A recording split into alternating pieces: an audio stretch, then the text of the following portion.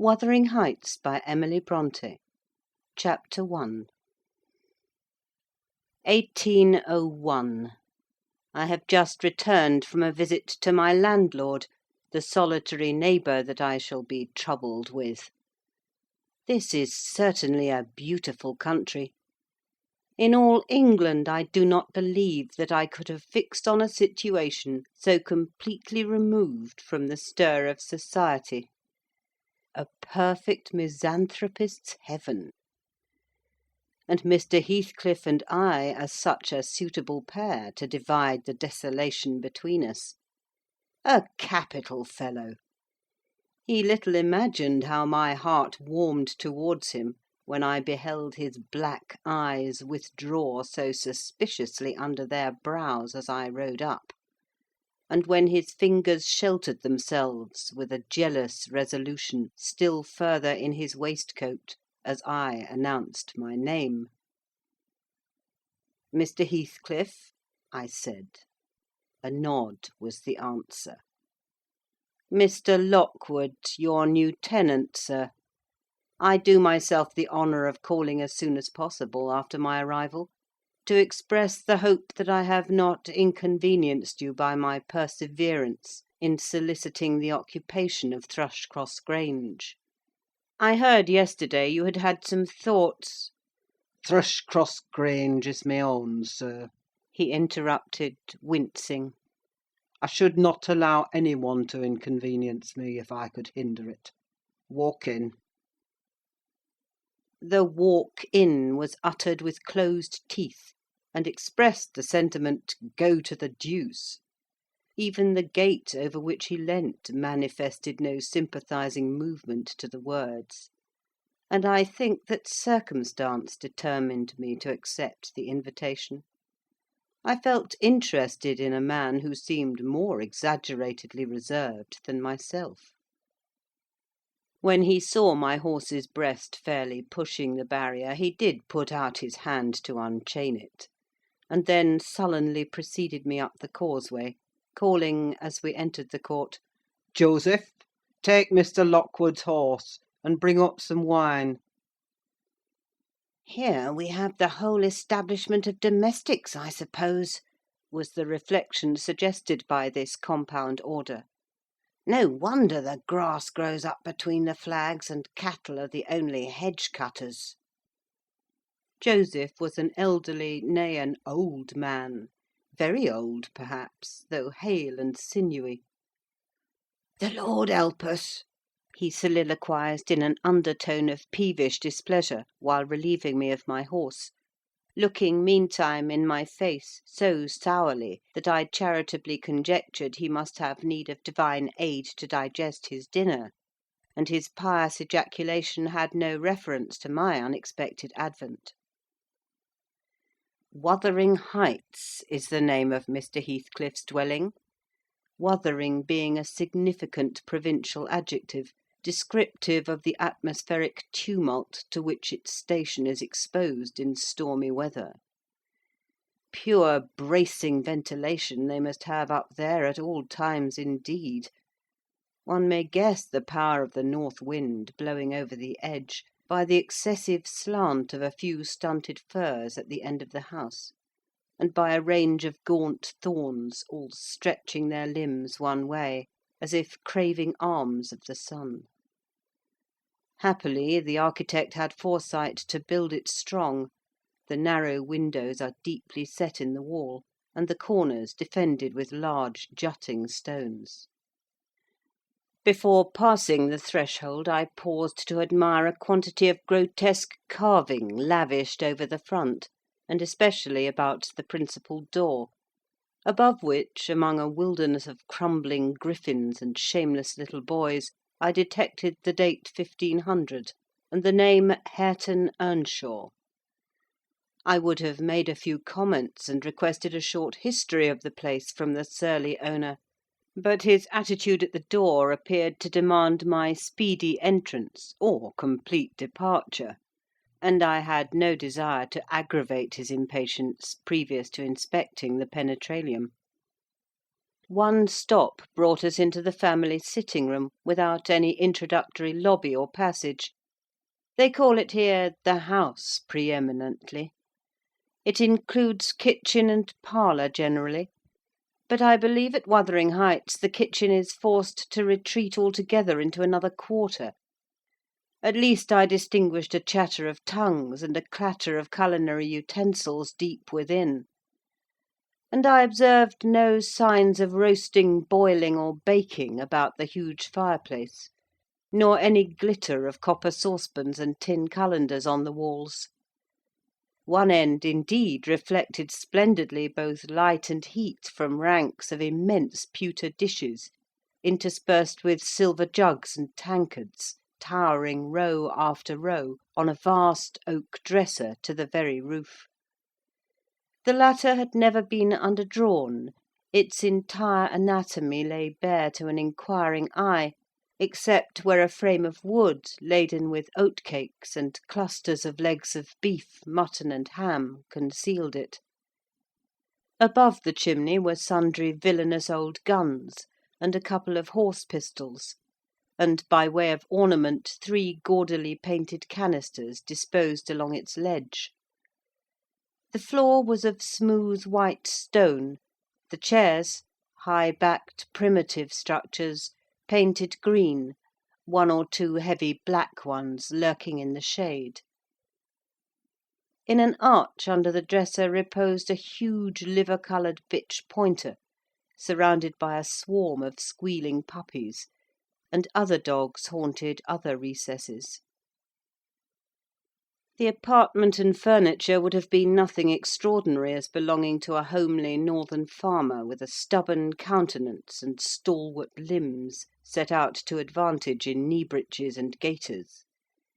Such an individual seated in his arm-chair, his mug of ale frothing on the round table before him, is to be seen in any circuit of 5 or 6 miles among these hills, if you go at the right time after dinner.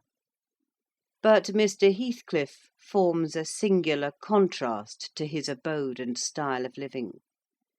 He is a dark-skinned gipsy in aspect, in dress and manners a gentleman, that is, as much a gentleman as many a country squire, rather slovenly perhaps, yet not looking amiss with his negligence, because he has an erect and handsome figure, and rather morose. Possibly some people might suspect him of a degree of underbred pride. I have a sympathetic chord within that tells me it is nothing of the sort. I know by instinct his reserve springs from an aversion to showy displays of feeling, to manifestations of mutual kindliness. He'll love and hate equally under cover, and esteem it a species of impertinence to be loved or hated again. No, I'm running on too fast. I bestow my own attributes over-liberally on him. Mr. Heathcliff may have entirely dissimilar reasons for keeping his hand out of the way when he meets a would-be acquaintance to those which actuate me. Let me hope my constitution is almost peculiar. My dear mother used to say I should never have a comfortable home, and only last summer I proved myself perfectly unworthy of one. While enjoying a month of fine weather at the sea-coast, I was thrown into the company of a most fascinating creature, a real goddess in my eyes, as long as she took no notice of me. I never told my love vocally. Still, if looks have language, the merest idiot might have guessed I was over head and ears. She understood me at last, and looked a return, the sweetest of all imaginable looks. And what did I do? I confess it with shame, shrunk icily into myself like a snail, at every glance retired colder and farther, till finally the poor innocent was led to doubt her own senses, and, overwhelmed with confusion at her supposed mistake, persuaded her mamma to decamp. By this curious turn of disposition I have gained the reputation of deliberate heartlessness. How undeserved, I alone can appreciate. I took a seat at the end of the hearthstone opposite that towards which my landlord advanced, and filled up an interval of silence by attempting to caress the canine mother, who had left her nursery, and was sneaking wolfishly to the back of my legs, her lip curled up, and her white teeth watering for a snatch. My caress provoked a long guttural gnarl. "You'd better let the dog alone," growled Mr. Heathcliff in unison, checking fiercer demonstrations with a punch of his foot. "She's not accustomed to be spoiled, not kept for a pet." Then, striding to a side door, he shouted again, "Joseph!" Joseph mumbled indistinctly in the depths of the cellar, but gave no intimation of ascending; so his master dived down to him, leaving me vis-à-vis the ruffianly bitch and a pair of grim, shaggy sheep-dogs, who shared with her a jealous guardianship over all my movements. Not anxious to come in contact with their fangs, I sat still. But, imagining they would scarcely understand tacit insults, I unfortunately indulged in winking and making faces at the trio, and some turn of my physiognomy so irritated Madam that she suddenly broke into a fury, and leapt on my knees. I flung her back, and hastened to interpose the table between us. This proceeding aroused the whole hive. Half a dozen four-footed fiends of various sizes and ages issued from hidden dens to the common centre. I felt my heels and coat-laps peculiar subjects of assault, and parrying off the larger combatants as effectually as I could with the poker, I was constrained to demand aloud assistance from some of the household in re-establishing peace. Mr. Heathcliff and his man climbed the cellar steps with vexatious phlegm. I don't think they moved 1 second faster than usual, though the hearth was an absolute tempest of worrying and yelping. Happily, an inhabitant of the kitchen made more dispatch. A lusty dame, with tucked-up gown, bare arms, and fire-flushed cheeks, rushed into the midst of us flourishing a frying-pan, and used that weapon and her tongue to such purpose that the storm subsided magically, and she only remained, heaving like a sea after a high wind, when her master entered on the scene. "What the devil is the matter?" he asked, eyeing me in a manner that I could ill endure after this inhospitable treatment. "What the devil, indeed!" I muttered. The herd of possessed swine could have had no worse spirits in them than those animals of yours, sir. You might as well leave a stranger with a brood of tigers. "They won't meddle with persons who touch nothing," he remarked, putting the bottle before me, and restoring the displaced table. "The dogs do right to be vigilant. Take a glass of wine?" No, thank you. "Not bitten, are you?" If I had been, I would have set my signet on the biter. Heathcliff's countenance relaxed into a grin. "Come, come," he said. "You are flurried, Mr. Lockwood. Here, take a little wine. Guests are so exceedingly rare in this house that I and my dogs, I'm willing to own, hardly know how to receive them. Your health, sir?" I bowed and returned the pledge, beginning to perceive that it would be foolish to sit sulking for the misbehaviour of a pack of curs. Besides, I felt loath to yield the fellow further amusement at my expense, since his humour took that turn. He, probably swayed by prudential consideration of the folly of offending a good tenant, relaxed a little, in the laconic style of chipping off his pronouns and auxiliary verbs, and introduced what he supposed would be a subject of interest to me, a discourse on the advantages and disadvantages of my present place of retirement.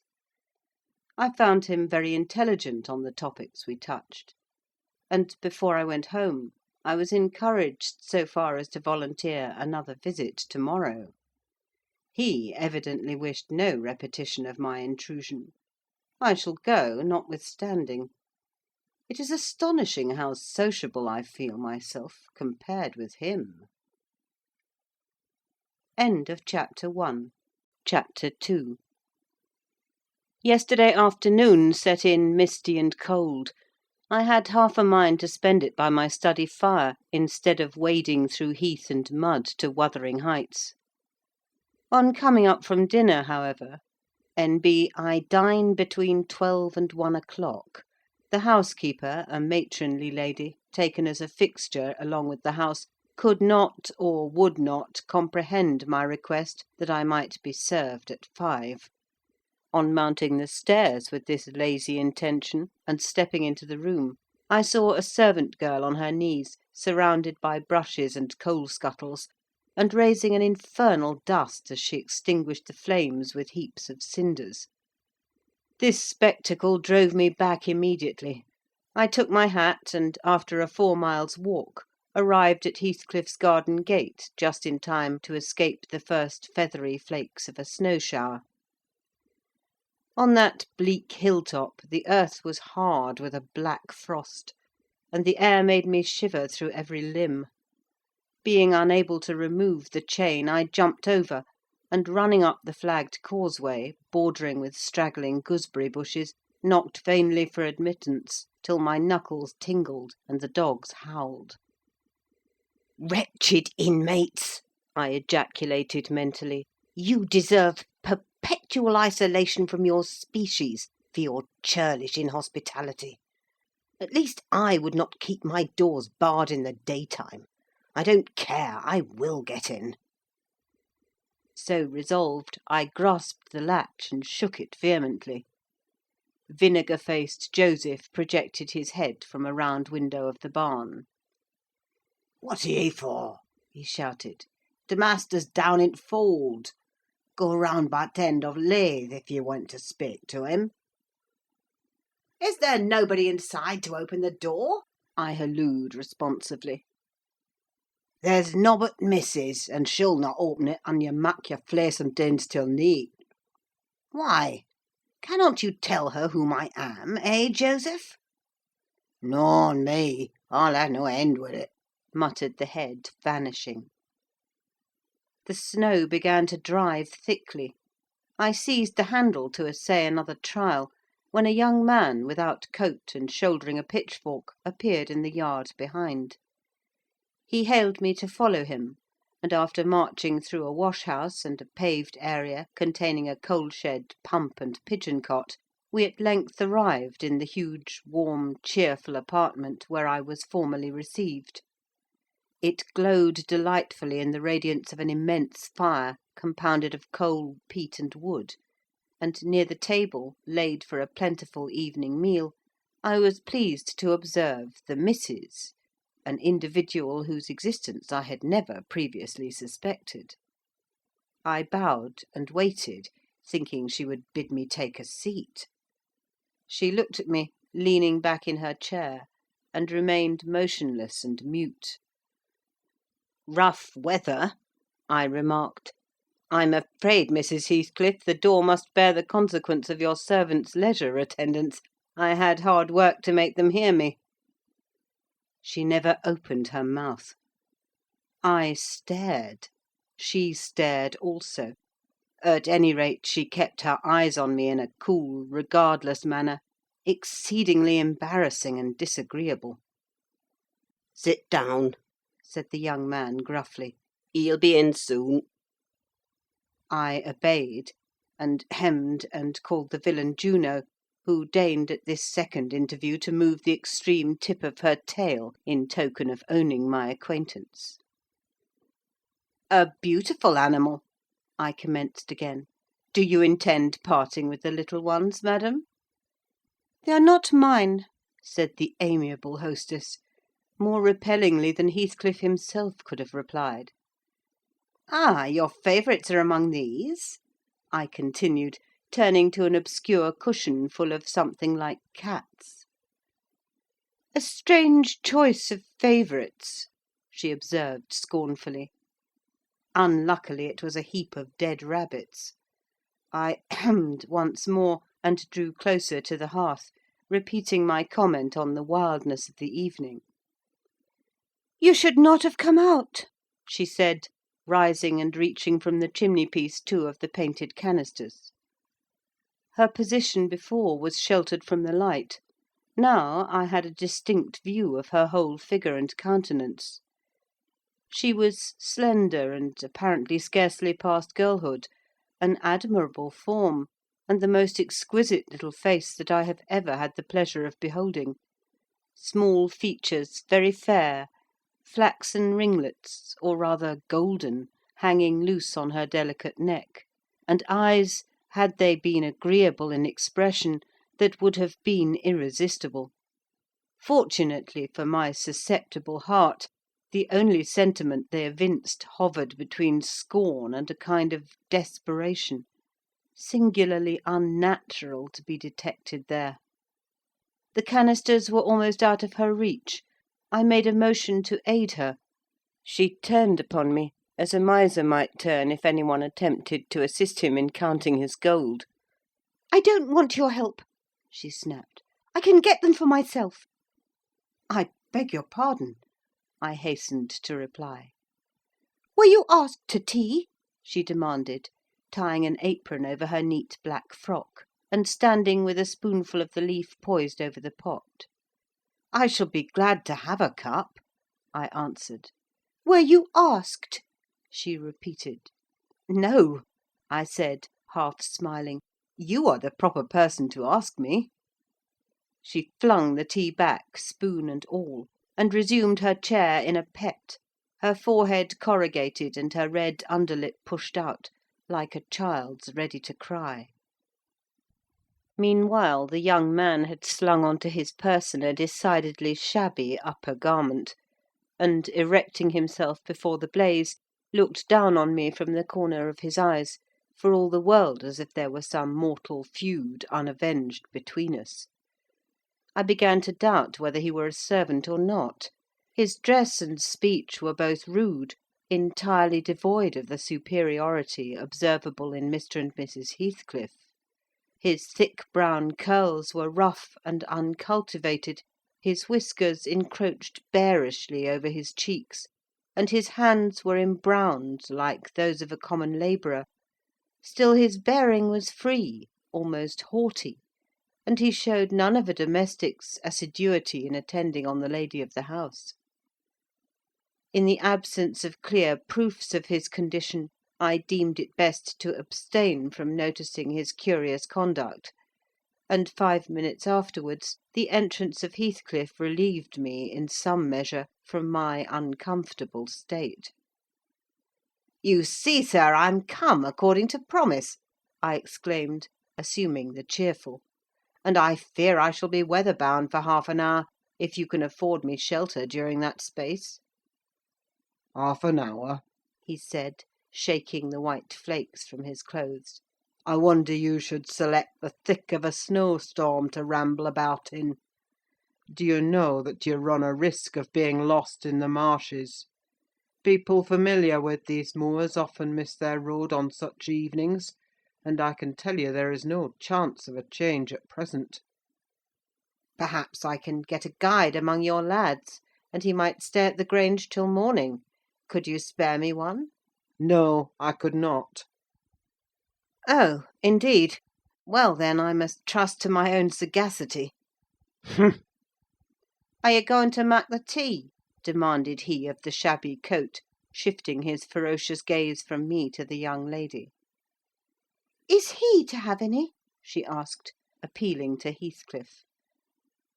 "Get it ready, will you?" was the answer, uttered so savagely that I started. The tone in which the words were said revealed a genuine bad nature. I no longer felt inclined to call Heathcliff a capital fellow. When the preparations were finished, he invited me with, "Now, sir, bring forward your chair." and we all, including the rustic youth, drew round the table, an austere silence prevailing while we discussed our meal. I thought if I had caused the cloud, it was my duty to make an effort to dispel it. They could not every day sit so grim and taciturn, and it was impossible, however ill-tempered they might be, that the universal scowl they wore was their every-day countenance. "It is strange," I began, in the interval of swallowing one cup of tea and receiving another, "it is strange how custom can mould our tastes and ideas.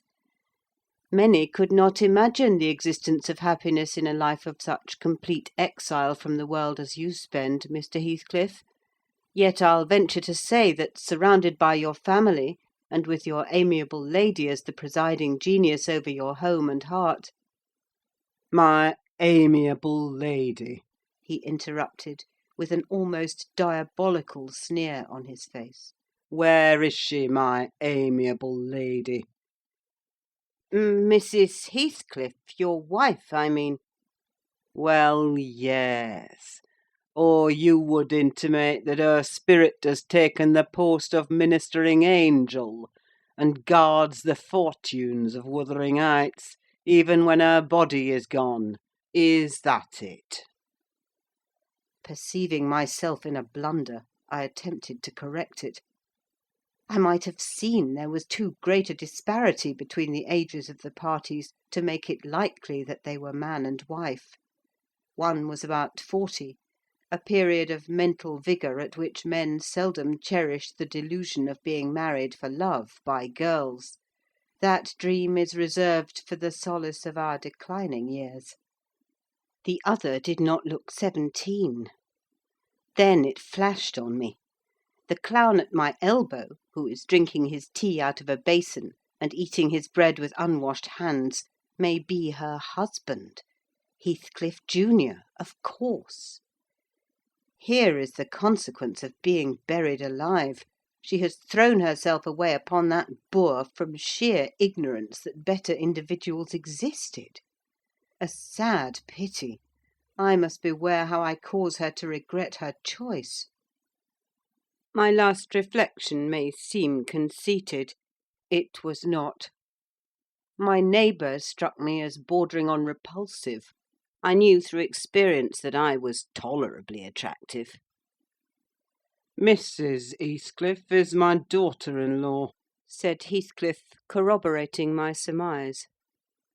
He turned, as he spoke, a peculiar look in her direction, a look of hatred, unless he has a most perverse set of facial muscles that will not, like those of other people, interpret the language of his soul. "Ah, certainly! I see now. You are the favoured possessor of the beneficent fairy," I remarked, turning to my neighbour. This was worse than before. The youth grew crimson and clenched his fist, with every appearance of a meditated assault. But he seemed to recollect himself presently, and smothered the storm in a brutal curse muttered on my behalf, which, however, I took care not to notice. "Unhappy in your conjectures, sir," observed my host.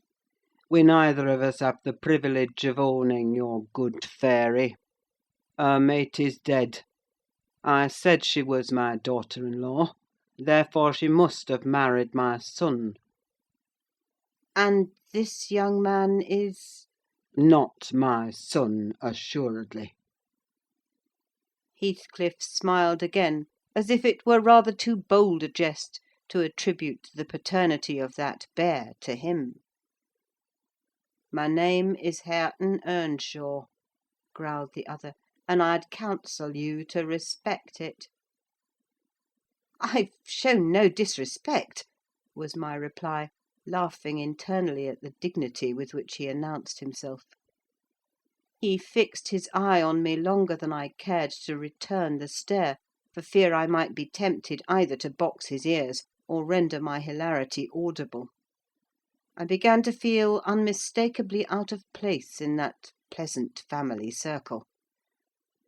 The dismal spiritual atmosphere overcame and more than neutralised the glowing physical comforts round me, and I resolved to be cautious how I ventured under those rafters a third time. The business of eating being concluded, and no one uttering a word of sociable conversation, I approached a window to examine the weather.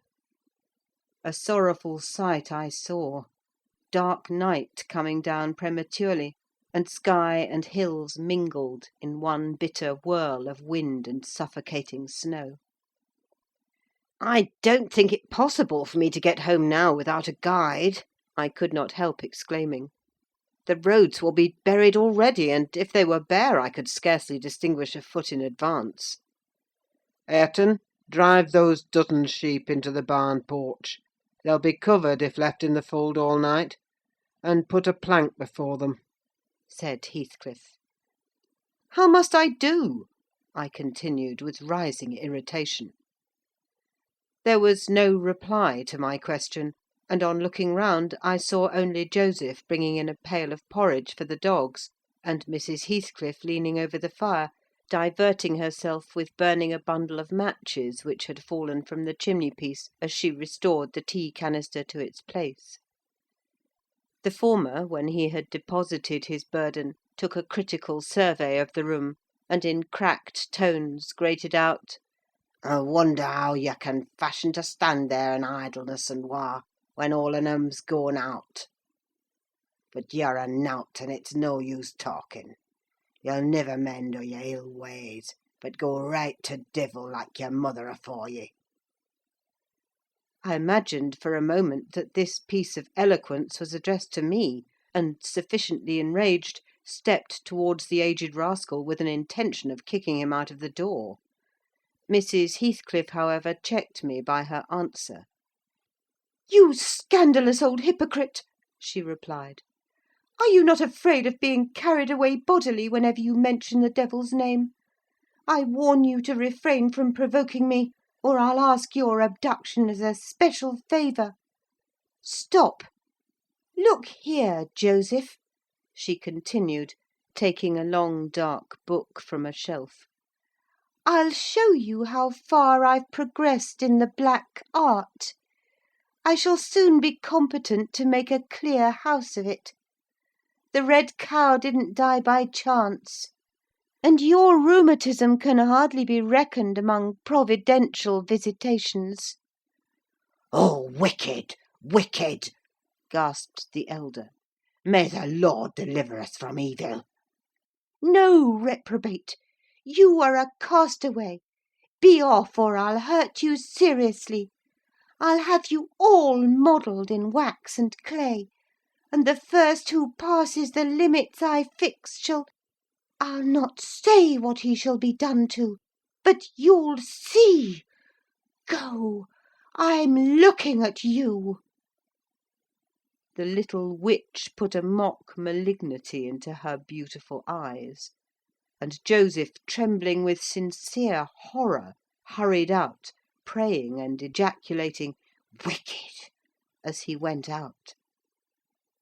I thought her conduct must be prompted by a species of dreary fun, and now that we were alone, I endeavoured to interest her in my distress. "Mrs. Heathcliff," I said earnestly, "you must excuse me for troubling you. I presume, because, with that face, I'm sure you cannot help being good-hearted. Do point out some landmarks by which I may know my way home. I have no more idea how to get there than you would have how to get to London." "Take the road you came," she answered, ensconcing herself in a chair with a candle, and the long book open before her. "It is brief advice, but as sound as I can give." "Then, if you hear of me being discovered dead in a bog or a pit full of snow, your conscience won't whisper that it is partly your fault?" "How so? I cannot escort you. They wouldn't let me go to the end of the garden wall." "You! I should be sorry to ask you to cross the threshold for my convenience on such a night," I cried. "I want you to tell me my way, not to show it. or else to persuade Mr. Heathcliff to give me a guide. Who? There is himself, Earnshaw, Zillah, Joseph, and I. Which would you have? Are there no boys at the farm? No, those are all. Then it follows that I am compelled to stay. That you may settle with your host. I have nothing to do with it. I hope it'll be a lesson to you to make no more rash journeys on these hills, cried Heathcliff's stern voice from the kitchen entrance. As to staying here, I don't keep accommodations for visitors. You must share a bed with Hareton or Joseph if you do. I can sleep on a chair in this room, I replied. No, no. A stranger is a stranger, be he rich or poor. It will not suit me to permit anyone the range of the place while I am off guard, said the unmannerly wretch. With this insult my patience was at an end. I uttered an expression of disgust, and pushed past him into the yard, running against Earnshaw in my haste. It was so dark that I could not see the means of exit, and as I wandered round I heard another specimen of their civil behaviour amongst each other. At first the young man appeared about to befriend me. "I'll go with him as far as the park," he said. You'll go with him to hell, exclaimed his master, or whatever relation he bore. and who is to look after the horses, eh? A man's life is of more consequence than one evening's neglect of the horses. Somebody must go, murmured Mrs. Heathcliff, more kindly than I expected. Not at your command, retorted Hareton. If you set store on him, you'd better be quiet. Then I hope his ghost will haunt you, and I hope Mr. Heathcliff will never get another tenant till the Grange is a ruin, she answered sharply. Hearken, shoes cursing on 'em, muttered Joseph, towards whom I had been steering. He sat within earshot, milking the cows by the light of a lantern, which I seized unceremoniously, and calling out that I would send it back on the morrow, rushed to the nearest postern. Master, he's stealing lantern!" shouted the ancient, pursuing my retreat. Nasher! Dog! Wolf! Hold him! Hold him!" On opening the little door, two hairy monsters flew at my throat, bearing me down and extinguishing the light, while a mingled guffaw from Heathcliff and Hareton put the copestone on my rage and humiliation. Fortunately, the beasts seemed more bent on stretching their paws and yawning and flourishing their tails than devouring me alive; but they would suffer no resurrection, and I was forced to lie till their malignant masters pleased to deliver me. Then, hatless and trembling with wrath, I ordered the miscreants to let me out, on their peril to keep me 1 minute longer, with several incoherent threats of retaliation, that, in their indefinite depth of virulency, smacked of King Lear. The vehemence of my agitation brought on a copious bleeding at the nose, and still Heathcliff laughed, and still I scolded. I don't know what would have concluded the scene, had there not been one person at hand rather more rational than myself, and more benevolent than my entertainer. This was Zillah, the stout housewife, who at length issued forth to inquire into the nature of the uproar. She thought that some of them had been laying violent hands on me, and, not daring to attack her master, she turned her vocal artillery against the younger scoundrel. "Well, Mr. Earnshaw," she cried, "I wonder what you'll have agate next. Are we going to murder folk on our very doorstones? I see this house will never do for me. Look at the poor lad. He's fair choking. Whisht, whisht, you mun go on so. Come in, and I'll cure that. There now, hold you still." With these words, she suddenly splashed a pint of icy water down my neck, and pulled me into the kitchen. Mr. Heathcliff followed, his accidental merriment expiring quickly in his habitual moroseness. I was sick exceedingly, and dizzy and faint, and thus compelled perforce to accept lodgings under his roof. He told Zillah to give me a glass of brandy, and then passed on to the inner room, while she condoled with me on my sorry predicament, and having obeyed his orders, whereby I was somewhat revived, ushered me to bed. End of Chapter 2. Chapter 3. While leading the way upstairs, she recommended that I should hide the candle, and not make a noise, for her master had an odd notion about the chamber she would put me in, and never let anybody lodge there willingly. I asked the reason. She did not know, she answered. She had only lived there a year or two, and they had so many queer goings-on she could not begin to be curious. Too stupefied to be curious myself, I fastened my door and glanced round for the bed. The whole furniture consisted of a chair, a clothes-press, and a large oak case, with squares cut out near the top resembling coach windows.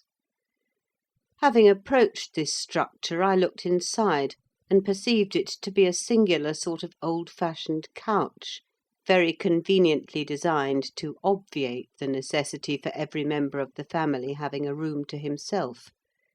In fact, it formed a little closet, and the ledge of a window, which it enclosed, served as a table.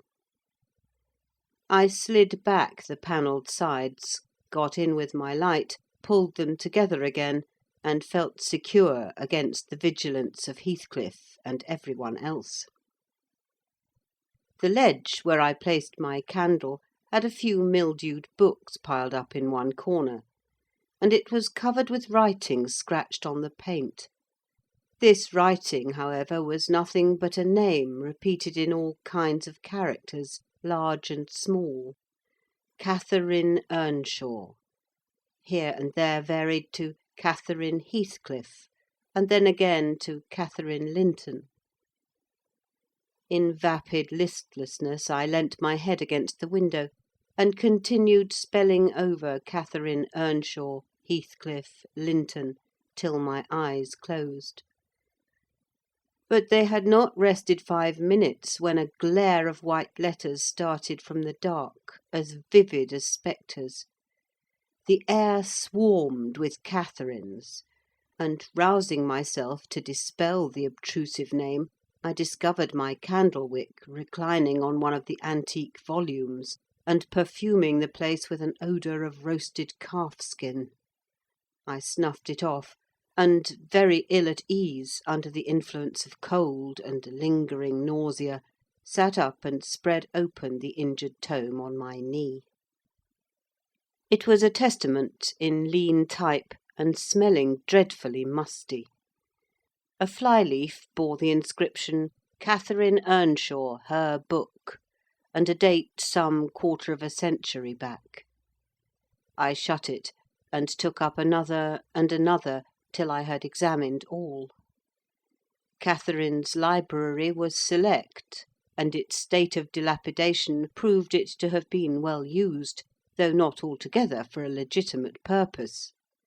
Scarcely one chapter had escaped a pen-and-ink commentary, at least the appearance of one, covering every morsel of blank that the printer had left. Some were detached sentences, other parts took the form of a regular diary, scrawled in an unformed childish hand. At the top of an extra page, quite a treasure probably when first lighted on, I was greatly amused to behold an excellent caricature of my friend Joseph, rudely yet powerfully sketched.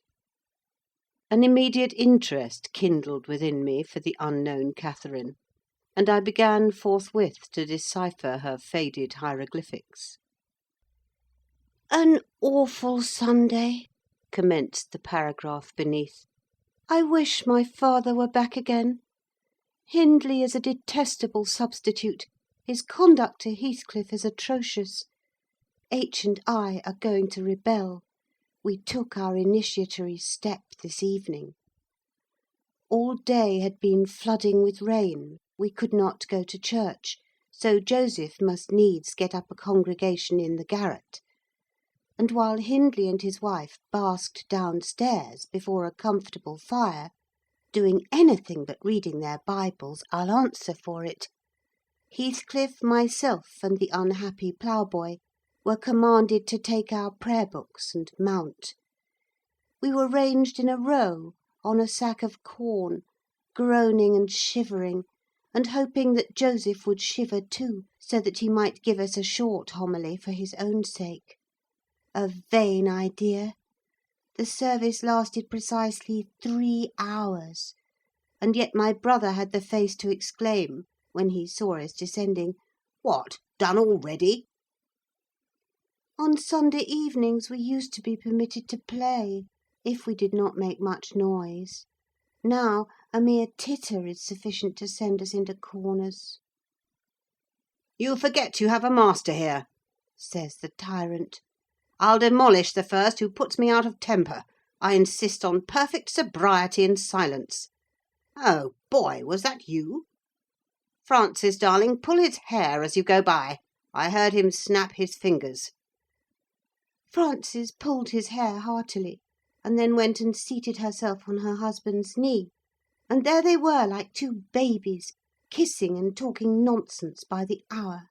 Foolish palaver that we should be ashamed of. We made ourselves as snug as our means allowed in the arch of the dresser. I had just fastened our pinafores together and hung them up for a curtain, when in comes Joseph on an errand from the stables. He tears down my handiwork, boxes my ears, and croaks, "To Maister Nobbut just buried and Sabbath not o'ered, and sound at a gospel still i' your looks, and ye Derby laking. Shame on ye! Sit ye down, ill childer. There's good books enough if you'll read 'em. Sit ye down and think o' your souls."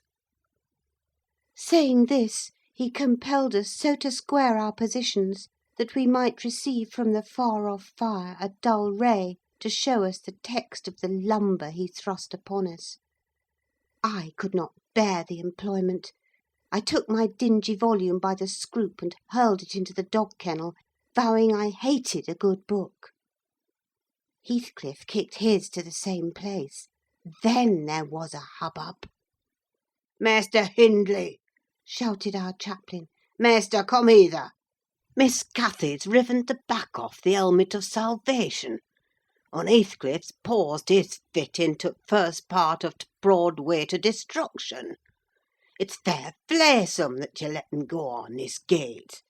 Eh, the old man would ha' laced 'em properly, but he's gone." Hindley hurried up from his paradise on the hearth, and seizing one of us by the collar and the other by the arm, hurled both into the back kitchen, where, Joseph asseverated, old Nick would fetch us as sure as we were living. And so comforted, we each sought a separate nook to await his advent. I reached this book and a pot of ink from a shelf, and pushed the house door ajar to give me light, and I have got the time on with writing for 20 minutes. But my companion is impatient, and proposes that we should appropriate the dairywoman's cloak, and have a scamper on the moors under its shelter.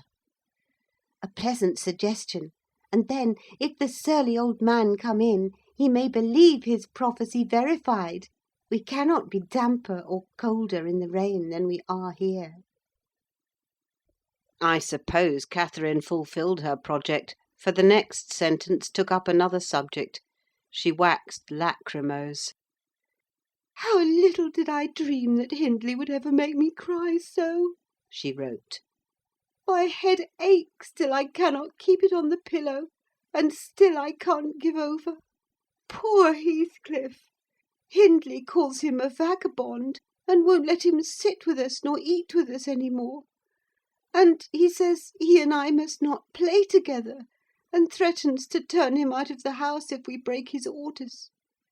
He has been blaming our father, how dared he, for treating H too liberally, and swears he will reduce him to his right place." I began to nod drowsily over the dim page. My eye wandered from manuscript to print. I saw a red ornamented title, 70 times 7 and the 1st of the 71st. A pious discourse delivered by the Reverend Jabez Branderham in the chapel of Gimmerden, Suff. And while I was, half consciously, worrying my brain to guess what Jabez Branderham would make of his subject, I sank back in bed and fell asleep. Alas for the effects of bad tea and bad temper! What else could it be that made me pass such a terrible night? I don't remember another that I can at all compare with it since I was capable of suffering. I began to dream almost before I ceased to be sensible of my locality. I thought it was morning, and I had set out on my way home with Joseph for a guide. The snow lay yards deep in our road, and as we floundered on, my companion wearied me with constant reproaches that I had not brought a pilgrim's staff, telling me that I could never get into the house without one, and boastfully flourishing a heavy-headed cudgel, which I understood to be so denominated. For a moment I considered it absurd that I should need such a weapon to gain admittance into my own residence. Then a new idea flashed across me. I was not going there. We were journeying to hear the famous Jabez Branderham preach from the text 70 times 7, and either Joseph the preacher or I had committed the 1st of the 71st, and were to be publicly exposed and excommunicated. We came to the chapel. I have passed it, really, in my walks, twice or thrice. It lies in a hollow between two hills, an elevated hollow near a swamp, whose peaty moisture is said to answer all the purposes of embalming on the few corpses deposited there. The roof has been kept whole hitherto, but as the clergyman's stipend is only £20 per annum, and a house with 2 rooms, threatening speedily to determine into one, no clergyman will undertake the duties of pastor, especially as it is currently reported that his flock would rather let him starve than increase the living by 1 penny from their own pockets. However, in my dream, Jabez had a full and attentive congregation, and he preached, good God, what a sermon! Divided into 490 parts, each fully equal to an ordinary address from the pulpit, and each discussing a separate sin. Where he searched for them I cannot tell. He had his private manner of interpreting the phrase, and it seemed necessary the brother should sin different sins on every occasion. They were of the most curious character, odd transgressions that I never imagined previously. Oh, how weary I grew! How I writhed and yawned and nodded and revived! How I pinched and pricked myself, and rubbed my eyes, and stood up and sat down again, and nudged Joseph to inform me if he would ever have done. I was condemned to hear all out. Finally, he reached the 1st of the 71st. At that crisis a sudden inspiration descended on me. I was moved to rise and denounce Jabez Branderham as the sinner of the sin that no Christian need pardon. "Sir," I exclaimed, "sitting here within these 4 walls at one stretch, I have endured and forgiven the 490 heads of your discourse. 70 times 7 times have I plucked up my hat and been about to depart. 70 times 7 times have you preposterously forced me to resume my seat. The 491st is too much. Fellow martyrs, have at him, drag him down and crush him to atoms, that the place which knows him may know him no more." "Thou art the man!" cried Jabez, after a solemn pause, leaning over his cushion. 70 times 7 times didst thou gapingly contort thy visage. 70 times 7 did I take counsel with my soul. Lo, this is human weakness, this also may be absolved. The first of the 71st is come. Brethren, execute upon him the judgment written. Such honour have all his saints. With that concluding word, the whole assembly, exalting their pilgrim staves, rushed round me in a body, and I, having no weapon to raise in self-defence, commenced grappling with Joseph, my nearest and most ferocious assailant, for his. In the confluence of the multitude several clubs crossed. Blows aimed at me fell on other sconces. Presently the whole chapel resounded with rappings and counter-rappings. Every man's hand was against his neighbour, and Branderham, unwilling to remain idle, poured forth his zeal in a shower of loud taps on the boards of the pulpit, which responded so smartly that, at last, to my unspeakable relief, they woke me. And what was it that had suggested the tremendous tumult? What had played Jabez's part in the row? Merely the branch of a fir tree that touched my lattice as the blast wailed by and rattled its dry cones against the panes. I listened doubtingly an instant, detected the disturber, then turned and dozed, and dreamt again, if possible, still more disagreeably than before. This time I remembered I was lying in the oak closet, and I heard distinctly the gusty wind and the driving of the snow. I heard also the fir bough repeat its teasing sound, and ascribed it to the right cause; but it annoyed me so much that I resolved to silence it if possible. And, I thought, I rose and endeavoured to unhasp the casement. The hook was soldered into the staple, a circumstance observed by me when awake, but forgotten. "I must stop it, nevertheless," I muttered, knocking my knuckles through the glass, and stretching an arm out to seize the importunate branch. Instead of which, my fingers closed on the fingers of a little ice-cold hand. The intense horror of nightmare came over me. I tried to draw back my arm, but the hand clung to it, and a most melancholy voice sobbed, "Let me in! Let me in!" "Who are you?" I asked, struggling meanwhile to disengage myself. "Catherine Linton," it replied shiveringly. Why did I think of Linton? I had read Earnshaw 20 times for Linton. "I'm come home. I lost my way on a moor." As it spoke, I discerned obscurely a child's face looking through the window. Terror made me cruel, and finding it useless to attempt shaking the creature off, I pulled its wrist on to the broken pane, and rubbed it to and fro till the blood ran down and soaked the bedclothes. Still it wailed, "Let me in!" and maintained its tenacious grip, almost maddening me with fear. "How can I?" I said at length.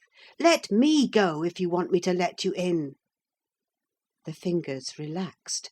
I snatched mine through the hole, hurriedly piled the books up in a pyramid against it, and stopped my ears to exclude the lamentable prayer. I seemed to keep them closed above a quarter of an hour, yet the instant I listened again, there was the doleful cry moaning on. "Begone!" I shouted. "I'll never let you in, not if you beg for 20 years." "It is 20 years," mourned the voice. 20 years. I've been away for 20 years. Thereat began a feeble scratching outside, and the pile of books moved as if thrust forward. I tried to jump up, but could not stir a limb, and so yelled aloud in a frenzy of fright. To my confusion, I discovered the yell was not ideal. Hasty footsteps approached my chamber door, somebody pushed it open with a vigorous hand, and a light glimmered through the squares at the top of the bed. I sat, shuddering yet, and wiping the perspiration from my forehead. The intruder appeared to hesitate, and muttered to himself.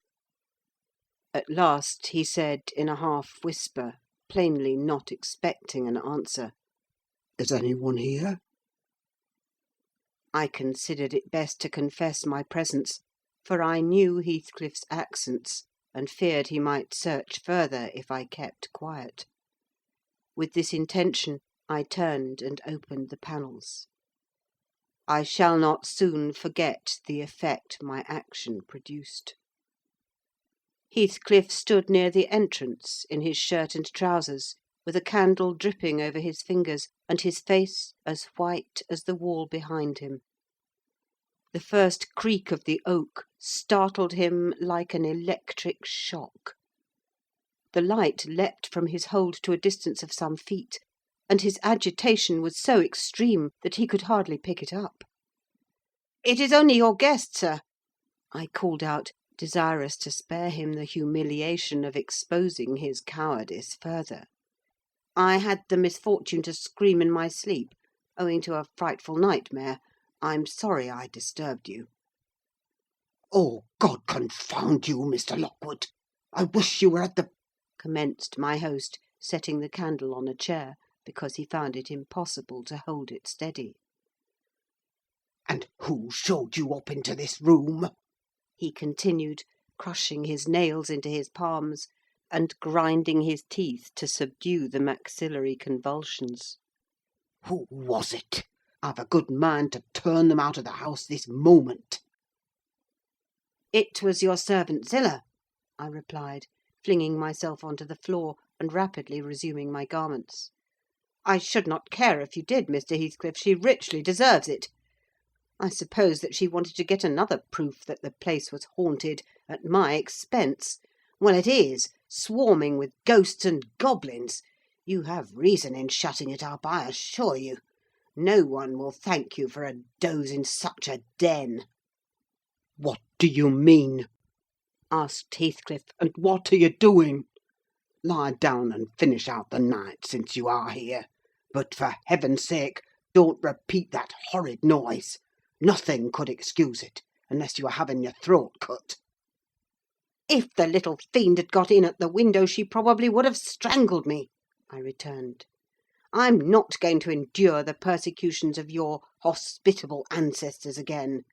Was not the Reverend Jabez Brandram akin to you on the mother's side?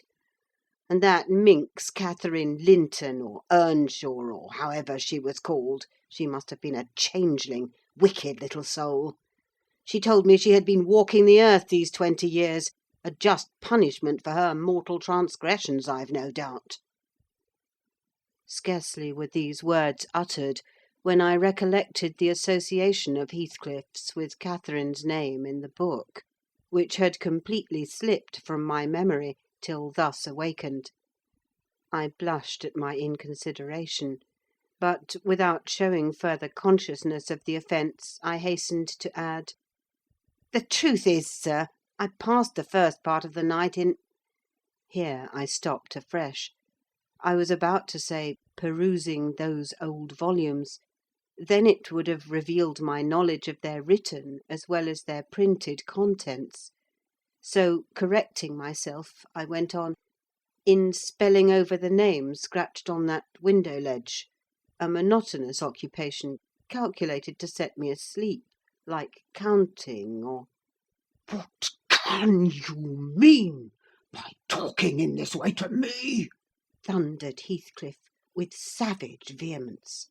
How dare you? Under my roof! God, he's mad to speak so!" And he struck his forehead with rage. I did not know whether to resent this language or pursue my explanation, but he seemed so powerfully affected that I took pity and proceeded with my dreams, affirming I had never heard the appellation of Catherine Linton before, but reading it often over produced an impression which personified itself when I had no longer my imagination under control. Heathcliff gradually fell back into the shelter of the bed as I spoke, finally sitting down almost concealed behind it. I guessed, however, by his irregular and intercepted breathing, that he struggled to vanquish an excess of violent emotion. Not liking to show him that I had heard the conflict, I continued my toilet rather noisily, looked at my watch, and soliloquised on the length of the night. "Not 3 o'clock yet. I could have taken oath it had been 6. Time stagnates here. We must surely have retired to rest at 8. "Always at 9 in winter, and rise at 4. Said my host, suppressing a groan, and, as I fancied, by the motion of his arm's shadow, dashing a tear from his eyes. "Mr. Lockwood," he added, "you may go into my room. You'll only be in the way, coming downstairs so early, and your childish outcry has sent sleep to the devil for me." "And for me too," I replied. "I'll walk in the yard till daylight, and then I'll be off. And you need not dread a repetition of my intrusion. I'm now quite cured of seeking pleasure in society, be it country or town. A sensible man ought to find sufficient company in himself." "Delightful company," muttered Heathcliff. "Take the candle and go where you please. I shall join you directly. Keep out of the yard, though, the dogs are unchained, and the house— Juno mounts sentinel there. And, nay, you can only ramble about the steps and passages. But away with you. I'll come in 2 minutes." I obeyed so far as to quit the chamber, when, ignorant where the narrow lobbies led, I stood still, and was witness, involuntarily, to a piece of superstition on the part of my landlord which belied oddly his apparent sense. He got on to the bed and wrenched open the lattice, bursting, as he pulled at it, into an uncontrollable passion of tears. "Come in, come in," he sobbed. "Cathy, do come. Oh, do, once more. Oh, my heart's darling, hear me this time, Catherine, at last." The spectre showed a spectre's ordinary caprice.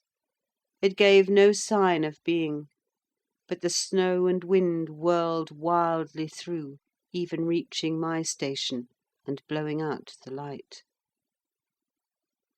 There was such anguish in the gush of grief that accompanied this raving, that my compassion made me overlook its folly, and I drew off, half angry to have listened at all, and vexed at having related my ridiculous nightmare, since it produced that agony, though why was beyond my comprehension. I descended cautiously to the lower regions, and landed in the back kitchen, where a gleam of fire, raked compactly together, enabled me to rekindle my candle. Nothing was stirring except a brindled grey cat, which crept from the ashes and saluted me with a querulous mew. 2 benches shaped in sections of a circle nearly enclosed the hearth. On one of these I stretched myself, and Grimalkin mounted the other. We were both of us nodding ere any one invaded our retreat, and then it was Joseph, shuffling down a wooden ladder that vanished in the roof through a trap, the ascent to his garret, I suppose. He cast a sinister look at the little flame which I had enticed to play between the ribs, swept the cat from its elevation, and, bestowing himself in the vacancy, commenced the operation of stuffing a 3-inch pipe with tobacco. My presence in his sanctum was evidently esteemed a piece of impudence too shameful for remark. He silently applied the tube to his lips, folded his arms, and puffed away. I let him enjoy the luxury unannoyed, and after sucking out his last wreath, and heaving a profound sigh, he got up and departed as solemnly as he came. A more elastic footstep entered next, and now I opened my mouth for a good morning, but closed it again, the salutation unachieved, for Hareton Earnshaw was performing his orison sotto voce in a series of curses directed against every object he touched, while he rummaged a corner for a spade or shovel to dig through the drifts. He glanced over the back of the bench, dilating his nostrils, and thought as little of exchanging civilities with me as with my companion, the cat. I guessed by his preparations that egress was allowed, and, leaving my hard couch, made a movement to follow him. He noticed this, and thrust at an inner door with the end of his spade, intimating by an inarticulate sound that there was the place where I must go if I changed my locality. It opened into the house, where the females were already astir, Zillah urging flakes of flame up the chimney with a colossal bellows, and Mrs. Heathcliff kneeling on the hearth, reading a book by the aid of the blaze. She held her hand interposed between the furnace heat and her eyes, and seemed absorbed in her occupation, desisting from it only to chide the servant for covering her with sparks, or to push away a dog now and then that snoozled its nose over forwardly into her face. I was surprised to see Heathcliff there also. He stood by the fire, his back towards me, just finishing a stormy scene with poor Zillah, who ever and anon interrupted her labour to pluck up the corner of her apron and heave an indignant groan. "And you worthless—" he broke out as I entered, turning to his daughter-in-law, and employing an epithet as harmless as duck or sheep, but generally represented by a dash. "There you are at your idle tricks again. The rest of 'em do earn their bread. You live on my charity. Put your trash away, and find something to do. You shall pay me for the plague of having you eternally in my sight. Do you hear, damnable jade?" "I'll put my trash away because you can make me if I refuse," answered the young lady, closing her book and throwing it on a chair. "But I'll not do anything, though you should swear your tongue out, except what I please." Heathcliff lifted his hand, and the speaker sprang to a safer distance, obviously acquainted with its weight. Having no desire to be entertained by a cat-and-dog combat, I stepped forward briskly, as if eager to partake the warmth of the hearth, and innocent of any knowledge of the interrupted dispute. Each had enough decorum to suspend further hostilities. Heathcliff placed his fists, out of temptation, in his pockets. Mrs. Heathcliff curled her lip, and walked to a seat far off, where she kept her word by playing the part of a statue during the remainder of my stay. That was not long. I declined joining their breakfast, and at the first gleam of dawn took an opportunity of escaping into the free air, now clear and still, and cold as impalpable ice. My landlord hallooed for me to stop ere I reached the bottom of the garden, and offered to accompany me across the moor. It was well he did, for the whole hill-back was one billowy white ocean, the swells and falls not indicating corresponding rises and depressions in the ground. Many pits, at least, were filled to a level, and entire ranges of mounds, the refuse of the quarries, blotted from the chart which my yesterday's walk left pictured in my mind.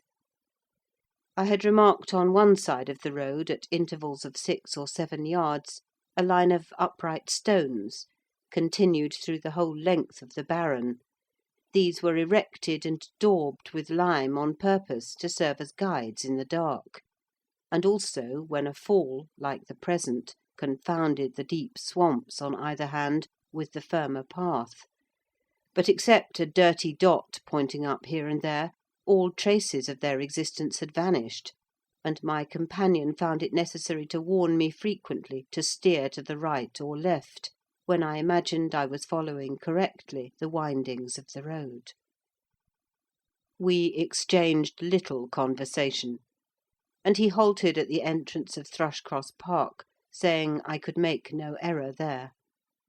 Our adieux were limited to a hasty bow, and then I pushed forward, trusting to my own resources, for the porter's lodge is untenanted as yet. The distance from the gate to the Grange is 2 miles. I believe I managed to make it 4, what with losing myself among the trees, and sinking up to the neck in snow, a predicament which only those who have experienced it can appreciate. At any rate, whatever were my wanderings, the clock chimed 12 as I entered the house, and that gave exactly an hour for every mile of the usual way from Wuthering Heights. My human fixture and her satellites rushed to welcome me, exclaiming tumultuously they had completely given me up. Everybody conjectured that I perished last night, and they were wondering how they must set about the search for my remains. I bid them be quiet now that they saw me returned, and, benumbed to my very heart, I dragged upstairs, whence, after putting on dry clothes, and pacing to and fro 30 or 40 minutes to restore the animal heat, I adjourned to my study, feeble as a kitten, almost too much so to enjoy the cheerful fire and smoking coffee which the servant had prepared for my refreshment. End of Chapter 3. Chapter 4. What vain weathercocks we are!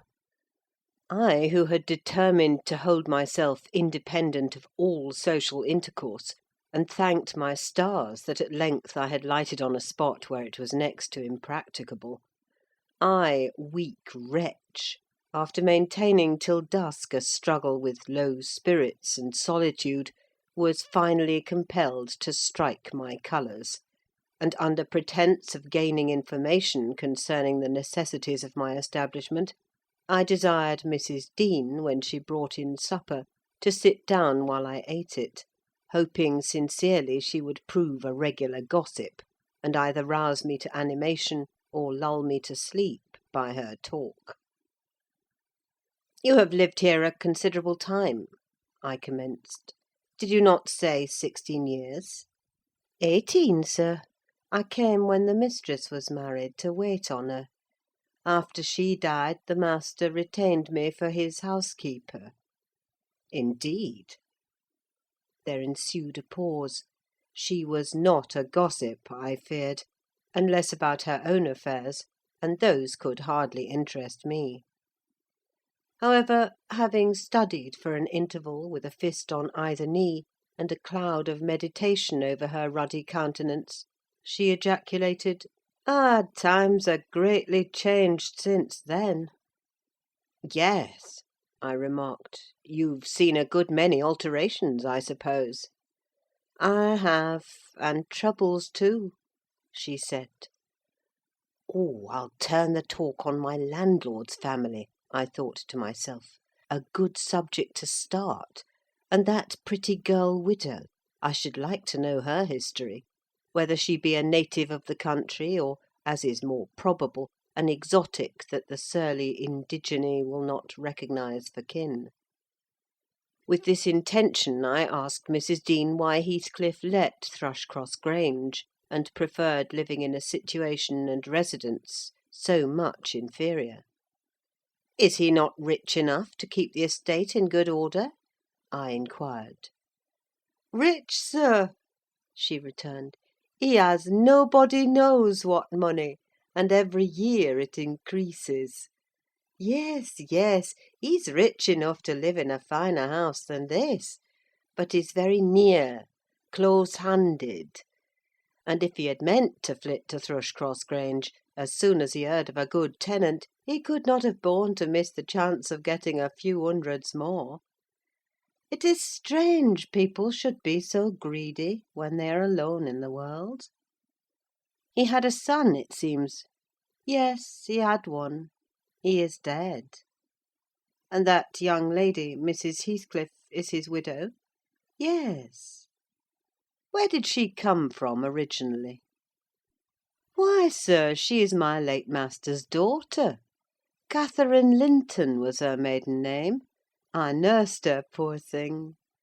I did wish Mr. Heathcliff would remove here, and then we might have been together again. What! Catherine Linton? I exclaimed, astonished. But a minute's reflection convinced me it was not my ghostly Catherine. Then, I continued, my predecessor's name was Linton?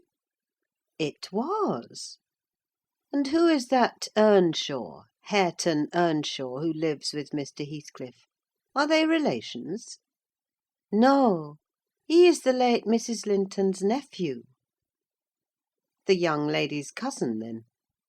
Yes, and her husband was her cousin also, one on the mother's, the other on the father's side. Heathcliff married Mr. Linton's sister. I see the house at Wuthering Heights has Earnshaw carved over the front door. Are they an old family? Very old, sir, and Hareton is the last of them, as our Miss Cathy is of us. I mean, of the Lintons. Have you been to Wuthering Heights? I beg pardon for asking, but I should like to hear how she is. Mrs. Heathcliff, she looked very well and very handsome, yet, I think, not very happy. Oh dear, I don't wonder. And how did you like the master? A rough fellow, rather, Mrs. Dean. Is not that his character? Rough as a saw edge and hard as a whinstone. The less you meddle with him, the better. He must have had some ups and downs in life to make him such a churl. Do you know anything of his history? It's a cuckoo's, sir. I know all about it, except where he was born, and who were his parents, and how he got his money at first. And Hareton has been cast out like an unfledged dunnock. The unfortunate lad is the only one in all this parish that does not guess how he has been cheated. Well, Mrs. Dean, it will be a charitable deed to tell me something of my neighbours. I feel I shall not rest if I go to bed, so be good enough to sit and chat an hour. Oh, certainly, sir. I'll just fetch a little sewing, and then I'll sit as long as you please. But you've caught cold. I saw you shivering, and you must have some gruel to drive it out. The worthy woman bustled off, and I crouched nearer the fire. My head felt hot, and the rest of me chill. Moreover, I was excited almost to a pitch of foolishness through my nerves and brain. This caused me to feel not uncomfortable, but rather fearful, as I am still, of serious effects from the incidents of to-day and yesterday. She returned presently, bringing a smoking basin and a basket of work, and having placed the former on the hob, drew in her seat, evidently pleased to find me so companionable. "Before I came to live here," she commenced, waiting no farther invitation to her story, "I was almost always at Wuthering Heights, because my mother had nursed Mr. Hindley Earnshaw, that was Hareton's father, and I got used to playing with the children. I ran errands, too, and helped to make hay, and hung about the farm, ready for anything that anybody would set me to. One fine summer morning, it was the beginning of harvest, I remember, Mr. Earnshaw, the old master, came downstairs, dressed for a journey, and after he had told Joseph what was to be done during the day, he turned to Hindley and Cathy and me, for I sat eating my porridge with them, and he said, speaking to his son, 'Now, my bonny man, I'm going to Liverpool to-day. What shall I bring you? You may choose what you like, only let it be little, for I shall walk there and back 60 miles each way. That is a long spell." Hindley named a fiddle, and then he asked Miss Cathy. She was hardly 6 years old, but she could ride any horse in the stable, and she chose a whip. He did not forget me, for he had a kind heart, though he was rather severe sometimes. He promised to bring me a pocketful of apples and pears, and then he kissed his children, said good-bye, and set off. It seemed a long while to us all, the 3 days of his absence, and often did little Cathy ask when he would be home.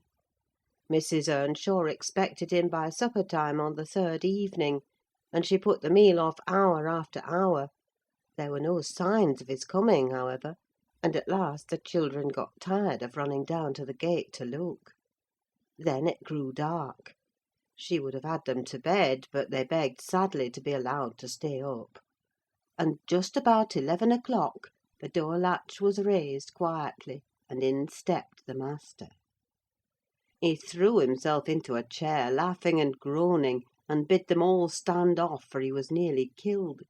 He would not have such another walk for the 3 kingdoms. "And at the end of it, to be flighted to death," he said, opening his greatcoat, which he held bundled up in his arms. "See here, wife, I was never so beaten with anything in my life, but you must e'en take it as a gift of God, though it's as dark almost as if it came from the devil."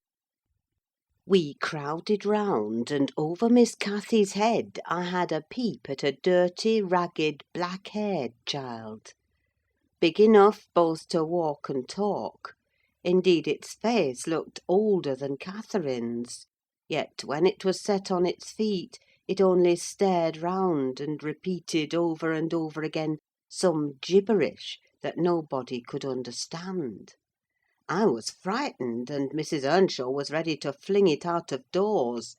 She did fly up, asking how he could fashion to bring that gipsy brat into the house, when they had their own bairns to feed and fend for. What he meant to do with it, and whether he were mad. The master tried to explain the matter, but he was really half dead with fatigue; and all that I could make out, amongst her scolding, was a tale of his seeing it starving and houseless, and as good as dumb, in the streets of Liverpool, where he picked it up and inquired for its owner. Not a soul knew to whom it belonged, he said; and his money and time being both limited, he thought it better to take it home with him at once than run into vain expenses there, because he was determined he would not leave it as he found it. Well, the conclusion was that my mistress grumbled herself calm, and Mr. Earnshaw told me to wash it and give it clean things, and let it sleep with the children. Hindley and Cathy contented themselves with looking and listening till peace was restored. Then both began searching their father's pockets for the presents he had promised them. The former was a boy of 14, but when he drew out what had been a fiddle, crushed to morsels in the greatcoat, he blubbered aloud; and Cathy, when she learned the master had lost her whip in attending on the stranger, showed her humour by grinning and spitting at the stupid little thing, earning for her pains a sound blow from her father, to teach her cleaner manners. They entirely refused to have it in bed with them, or even in their room; and I had no more sense, so I put it on the landing of the stairs, hoping it might be gone on the morrow. By chance, or else attracted by hearing his voice, it crept to Mr. Earnshaw's door, and there he found it on quitting his chamber. Inquiries were made as to how it got there. I was obliged to confess, and in recompense for my cowardice and inhumanity was sent out of the house. This was Heathcliff's first introduction to the family. On coming back a few days afterwards, for I did not consider my banishment perpetual, I found they had christened him Heathcliff. It was the name of a son who died in childhood, and it has served him ever since, both for Christian and surname. Miss Cathy and he were now very thick, but Hindley hated him; and to say the truth, I did the same, and we plagued and went on with him shamefully, for I wasn't reasonable enough to feel my injustice, and the mistress never put in a word on his behalf when she saw him wronged. He seemed a sullen, patient child, hardened, perhaps, to ill treatment. He would stand Hindley's blows without winking or shedding a tear, and my pinches moved him only to draw in a breath and open his eyes as if he had hurt himself by accident, and nobody was to blame. This endurance made old Earnshaw furious, when he discovered his son persecuting the poor fatherless child, as he called him. He took to Heathcliff strangely, believing all he said. For that matter, he said precious little, and generally the truth; and petting him up far above Cathy, who was too mischievous and wayward for a favourite.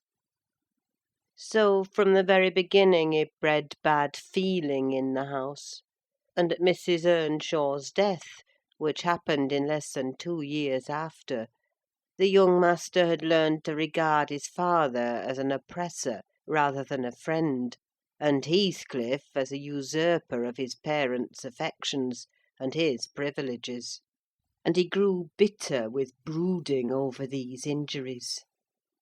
I sympathised a while; but when the children fell ill of the measles, and I had to tend them, and take on me the cares of a woman at once, I changed my idea. Heathcliff was dangerously sick, and while he lay at the worst he would have me constantly by his pillow. I suppose he felt I did a good deal for him, and he hadn't wit to guess that I was compelled to do it. However, I will say this: he was the quietest child that ever nurse watched over. The difference between him and the others forced me to be less partial. Cathy and her brother harassed me terribly. He was as uncomplaining as a lamb, though hardness, not gentleness, made him give little trouble. He got through, and the doctor affirmed it was in a great measure owing to me, and praised me for my care. I was vain of his commendations, and softened towards the being by whose means I earned them; and thus Hindley lost his last ally. Still, I couldn't dote on Heathcliff, and I wondered often what my master saw to admire so much in the sullen boy, who never, to my recollection, repaid his indulgence by any sign of gratitude. He was not insolent to his benefactor: he was simply insensible, though knowing perfectly the hold he had on his heart, and conscious he had only to speak, and all the house would be obliged to bend to his wishes. As an instance, I remember Mr. Earnshaw once bought a couple of coats at the parish fair, and gave the lads each one. Heathcliff took the handsomest, but it soon fell lame, and when he discovered it, he said to Hindley, "You must exchange horses with me: I don't like mine; and if you won't, I shall tell your father of the 3 thrashings he given me this week, and show him my arm, which is black to the shoulder." Hindley put out his tongue, and cuffed him over the ears. "You'd better do it at once," he persisted, escaping to the porch. They were in the stable. "You will have to; and if I speak of these blows, you'll get them again with interest." "Off, dog!" cried Hindley, threatening him with an iron weight used for weighing potatoes and hay. "Throw it," he replied, standing still, "and then I'll tell how you boasted that you would turn me out of doors as soon as he died, and see whether he will not turn you out directly." Hindley threw it, hitting him on the breast, and down he fell, but staggered up immediately, breathless and white, and had not I prevented it, he would have gone just so to the master, and got full revenge by letting his condition plead for him, intimating who had caused it. "Take my coat, gipsy, then," said young Earnshaw, "and I pray that he may break your neck. Take him and be damned, you beggarly interloper! And wheedle my father out of all he has, only afterwards show him what you are, imp of Satan. And take that! I hope he'll kick out your brains." Heathcliff had gone to loose the beast and shift it to his own stall. He was passing behind it when Hindley finished his speech by knocking him under its feet, and without stopping to examine whether his hopes were fulfilled, ran away as fast as he could. I was surprised to witness how coolly the child gathered himself up and went on with his intention, exchanging saddles and all, and then sitting down on a bundle of hay to overcome the qualm which the violent blow occasioned, before he entered the house. I persuaded him easily to let me lay the blame of his bruises on the horse. He minded little what tale was told, since he had what he wanted. He complained so seldom, indeed, of such stirs as these, that I really thought him not vindictive. I was deceived completely, as you will hear. End of Chapter 4. Chapter 5. In the course of time, Mr. Earnshaw began to fail. He had been active and healthy, yet his strength left him suddenly, and when he was confined to the chimney-corner, he grew grievously irritable. And nothing vexed him, and suspected slights of his authority nearly threw him into fits. This was especially to be remarked if any one attempted to impose upon or domineer over his favourite. He was painfully jealous lest a word should be spoken amiss to him, seeming to have got into his head the notion that, because he liked Heathcliff, all hated and longed to do him an ill turn. It was a disadvantage to the lad, for the kinder among us did not wish to fret the master, so we humoured his partiality, and that humouring was rich nourishment to the child's pride and black tempers. Still it became in a manner necessary. Twice or thrice Hindley's manifestation of scorn, while his father was near, roused the old man to a fury. He seized his stick to strike him, and shook with rage that he could not do it. At last, our curate—we had a curate then who made the living answer by teaching the little Lintons and Earnshaws, and farming his bit of land himself—advised that the young man should be sent to college; and Mr. Earnshaw agreed, though with a heavy spirit, for he said, Hindley was naught, and would never thrive as where he wandered. I hoped heartily we should have peace now. It hurt me to think the master should be made uncomfortable by his own good deed. I fancied the discontent of age and disease arose from his family disagreements, as he would have it that it did. Really, you know, sir, it was in his sinking frame. We might have got on tolerably, notwithstanding, but for two people, Miss Cathy and Joseph, the servant. You saw him, I daresay, up yonder. He was, and is yet most likely, the wearisomest, self-righteous Pharisee that ever ransacked a Bible to rake the promises to himself and fling the curses to his neighbours. By his knack of sermonising and pious discoursing, he contrived to make a great impression on Mr. Earnshaw. And the more feeble the master became, the more influence he gained. He was relentless in worrying him about his soul's concerns, and about ruling his children rigidly. He encouraged him to regard Hindley as a reprobate, and night after night he regularly grumbled out a long string of tales against Heathcliff and Catherine, always minding to flatter Earnshaw's weakness by heaping the heaviest blame on the latter.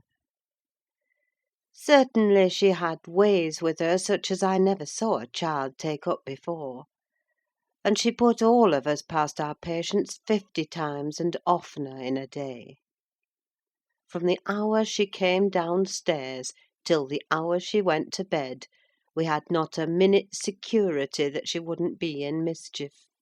Her spirits were always at high water mark, her tongue always going, singing, laughing, and plaguing everybody who would not do the same.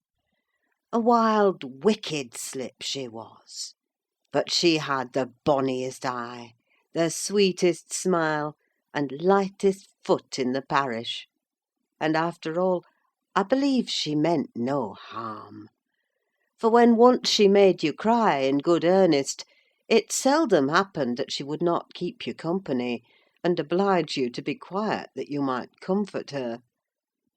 She was much too fond of Heathcliff. The greatest punishment we could invent for her was to keep her separate from him. Yet she got chided more than any of us on his account. In play she liked exceedingly to act the little mistress, using her hands freely, and commanding her companions. She did so to me, but I would not bear slapping and ordering, and so I let her know. Now, Mr. Earnshaw did not understand jokes from his children. He had always been strict and grave with them; and Catherine, on her part, had no idea why her father should be crosser and less patient in his ailing condition than he was in his prime. His peevish reproofs wakened in her a naughty delight to provoke him. She was never so happy as when we were all scolding her at once, and she defying us with her bold, saucy look and her ready words; turning Joseph's religious curses into ridicule, baiting me, and doing just what her father hated most, showing how her pretended insolence, which he thought real, had more power over Heathcliff than his kindness; how the boy would do her bidding in anything, and his only when it suited his own inclination. After behaving as badly as possible all day, she sometimes came fondling to make it up at night. "Nay, Cathy," the old man would say, "I cannot love thee, thou'rt worse than thy brother. Go say thy prayers, child, and ask God's pardon. I doubt thy mother and I must rue that we ever reared thee." That made her cry at first, and then, being repulsed continually, hardened her, and she laughed if I told her to say she was sorry for her faults, and begged to be forgiven. But the hour came at last that ended Mr. Earnshaw's troubles on earth. He died quietly in his chair one October evening, seated by the fireside. A high wind blustered round the house, and roared in the chimney. It sounded wild and stormy, yet it was not cold, and we were all together: I a little removed from the hearth, busy at my knitting, and Joseph reading his Bible near the table, for the servants generally sat in the house then, after their work was done. Miss Cathy had been sick, and that made her still. She leant against her father's knee, and Heathcliff was lying on the floor with his head in her lap.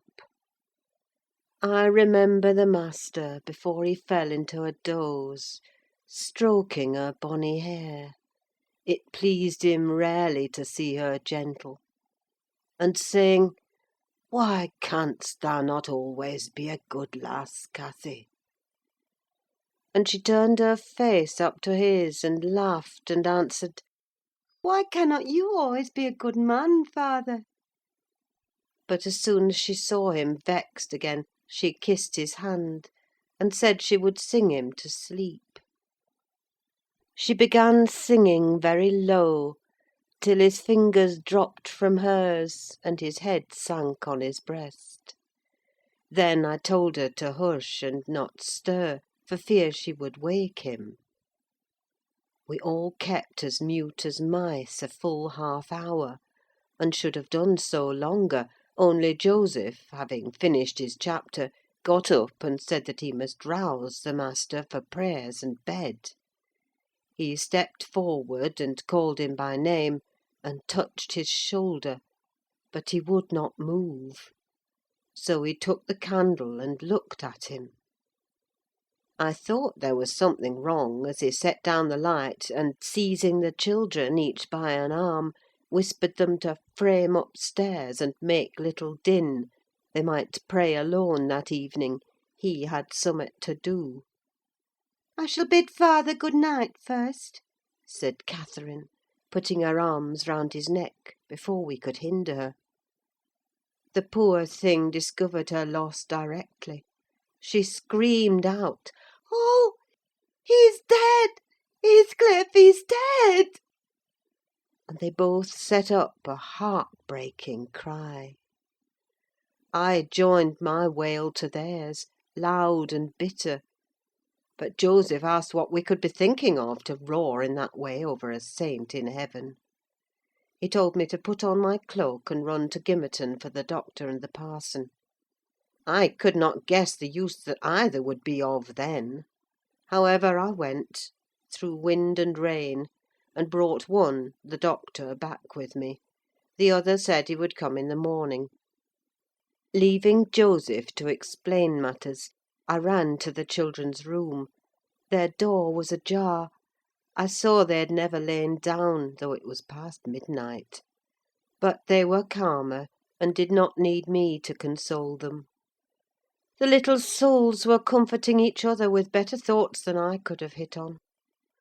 No parson in the world ever pictured heaven so beautifully as they did, in their innocent talk. And while I sobbed and listened, I could not help wishing we were all there, safe together. End of Chapter 5. Chapter 6. Mr. Hindley came home to the funeral, and, a thing that amazed us and set the neighbours gossiping right and left, he brought a wife with him. What she was, and where she was born, he never informed us. Probably she had neither money nor name to recommend her, or he would scarcely have kept the union from his father. She was not one that would have disturbed the house much on her own account. Every object she saw, the moment she crossed the threshold, appeared to delight her, and every circumstance that took place about her, except the preparing for the burial, and the presence of the mourners. I thought she was half silly, from her behaviour while that went on. She ran into her chamber, and made me come with her, though I should have been dressing the children; and there she sat, shivering and clasping her hands, and asking repeatedly, "Are they gone yet?" Then she began describing, with hysterical emotion, the effect it produced on her to see black, and started and trembled, and at last fell a-weeping, and when I asked what was the matter, answered she didn't know, but she felt so afraid of dying. I imagined her as little likely to die as myself. She was rather thin, but young and fresh-complexioned, and her eyes sparkled as bright as diamonds. I did remark, to be sure, that mounting the stairs made her breathe very quick, that the least sudden noise set her all in a quiver, and that she coughed troublesomely sometimes; but I knew nothing of what these symptoms portended, and had no impulse to sympathise with her. We don't in general take to foreigners here, Mr. Lockwood, unless they take to us first. Young Earnshaw was altered considerably in the 3 years of his absence.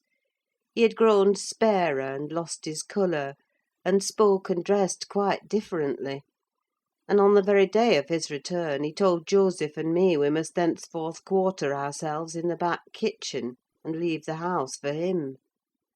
Indeed, he would have carpeted and papered a small spare room for a parlour, but his wife expressed such pleasure at the white floor and huge glowing fireplace, at the pewter dishes and delf case and dog kennel, and the wide space there was to move about in where they usually sat, that he thought it unnecessary to her comfort, and so dropped the intention. She expressed pleasure, too, at finding a sister among her new acquaintance, and she prattled to Catherine, and kissed her, and ran about with her, and gave her quantities of presents at the beginning. Her affection tired very soon, however, and when she grew peevish, Hindley became tyrannical. A few words from her, evincing a dislike to Heathcliff, were enough to rouse in him all his old hatred of the boy. He drove him from their company to the servants, deprived him of the instructions of the curate, and insisted that he should labour out of doors instead, compelling him to do so as hard as any other lad on the farm. Heathcliff bore his degradation pretty well at first, because Cathy taught him what she learned, and worked or played with him in the fields. They both promised fair to grow up as rude as savages, the young master being entirely negligent how they behaved and what they did, so they kept clear of him. He would not even have seen after their going to church on Sundays, only Joseph and the curate reprimanded his carelessness when they absented themselves, and that reminded him to order Heathcliff a flogging, and Catherine a fast from dinner or supper. But it was one of their chief amusements to run away to the moors in the morning and remain there all day, and the after punishment grew a mere thing to laugh at. The curate might set as many chapters as he pleased for Catherine to get by heart, and Joseph might thrash Heathcliff till his arm ached: they forgot everything the minute they were together again; at least, the minute they had contrived some naughty plan of revenge. And many a time I've cried to myself to watch them growing more reckless daily, and I not daring to speak a syllable, for fear of losing the small power I still retained over the unfriended creatures. One Sunday evening it chanced that they were banished from the sitting-room for making a noise, or a light offence of the kind, and when I went to call them to supper I could discover them nowhere.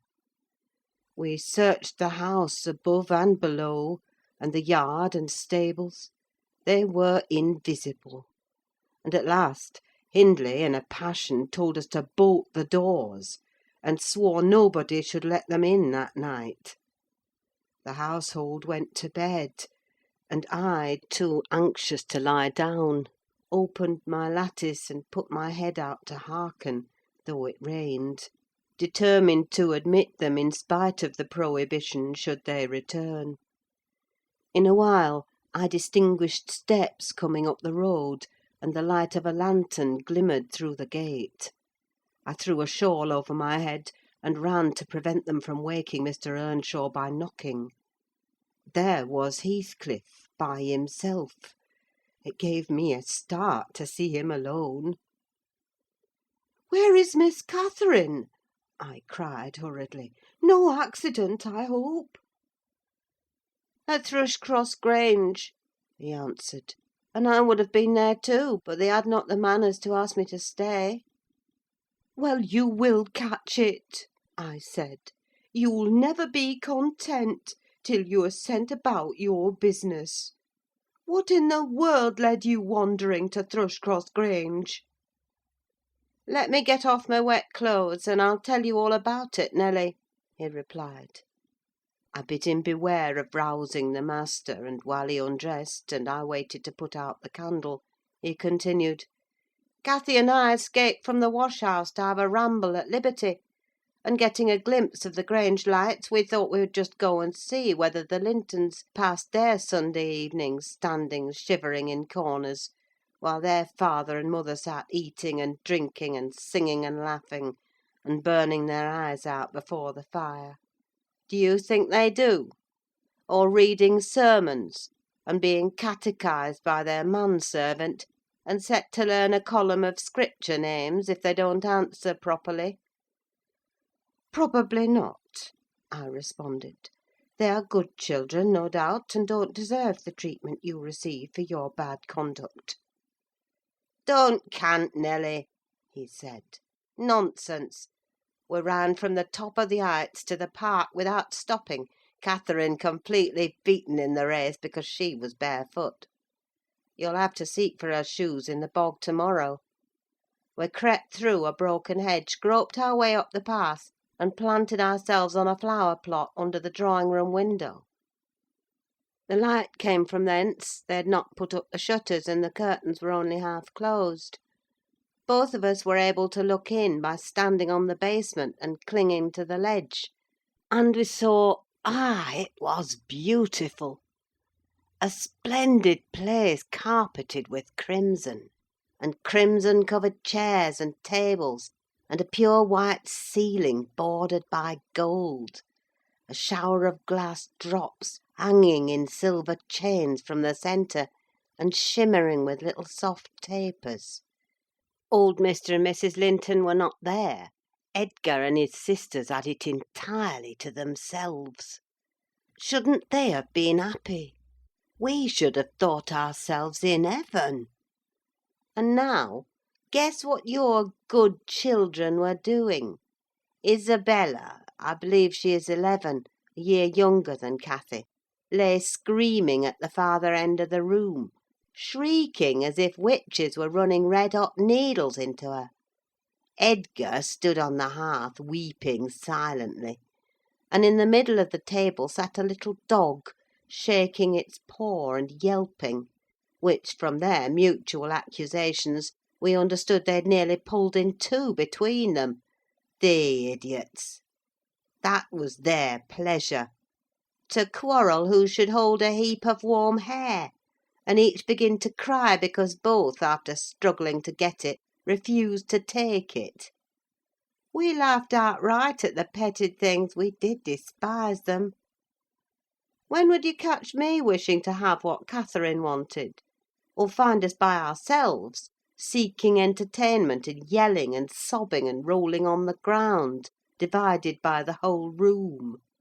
I'd not exchange for 1,000 lives my condition here for Edgar Linton's at Thrushcross Grange; not if I might have the privilege of flinging Joseph off the highest gable, and painting the house front with Hindley's blood."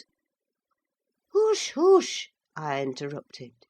"Still, you have not told me, Heathcliff, how Catherine is left behind."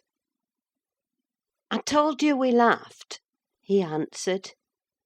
"The Lintons heard us, and with one accord they shot like arrows to the door. There was silence, and then a cry, 'Oh, mamma, mamma! Oh, papa! Oh, mamma, come here! Oh, papa, oh!' They really did howl out something in that way. We made frightful noises to terrify them still more, and then we dropped off the ledge because somebody was drawing the bars, and we felt we had better flee. I had Cathy by the hand and was urging her on, when all at once she fell down. 'Run, Heathcliff, run!' she whispered. 'They have let the bulldog loose, and he holds me.' The devil had seized her ankle, Nelly. I heard his abominable snorting. She did not yell out. No, she would have scorned to do it, if she had been spitted on the horns of a mad cow.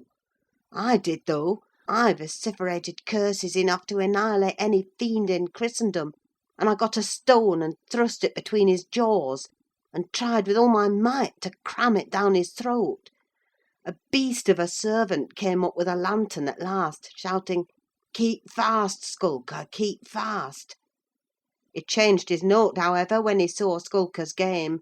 The dog was throttled off, his huge purple tongue hanging half a foot out of his mouth, and his pendant lips streaming with bloody slaver. The man took Cathy up. She was sick; not from fear, I'm certain, but from pain. He carried her in. I followed, grumbling execrations and vengeance. "What pray, Robert?" hallooed Linton from the entrance. "Skulker has caught a little girl, sir," he replied. "And there's a lad here," he added, making a clutch at me, "who looks an out-and-outer. Very like the robbers were for putting them through the window to open the doors to the gang after all were asleep, that they might murder us at their ease. Hold your tongue, you foul-mouthed thief, you! You shall go to the gallows for this. Mr. Linton, sir, don't lay by your gun." "No, no, Robert," said the old fool. "The rascals knew that yesterday was my rent day. They thought to have me cleverly. Come in. I'll furnish them a reception. There, John, fasten the chain. Give Skulker some water, Jenny. To beard a magistrate in his stronghold, and on the Sabbath too! Where will their insolence stop? Oh, my dear Mary, look here! Don't be afraid, it is but a boy. Yet the villain scowls so plainly in his face. Would it not be a kindness to the country to hang him at once, before he shows his nature in acts as well as features?" He pulled me under the chandelier, and Mrs. Linton placed her spectacles on her nose, and raised her hands in horror. The cowardly children crept nearer also, Isabella lisping, "Frightful thing! Put him in the cellar, papa. He's exactly like the son of the fortune-teller that stole my tame pheasant. Isn't he, Edgar?" While they examined me, Cathy came round. She heard the last speech and laughed. Edgar Linton, after an inquisitive stare, collected sufficient wit to recognise her. They see us at church, you know, though we seldom meet them elsewhere. "That's Miss Earnshaw," he whispered to his mother. "And look how Skulker has bitten her, how her foot bleeds." "Miss Earnshaw? Nonsense!" cried the dame. "Miss Earnshaw scouring the country with a gipsy! And yet, my dear, the child is in mourning. Surely it is, and she may be lamed for life." "What culpable carelessness in her brother!" exclaimed Mr. Linton, turning from me to Catherine. "I've understood from Shielders," That was the curate, sir. "that he lets her grow up in absolute heathenism. But who is this? Where did she pick up this companion?" Oh, oh! I declare he is that strange acquisition my late neighbour made in his journey to Liverpool. A little Lascar, or an American or Spanish castaway." "A wicked boy, at all events," remarked the old lady.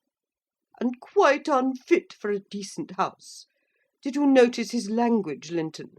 I'm shocked that my children should have heard it." I recommenced cursing, don't be angry, Nelly, and so Robert was ordered to take me off. I refused to go without Cathy. He dragged me into the garden, pushed the lantern into my hand, assured me that Mr. Earnshaw should be informed of my behaviour, and, bidding me march directly, secured the door again. The curtains were still looped up at one corner, and I resumed my station as spy; because, if Catherine had wished to return, I intended shattering their great glass panes to a million of fragments, unless they let her out. She sat on the sofa quietly. Mrs. Linton took off the grey cloak of the dairymaid which we had borrowed for our excursion, shaking her head and expostulating with her, I suppose. She was a young lady, and they made a distinction between her treatment and mine. Then the woman servant brought a basin of warm water, and washed her feet; and Mr. Linton mixed a tumbler of negus, and Isabella emptied a plateful of cakes into her lap, and Edgar stood gaping at a distance. Afterwards they dried and combed her beautiful hair, and gave her a pair of enormous slippers, and wheeled her to the fire, and I left her as merry as she could be, dividing her food between the little dog and Skulker, whose nose she pinched as he ate, and kindling a spark of spirit in the vacant blue eyes of the Lintons, a dim reflection from her own enchanting face. I saw they were full of stupid admiration. She is so immeasurably superior to them, to everybody on earth, is she not, Nelly? "There will more come of this business than you reckon on," I answered, covering him up and extinguishing the light. "You are incurable, Heathcliff, and Mr. Hindley will have to proceed to extremities, see if he won't." My words came truer than I desired. The luckless adventure made Earnshaw furious; and then Mr. Linton, to mend matters, paid us a visit himself on the morrow, and read the young master such a lecture on the road he guided his family, that he was stirred to look about him in earnest. Heathcliff received no flogging, but he was told that the first word he spoke to Miss Catherine should ensure a dismissal; and Mrs. Earnshaw undertook to keep her sister-in-law in due restraint when she returned home, employing art, not force. With force she would have found it impossible. Chapter 7. Cathy stayed at Thrushcross Grange 5 weeks, till Christmas. By that time her ankle was thoroughly cured, and her manners much improved.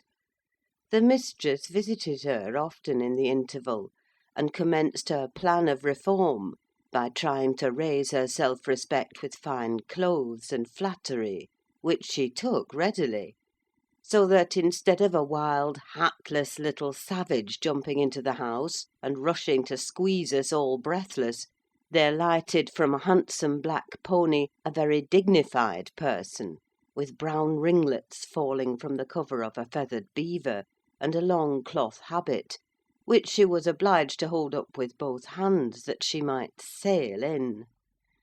Hindley lifted her from her horse, exclaiming delightedly, "Why, Cathy, you are quite a beauty!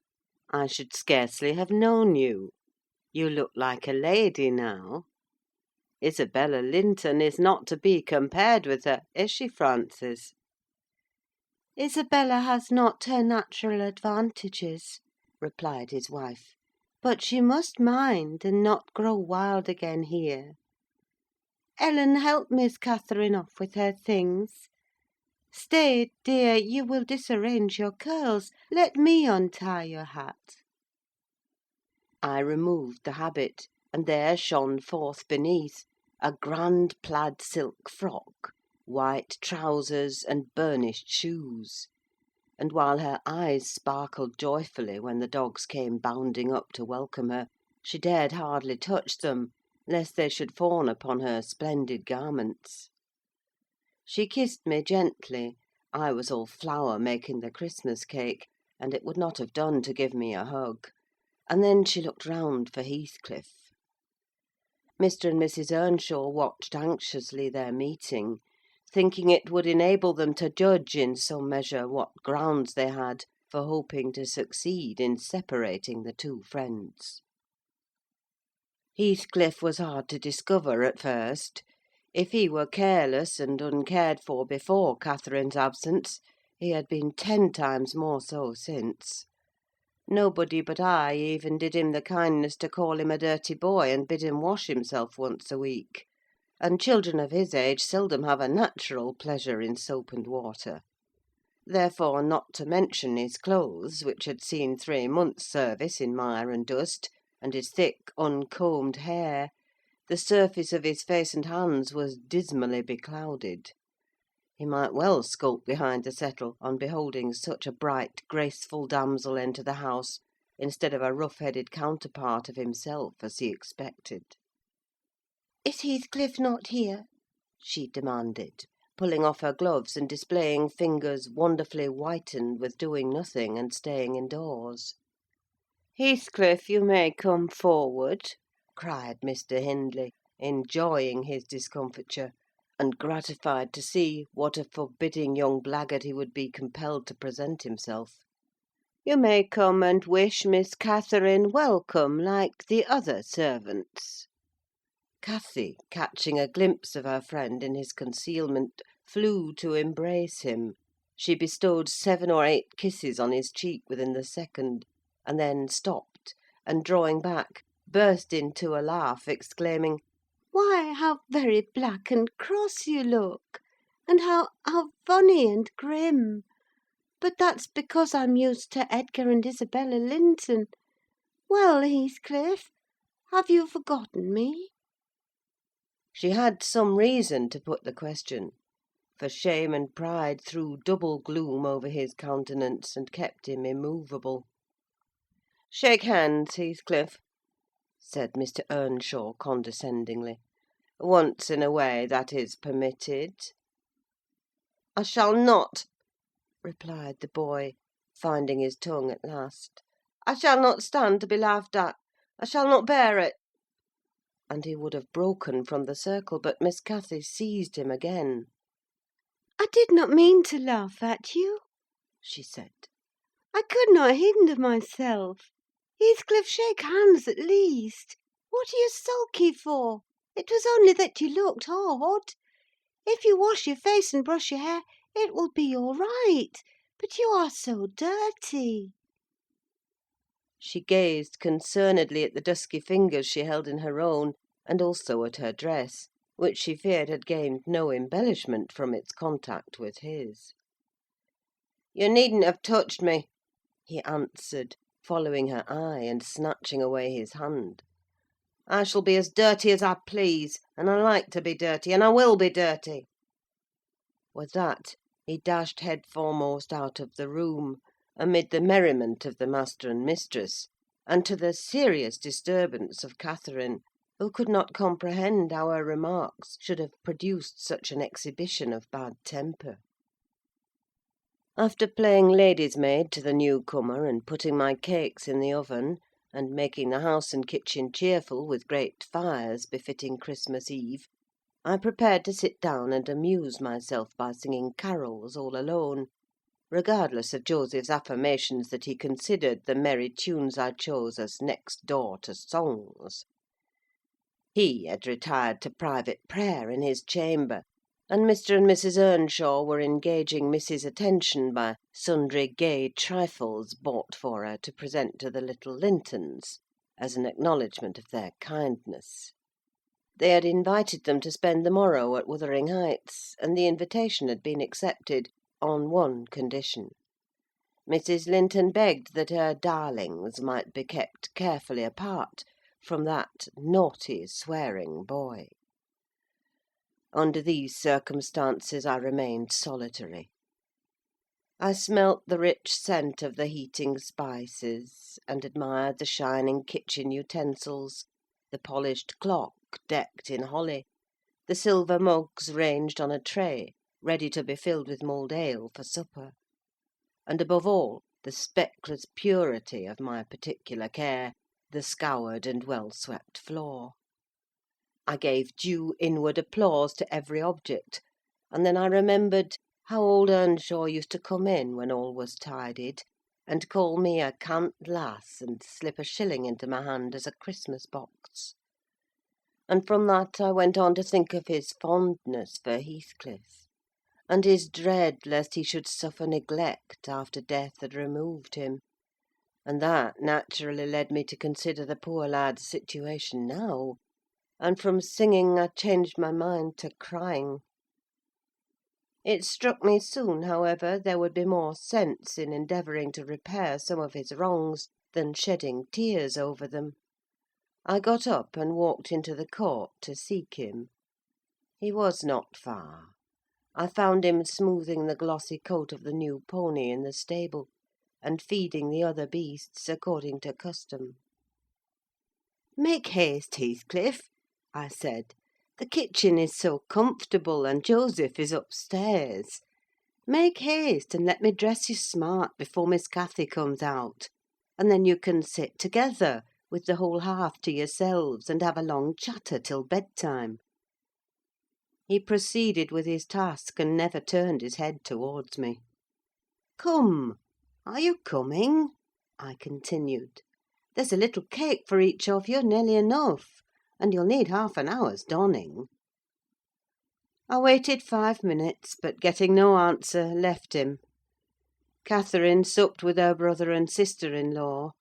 Joseph and I joined at an unsociable meal, seasoned with reproofs on one side and sauciness on the other. His cake and cheese remained on the table all night for the fairies. He managed to continue work till 9 o'clock, and then marched dumb and dour to his chamber. Cathy sat up late, having a world of things to order for the reception of her new friends. She came into the kitchen once to speak to her old one, but he was gone, and she only stayed to ask what was the matter with him, and then went back. In the morning he rose early, and as it was a holiday, carried his ill humour on to the moors, not reappearing till the family were departed for church. Fasting and reflection seemed to have brought him to a better spirit.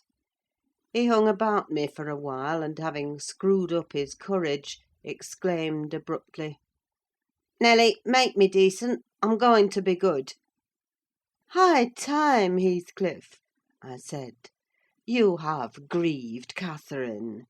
She's sorry she ever came home, I daresay. It looks as if you envied her, because she is more thought of than you." The notion of envying Catherine was incomprehensible to him, but the notion of grieving her he understood clearly enough. "Did she say she was grieved?" he inquired, looking very serious. "She cried when I told her you were off again this morning." "Well, I cried last night," he returned, "and I had more reason to cry than she." "Yes, you had the reason of going to bed with a proud heart and an empty stomach," said I. "Proud people breed sad sorrows for themselves. But if you be ashamed of your touchiness, you must ask pardon, mind, when she comes in. You must go up and offer to kiss her, and say—you know best what to say; only do it heartily, and not as if you thought her converted into a stranger by her grand dress.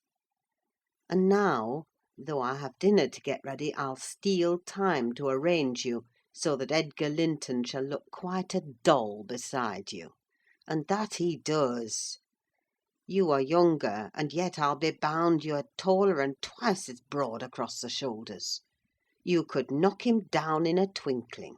Don't you feel that you could?" Heathcliff's face brightened a moment, then it was overcast afresh, and he sighed.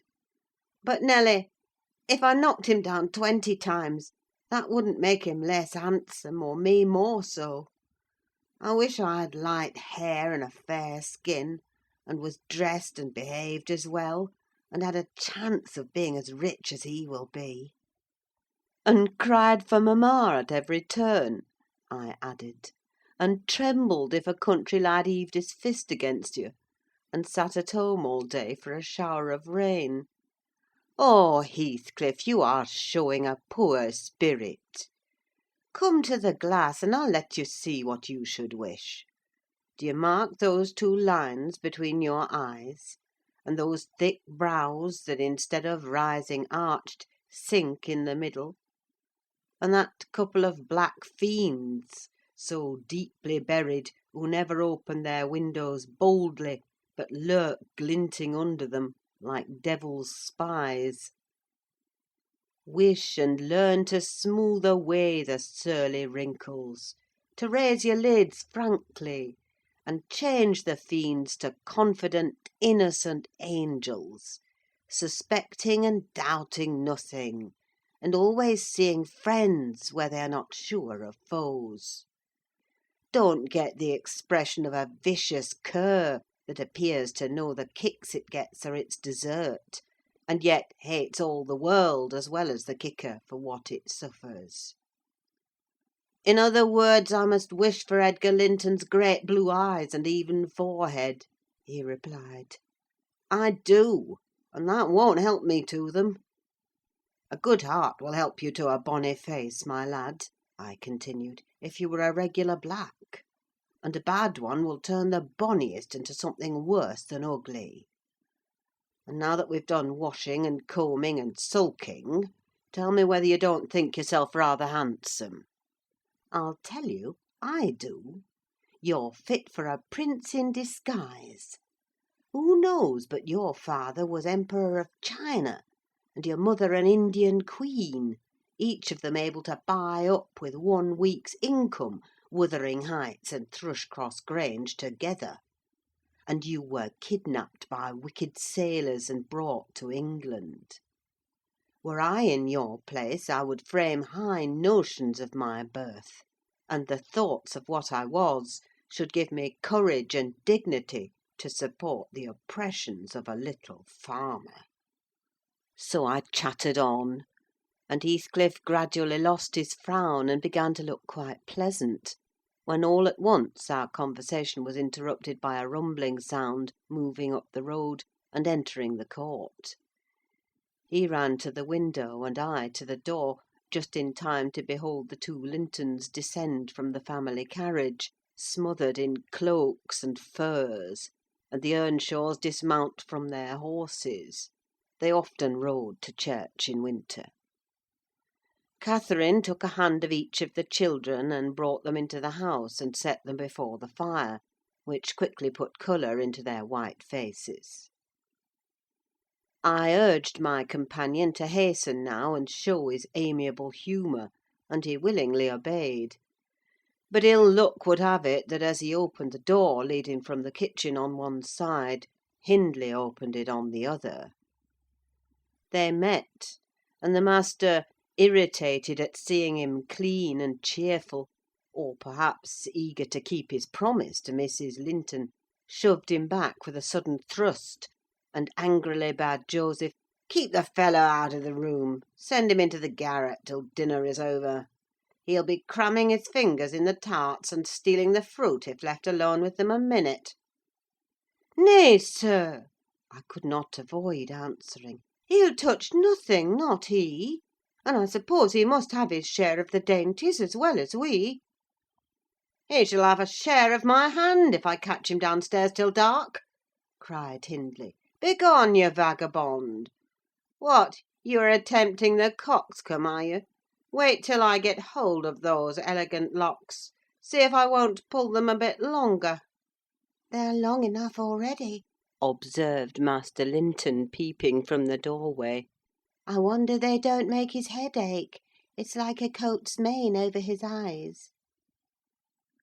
He ventured this remark without any intention to insult, but Heathcliff's violent nature was not prepared to endure the appearance of impertinence from one whom he seemed to hate, even then, as a rival.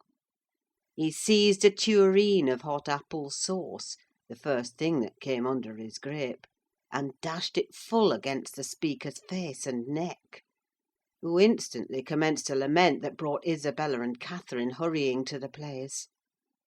Mr. Earnshaw snatched up the culprit directly and conveyed him to his chamber, where doubtless he administered a rough remedy to cool the fit of passion, for he appeared red and breathless.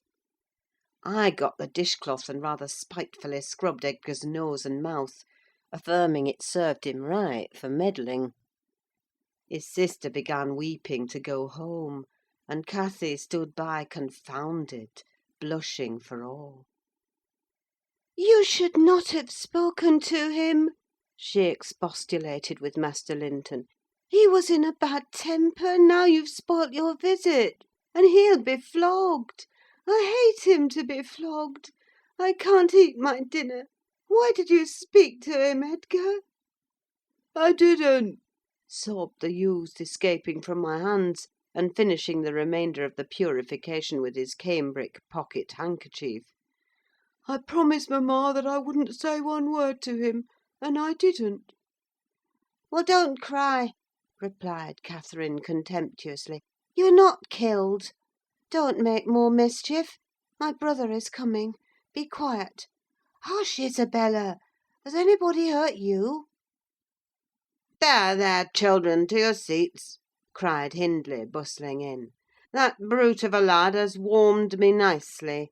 Next time, Master Edgar, take the law into your own fists: it will give you an appetite." The little party recovered its equanimity at sight of the fragrant feast. They were hungry after their ride, and easily consoled, since no real harm had befallen them. Mr. Earnshaw carved bountiful platefuls, and the mistress made them merry with lively talk. I waited behind her chair, and was pained to behold Catherine, with dry eyes and an indifferent air, commence cutting up the wing of a goose before her. An unfeeling child, I thought to myself. How lightly she dismisses her old playmate's troubles. I could not have imagined her to be so selfish. She lifted a mouthful to her lips.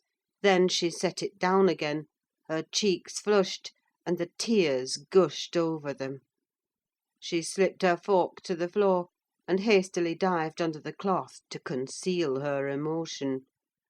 I did not call her unfeeling long, for I perceived she was in purgatory throughout the day, and wearying to find an opportunity of getting by herself, or paying a visit to Heathcliff, who had been locked up by the master, as I discovered on endeavouring to introduce to him a private mess of victuals. In the evening we had a dance. Cathy begged that he might be liberated then, as Isabella Linton had no partner. Her entreaties were vain, and I was appointed to supply the deficiency. We got rid of all gloom in the excitement of the exercise, and our pleasure was increased by the arrival of the Gimmerton band, mustering 15 strong: a trumpet, a trombone, clarionets, bassoons, French horns, and a bass viol, besides singers. They go the rounds of all the respectable houses, and receive contributions every Christmas, and we esteemed it a first-rate treat to hear them. After the usual carols had been sung, we set them to songs and glees. Mrs. Earnshaw loved the music, and so they gave us plenty. Catherine loved it too, but she said it sounded sweetest at the top of the steps, and she went up in the dark. I followed. They shut the house door below, never noting our absence, it was so full of people. She made no stay at the stairs' head, but mounted farther, to the garret where Heathcliff was confined, and called him. He stubbornly declined answering for a while. She persevered, and finally persuaded him to hold communion with her through the boards. I let the poor things converse unmolested, till I supposed the songs were going to cease, and the singers to get some refreshment. Then I clambered up the ladder to warn her. Instead of finding her outside, I heard her voice within. The little monkey had crept by the skylight of one garret, along the roof, into the skylight of the other, and it was with the utmost difficulty I could coax her out again. When she did come, Heathcliff came with her, and she insisted that I should take him into the kitchen, as my fellow servant had gone to a neighbour's, to be removed from the sound of our devil's psalmody, as it pleased him to call it.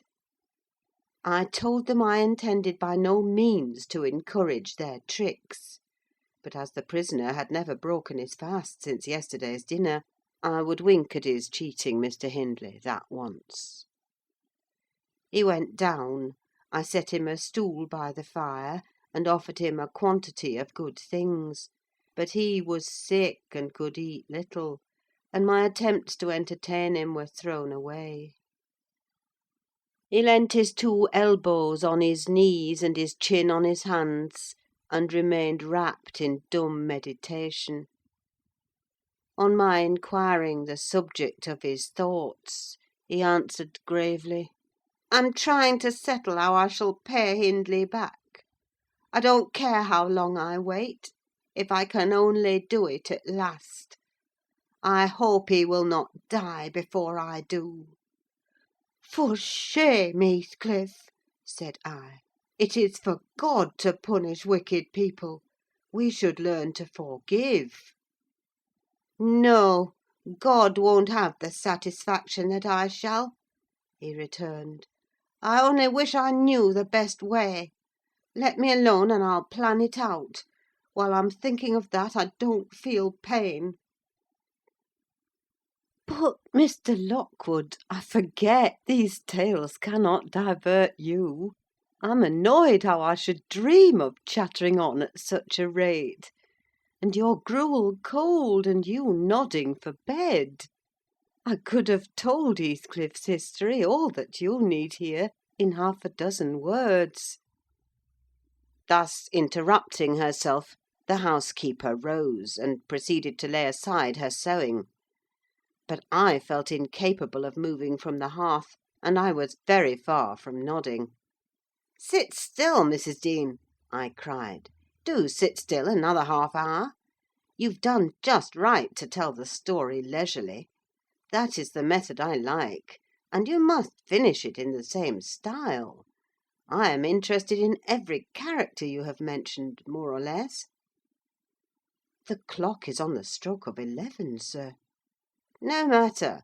I'm not accustomed to go to bed in the long hours. 1 or 2 is early enough for a person who lies till 10. "You shouldn't lie till 10. There's the very prime of the morning gone long before that time. A person who has not done one half his day's work by 10 o'clock runs a chance of leaving the other half undone. Nevertheless, Mrs. Dean, resume your chair, because to-morrow I intend lengthening the night till afternoon. I prognosticate for myself an obstinate cold, at least." "I hope not, sir. Well, you must allow me to leap over some 3 years. During that space, Mrs. Earnshaw—" "No, no, I'll allow nothing of the sort. Are you acquainted with the mood of mind in which, if you were seated alone, and the cat licking its kitten on the rug before you, you would watch the operation so intently that Pussy's neglect of one ear would put you seriously out of temper?" "A terribly lazy mood, I should say." "On the contrary, a tiresomely active one.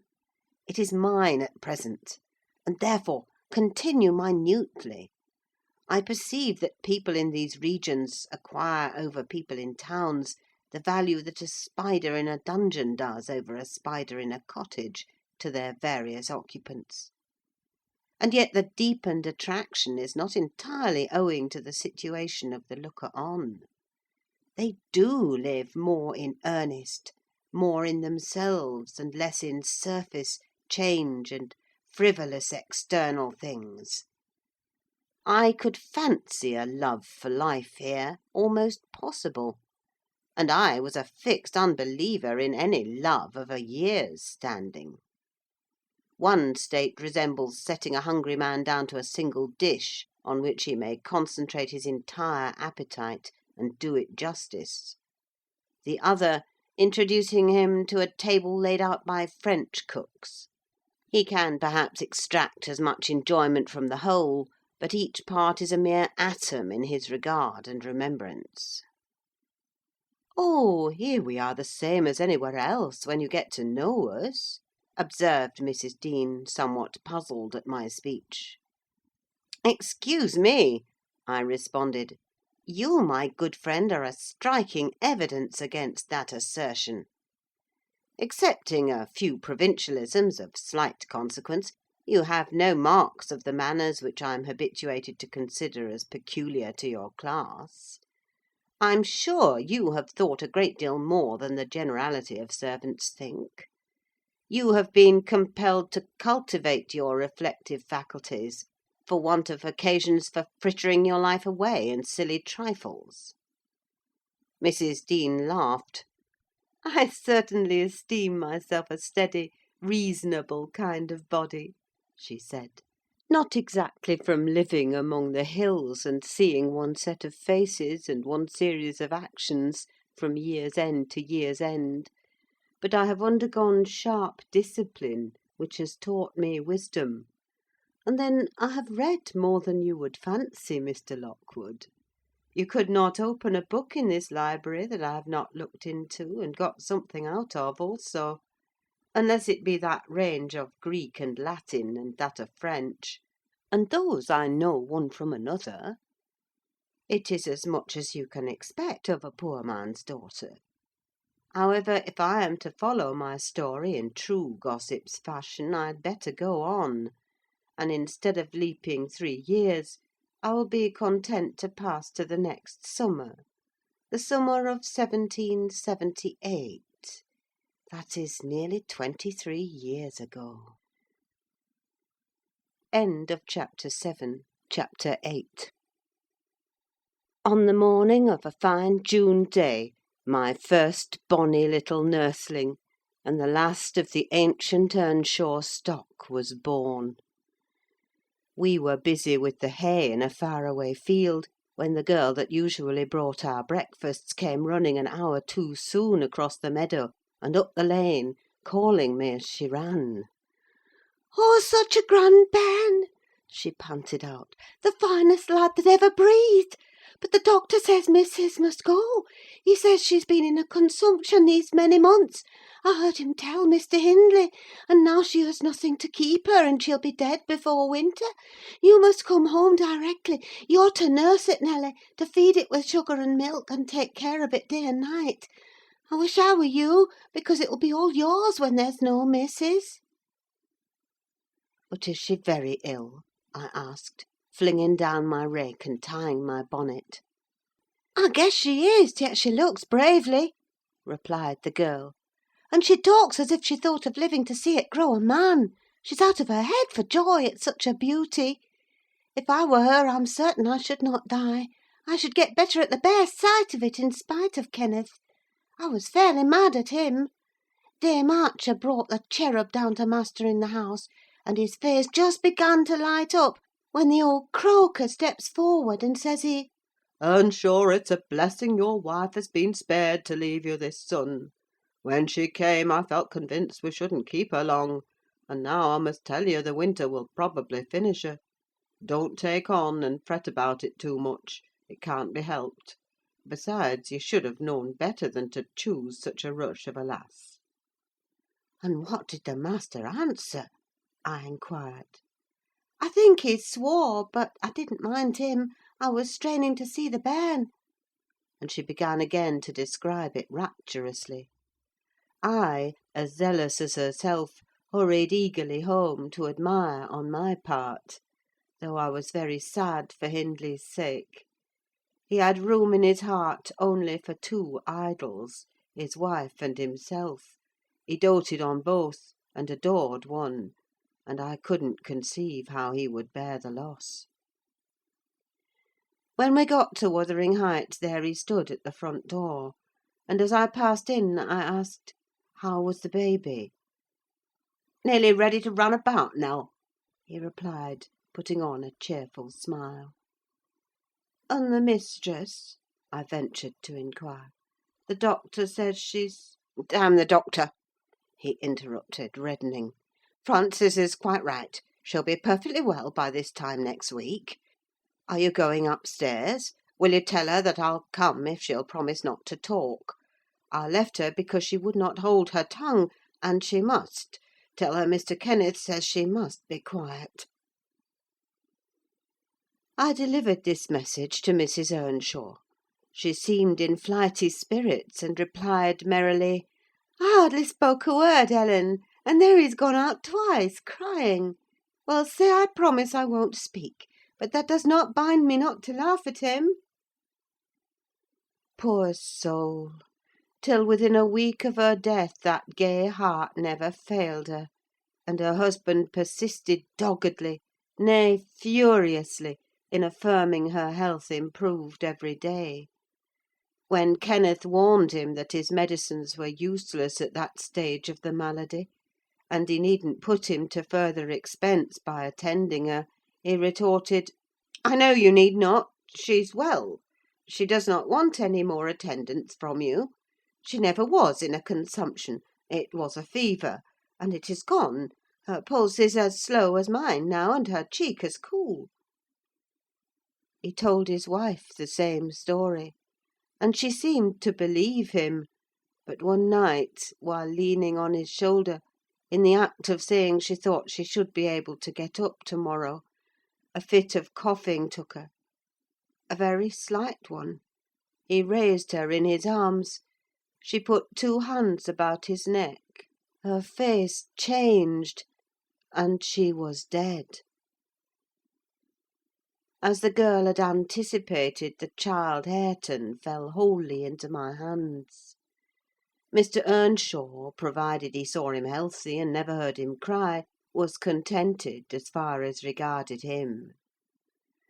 For himself, he grew desperate. His sorrow was of that kind that will not lament. He neither wept nor prayed. He cursed and defied, execrated God and man, and gave himself up to reckless dissipation. The servants could not bear his tyrannical and evil conduct long. Joseph and I were the only 2 that would stay. I had not the heart to leave my charge, and besides, I'd been his foster sister, and excused his behaviour more readily than a stranger would. Joseph remained to hector over tenants and labourers, and because it was his vocation to be where he had plenty of wickedness to reprove. The master's bad ways and bad companions formed a pretty example for Catherine and Heathcliff. His treatment of the latter was enough to make a fiend of a saint; and truly it appeared as if the lad were possessed of something diabolical at that period. He delighted to witness Hindley degrading himself past redemption, and became daily more notable for savage sullenness and ferocity. I could not half tell what an infernal house we had.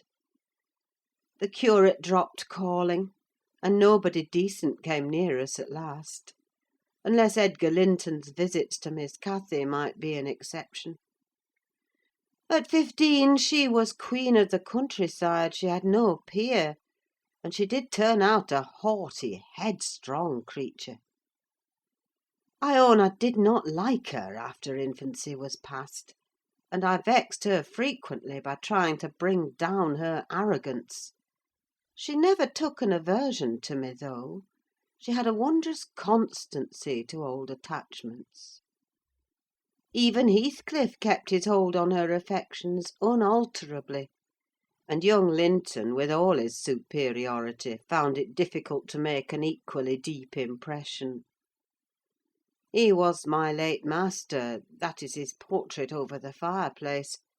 It used to hang on one side, and his wife's on the other, but hers has been removed, or else you might see something of what she was. Can you make that out? Mrs. Dean raised a candle, and I discerned a soft-featured face, exceedingly resembling the young lady at the Heights, but more pensive and amiable in expression. It formed a sweet picture.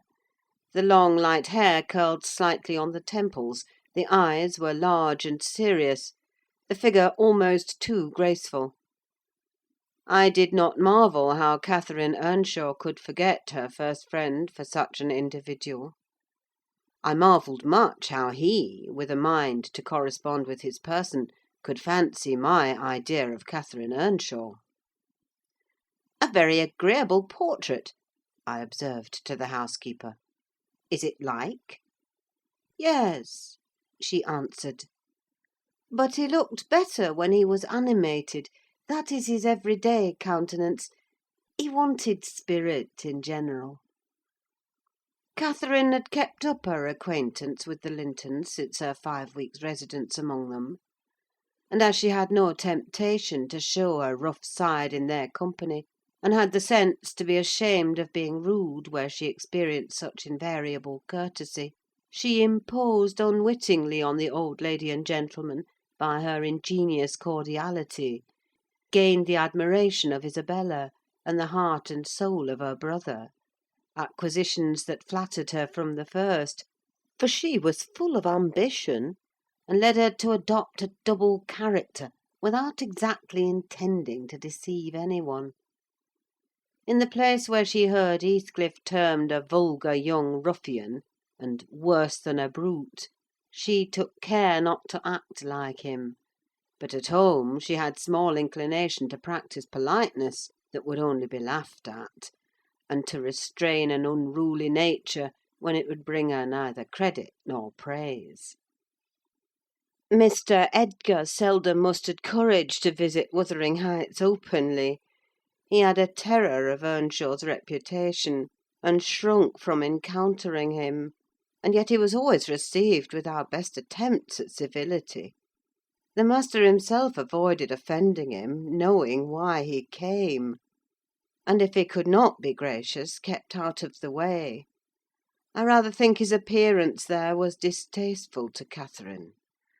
She was not artful, never played the coquette, and had evidently an objection to her two friends meeting at all; for when Heathcliff expressed contempt of Linton in his presence, she could not half coincide, as she did in his absence; and when Linton evinced disgust and antipathy to Heathcliff, she dared not treat his sentiments with indifference, as if depreciation of her playmate were of scarcely any consequence to her. I've had many a laugh at her perplexities and untold troubles, which she vainly strove to hide from my mockery. That sounds ill-natured, but she was so proud, it became really impossible to pity her distresses, till she should be chastened into more humility. She did bring herself finally to confess and to confide in me. There was not a soul else that she might fashion into an adviser. Mr. Hindley had gone from home one afternoon, and Heathcliff presumed to give himself a holiday on the strength of it. He had reached the age of 16 then, I think, and without having bad features or being deficient in intellect, he contrived to convey an impression of inward and outward repulsiveness that his present aspect retains no traces of. In the first place, he had by that time lost the benefit of his early education. Continual hard work, begun soon and concluded late, had extinguished any curiosity he once possessed in pursuit of knowledge, and any love for books or learning. His childhood's sense of superiority, instilled into him by the favours of old Mr. Earnshaw, was faded away. He struggled long to keep up an equality with Catherine in her studies, and yielded with poignant though silent regret. But he yielded completely, and there was no prevailing on him to take a step in the way of moving upward, when he found he must necessarily sink beneath his former level. Then personal appearance sympathised with mental deterioration. He acquired a slouching gait and ignoble look. His naturally reserved disposition was exaggerated into an almost idiotic excess of unsociable moroseness; and he took a grim pleasure, apparently, in exciting the aversion rather than the esteem of his few acquaintance. Catherine and he were constant companions still at his seasons of respite from labour; but he had ceased to express his fondness for her in words, and recoiled with angry suspicion from her girlish caresses, as if conscious there could be no gratification in lavishing such marks of affection on him. On the before-named occasion he came into the house to announce his intention of doing nothing, while I was assisting Miss Cathy to arrange her dress. She had not reckoned on his taking it into his head to be idle; and imagining she would have the whole place to herself, she managed, by some means, to inform Mr. Edgar of her brother's absence, and was then preparing to receive him. "Cathy, are you busy this afternoon?" asked Heathcliff. "Are you going anywhere?" "No, it is raining," she answered. "Why have you that silk frock on, then?" he said. "Nobody coming here, I hope?" "Not that I know of," stammered Miss. "but you should be in the field now, Heathcliff. It is an hour past dinner time. I thought you were gone."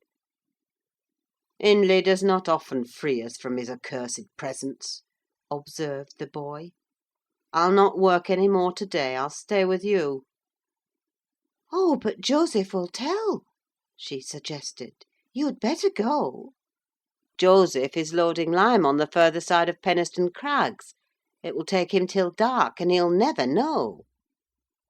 So saying, he lounged to the fire and sat down. Catherine reflected an instant with knitted brows. She found it needful to smooth the way for an intrusion. "Isabella and Edgar Linton talked of calling this afternoon," she said, at the conclusion of a minute's silence. "As it rains, I hardly expect them; but they may come, and if they do, you run the risk of being scolded for no good." "Order Ellen to say you are engaged, Cathy," he persisted. "Don't turn me out for those pitiful, silly friends of yours. I'm on the point, sometimes, of complaining that they... but I'll not." "That they what?" cried Catherine, gazing at him with a troubled countenance. "Oh, Nelly!" she added petulantly, jerking her head away from my hands. "You've combed my hair quite out of curl. That's enough: let me alone. What are you on the point of complaining about, Heathcliff?" "Nothing. Only look at the almanac on that wall." He pointed to a framed sheet hanging near the window, and continued, "The crosses are for the evenings you have spent with the Lintons; the dots for those spent with me. Do you see? I've marked every day." "Yes, very foolish, as if I took notice," replied Catherine, in a peevish tone. "And where is the sense of that?" "To show that I do take notice," said Heathcliff. "And should I always be sitting with you?" she demanded, growing more irritated. "What good do I get? What do you talk about? You might be dumb or a baby for anything you say to amuse me, or for anything you do, either." "You never told me before that I talk too little, or that you dislike my company, Cathy," exclaimed Heathcliff, in much agitation. "It's no company at all, when people know nothing and say nothing," she muttered. Her companion rose up, but he hadn't time to express his feelings further, for a horse's feet were heard on the flags, and having knocked gently, young Linton entered, his face brilliant with delight at the unexpected summons he had received. Doubtless Catherine marked the difference between her friends, as one came in and the other went out. The contrast resembled what you see in exchanging a bleak, hilly, coal country for a beautiful, fertile valley, and his voice and greeting were as opposite as his aspect. He had a sweet, low manner of speaking, and pronounced his words as you do: that's less gruff than we talk here, and softer. "I'm not come too soon, am I?" he said, casting a look at me. I had begun to wipe the plate, and tidy some drawers at the far end in the dresser. "No," answered Catherine. "What are you doing there, Nelly?" "My work, miss," I replied. Mr. Hindley had given me directions to make a third party in any private visits Linton chose to pay. She stepped behind me and whispered crossly, "Take yourself and your dusters off. When company are in the house, servants don't commence scouring and cleaning in the room where they are." "It's a good opportunity, now that master is away," I answered aloud. "He hates me to be fidgeting over these things in his presence. I'm sure Mr. Edgar will excuse me." "I hate you to be fidgeting in my presence!" exclaimed the young lady imperiously, not allowing her guest time to speak. She had failed to recover her equanimity since the little dispute with Heathcliff. "I'm sorry for it, Miss Catherine," was my response, and I proceeded assiduously with my occupation. She, supposing Edgar could not see her, snatched the cloth from my hand, and pinched me with a prolonged wrench very spitefully on the arm. I've said I did not love her, and rather relished mortifying her vanity now and then. Besides, she hurt me extremely. So I started up from my knees and screamed out, "Oh, miss, that's a nasty trick! You have no right to nip me, and I'm not going to bear it." "I didn't touch you, you lying creature!" cried she, her fingers tingling to repeat the act, and her ears red with rage. She never had power to conceal her passion: it always set her whole complexion in a blaze. "What's that, then?" I retorted, showing a decided purple witness to refute her. She stamped her foot, wavered a moment, and then, irresistibly impelled by the naughty spirit within her, slapped me on the cheek: a stinging blow that filled both eyes with water. "Catherine, love, Catherine!" interposed Linton, greatly shocked at the double fault of falsehood and violence which his idol had committed. "Leave the room, Ellen!" she repeated, trembling all over. Little Hareton, who followed me everywhere, and was sitting near me on the floor, at seeing my tears, commenced crying himself, and sobbed out complaints against wicked Aunt Cathy, which drew her fury on to his unlucky head. She seized his shoulders and shook him till the poor child waxed livid, and Edgar thoughtlessly laid hold of her hands to deliver him. In an instant one was wrung free, and the astonished young man felt it applied over his own ear in a way that could not be mistaken for jest. He drew back in consternation. I lifted Hareton in my arms, and walked off to the kitchen with him, leaving the door of communication open, for I was curious to watch how they would settle their disagreement.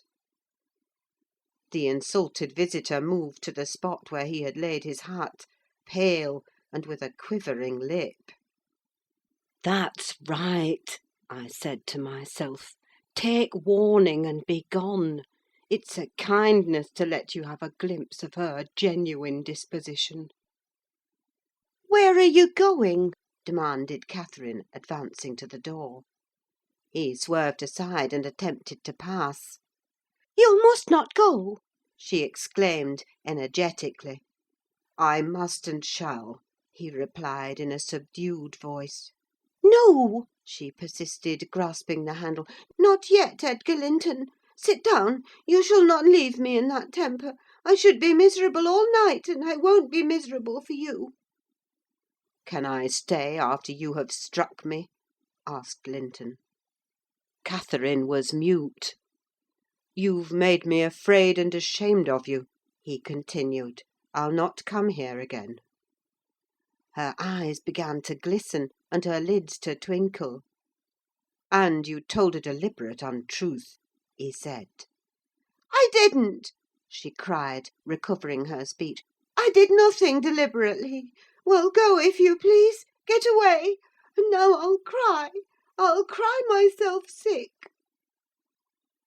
She dropped down on her knees by a chair, and set to weeping in serious earnest.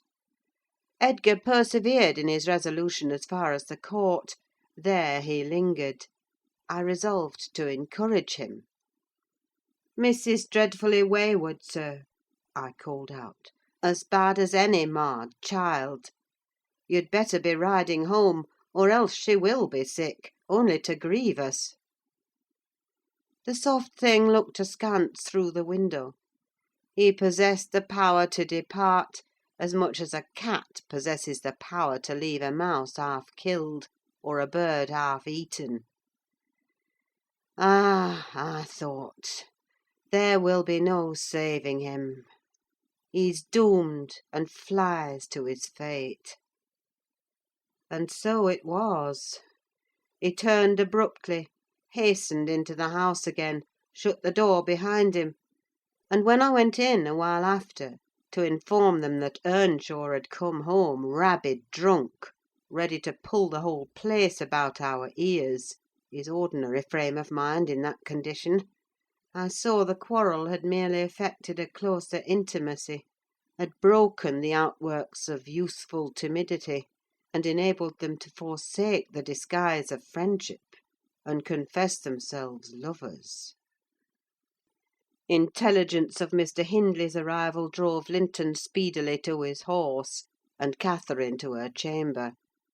I went to hide little Hareton, and to take the shot out of the master's fowling piece, which he was fond of playing with in his insane excitement, to the hazard of the lives of any who provoked, or even attracted his notice too much; and I had hit upon the plan of removing it, that he might do less mischief if he did go the length of firing the gun.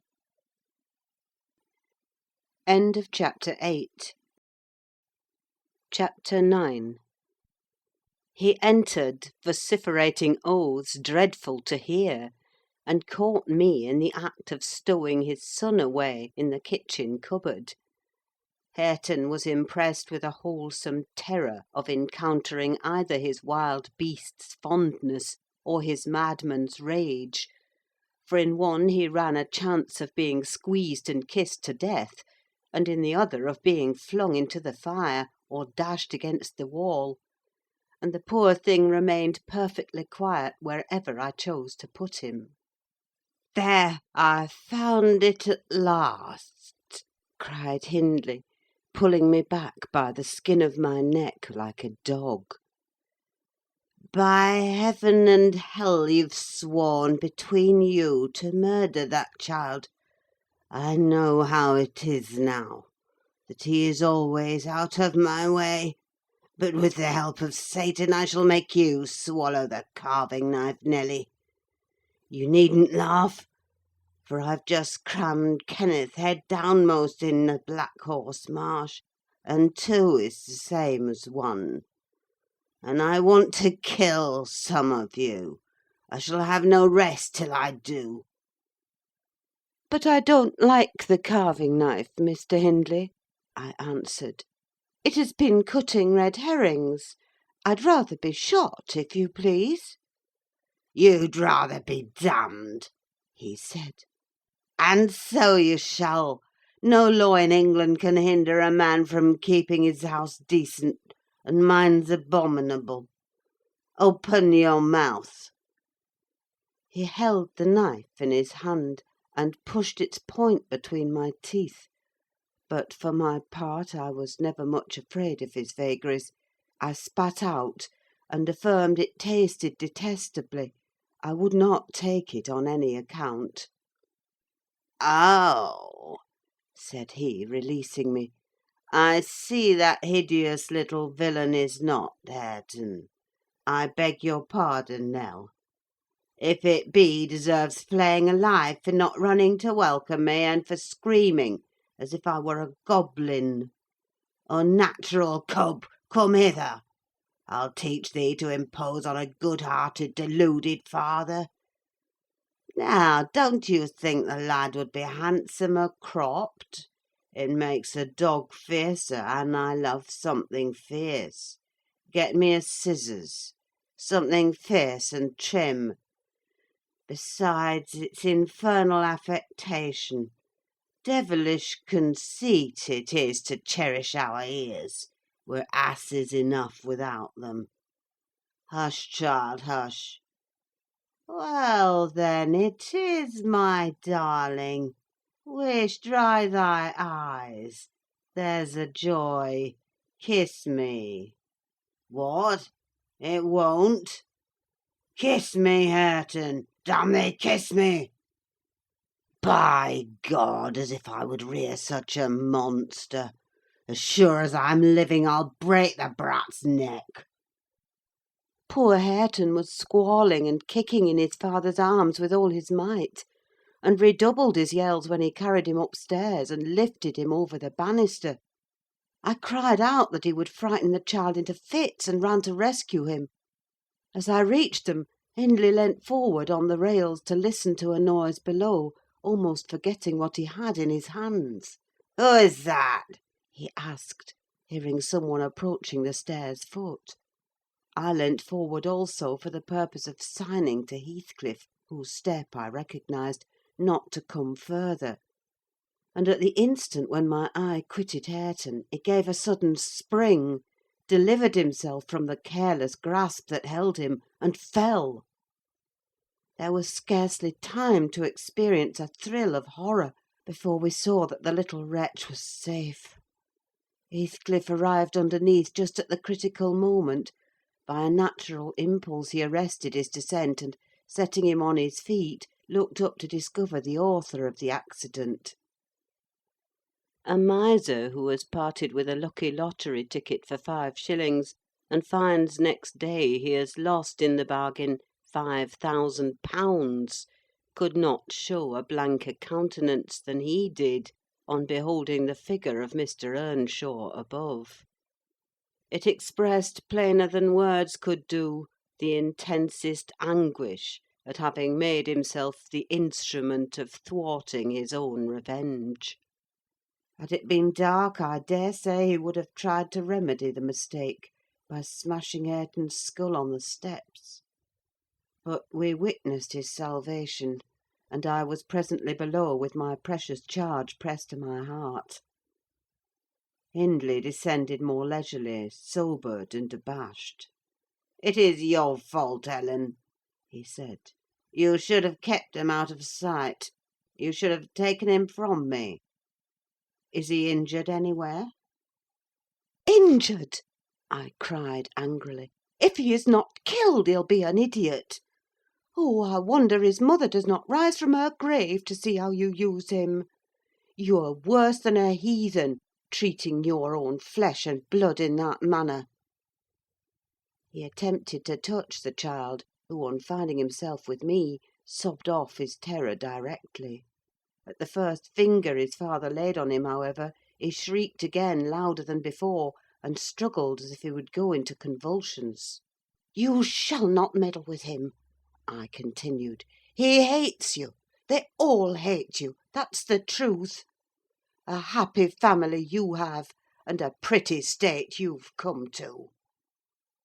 "I shall come to a prettier yet, Nelly," laughed the misguided man, recovering his hardness.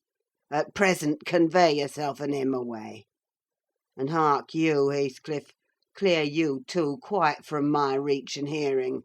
I wouldn't murder you to-night, unless perhaps I set the house on fire; but that's as my fancy goes." While saying this, he took a pint bottle of brandy from the dresser and poured some into a tumbler. "Nay, don't!" I entreated. "Mr. Hindley, do take warning. Have mercy on this unfortunate boy, if you care nothing for yourself." "Any one will do better for him than I shall," he answered. "Have mercy on your own soul," I said, endeavouring to snatch the glass from his hand. "Not I! On the contrary, I shall have great pleasure in sending it to perdition to punish its maker," exclaimed the blasphemer. "Here's to its hearty damnation!" He drank the spirits and impatiently bade us go, terminating his command with a sequel of horrid imprecations, too bad to repeat or remember. "It's a pity he cannot kill himself with drink," observed Heathcliff, muttering an echo of curses back when the door was shut. "He's doing his very utmost, but his constitution defies him. Mr. Kenneth says he would wager his mare that he'll outlive any man on this side Gimmerton, and go to the grave a hoary sinner, unless some happy chance out of the common course befall him." I went into the kitchen and sat down to lull my little lamb to sleep. Heathcliff, as I thought, walked through to the barn. It turned out afterwards that he only got as far as the other side the settle, when he flung himself on a bench by the wall, removed from the fire, and remained silent. I was rocking Hareton on my knee, and humming a song that began: "It was far in the night, in the bairnies' grot, the mither beneath the mools heard that," when Miss Cathy, who had listened to the hubbub from her room, put her head in, and whispered, "Are you alone, Nelly?" "Yes, miss." I replied. She entered and approached the hearth. I, supposing she was going to say something, looked up. The expression of her face seemed disturbed and anxious.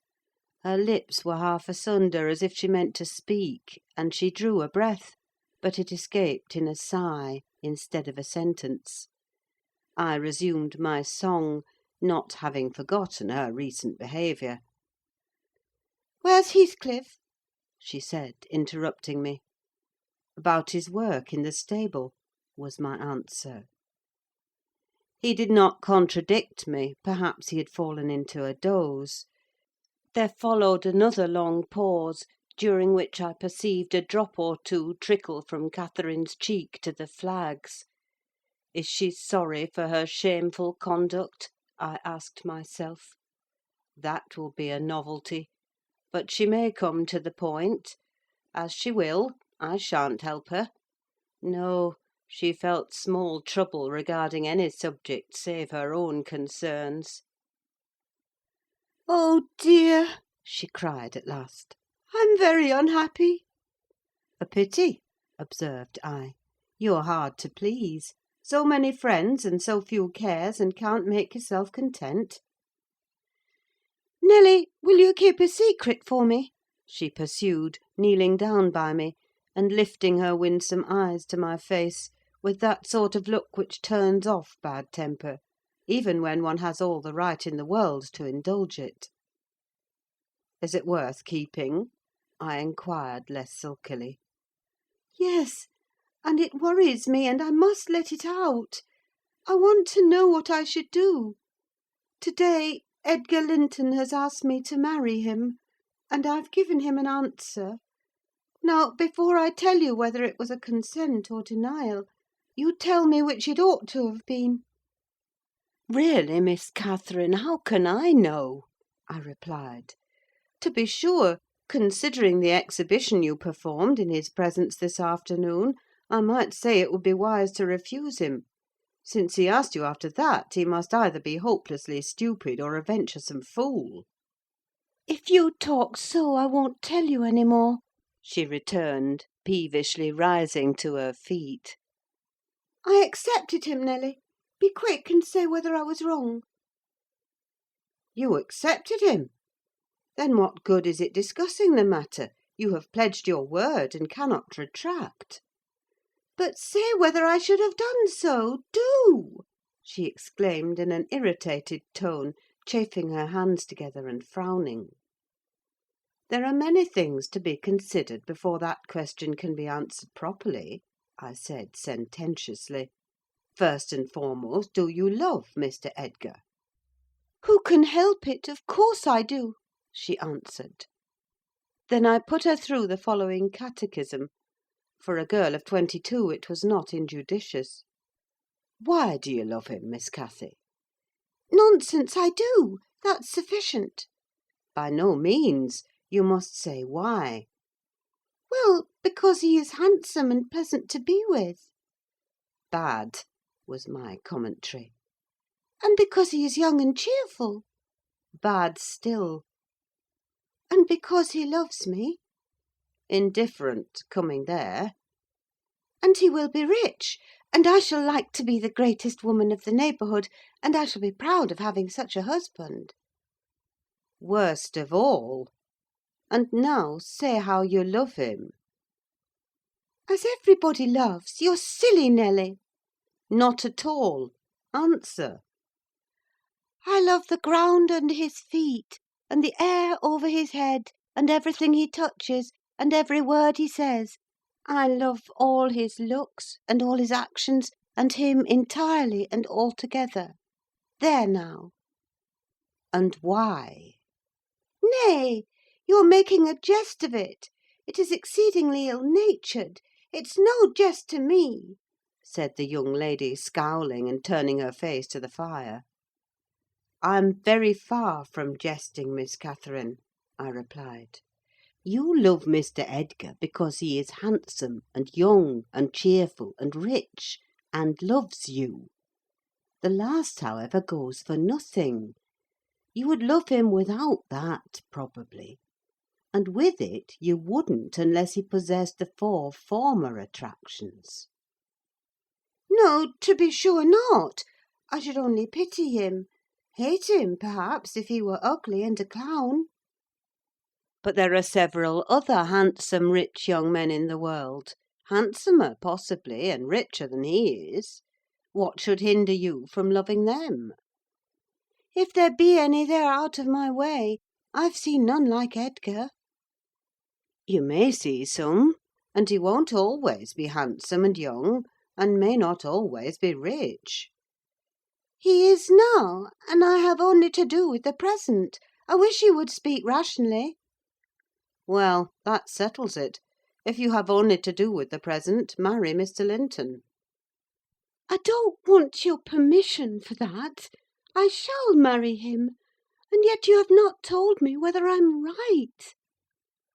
Perfectly right, if people be right to marry only for the present. And now let us hear what you are unhappy about. Your brother will be pleased. The old lady and gentleman will not object, I think. You will escape from a disorderly, comfortless home into a wealthy, respectable one. And you love Edgar, and Edgar loves you. All seems smooth and easy. Where is the obstacle? Here and here, replied Catherine, striking one hand on her forehead and the other on her breast. In whichever place the soul lives, in my soul and in my heart, I'm convinced I'm wrong. That's very strange. I cannot make it out. It's my secret, but if you will not mock at me, I'll explain it. I can't do it distinctly, but I'll give you a feeling of how I feel. She seated herself by me again. Her countenance grew sadder and graver, and her clasped hands trembled. Nelly, do you never dream queer dreams? She said, suddenly, after some minutes' reflection. Yes, now and then, I answered. And so do I. I've dreamt in my life dreams that have stayed with me ever after, and changed my ideas. They've gone through and through me like wine through water, and altered the colour of my mind. And this is one. I'm going to tell it, but take care not to smile at any part of it. Oh, don't, Miss Catherine, I cried. We are dismal enough without conjuring up ghosts and visions to perplex us. Come, come, be merry and like yourself. Look at little Hareton. He's dreaming nothing dreary. How sweetly he smiles in his sleep. Yes, and how sweetly his father curses in his solitude. You remember him, I daresay, when he was just such another as that chubby thing, nearly as young and innocent. However, Nelly, I shall oblige you to listen. It's not long, and I've no power to be merry to-night. I won't hear it! I won't hear it! I repeated hastily. I was superstitious about dreams then, and am still, and Catherine had an unusual gloom in her aspect that made me dread something from which I might shape a prophecy and foresee a fearful catastrophe. She was vexed, but she did not proceed. Apparently taking up another subject, she recommenced in a short time. If I were in heaven, Nelly, I should be extremely miserable. Because you are not fit to go there, I answered. All sinners would be miserable in heaven. But it is not for that. I dreamt once that I was there. I tell you I won't hearken to your dreams, Miss Catherine. I'll go to bed, I interrupted again. She laughed and held me down, for I made a motion to leave my chair. This is nothing, cried she. I was only going to say that heaven did not seem to be my home, and I broke my heart with weeping to come back to earth, and the angels were so angry that they flung me out into the middle of the heath on the top of Wuthering Heights, where I woke sobbing for joy. That will do to explain my secret as well as the other. I've no more business to marry Edgar Linton than I have to be in heaven. and if the wicked man in there had not brought Heathcliff so low, I shouldn't have thought of it. It would degrade me to marry Heathcliff now. So he shall never know how I love him, and that not because he's handsome, Nelly, but because he's more myself than I am. Whatever our souls are made of, his and mine are the same, and Linton's is as different as a moonbeam from lightning, or frost from fire." Ere this speech ended, I became sensible of Heathcliff's presence. Having noticed a slight movement, I turned my head, and saw him rise from the bench and steal out noiselessly. He had listened till he heard Catherine say it would degrade her to marry him, and then he stayed to hear no further. My companion, sitting on the ground, was prevented by the back of the settle from remarking his presence or departure; but I started and bade her hush. "Why?" she asked, gazing nervously round. "Joseph is here," I answered, catching opportunely the roll of his cartwheels up the road. "And Heathcliff will come in with him. I'm not sure whether he were not at the door this moment." "Oh, he couldn't overhear me at the door," said she. "Give me Hareton while you get the supper, and when it is ready, ask me to sup with you. I want to cheat my uncomfortable conscience, and be convinced that Heathcliff has no notion of these things. He has not, has he? He does not know what being in love is." "I see no reason that he should not know, as well as you," I returned. "And if you are his choice, he'll be the most unfortunate creature that ever was born. As soon as you become Mrs. Linton, he loses friend and love and all. Have you considered how you'll bear the separation, and how he'll bear to be quite deserted in the world? Because Miss Catherine—" "He quite deserted! We separated!" she exclaimed, with an accent of indignation. "Who is to separate us, pray? They'll meet the fate of Milo. Not as long as I live, Ellen, for no mortal creature. Every Linton on the face of the earth might melt into nothing before I could consent to forsake Heathcliff. Oh, that's not what I intend; that's not what I mean. I shouldn't be Mrs. Linton were such a price demanded. He'll be as much to me as he has been all his lifetime. Edgar must shake off his antipathy, and tolerate him at least. He will, when he learns my true feelings towards him. Nelly, I see now you think me a selfish wretch; but did it never strike you that if Heathcliff and I married, we should be beggars? Whereas if I marry Linton, I can aid Heathcliff to rise, and place him out of my brother's power." "With your husband's money, Miss Catherine?" I asked. "You'll find him not so pliable as you calculate upon; and though I'm hardly a judge, I think that's the worst motive you've given yet for being the wife of young Linton." "It is not," retorted she. "It is the best. The others were the satisfaction of my whims, and, for Edgar's sake too, to satisfy him.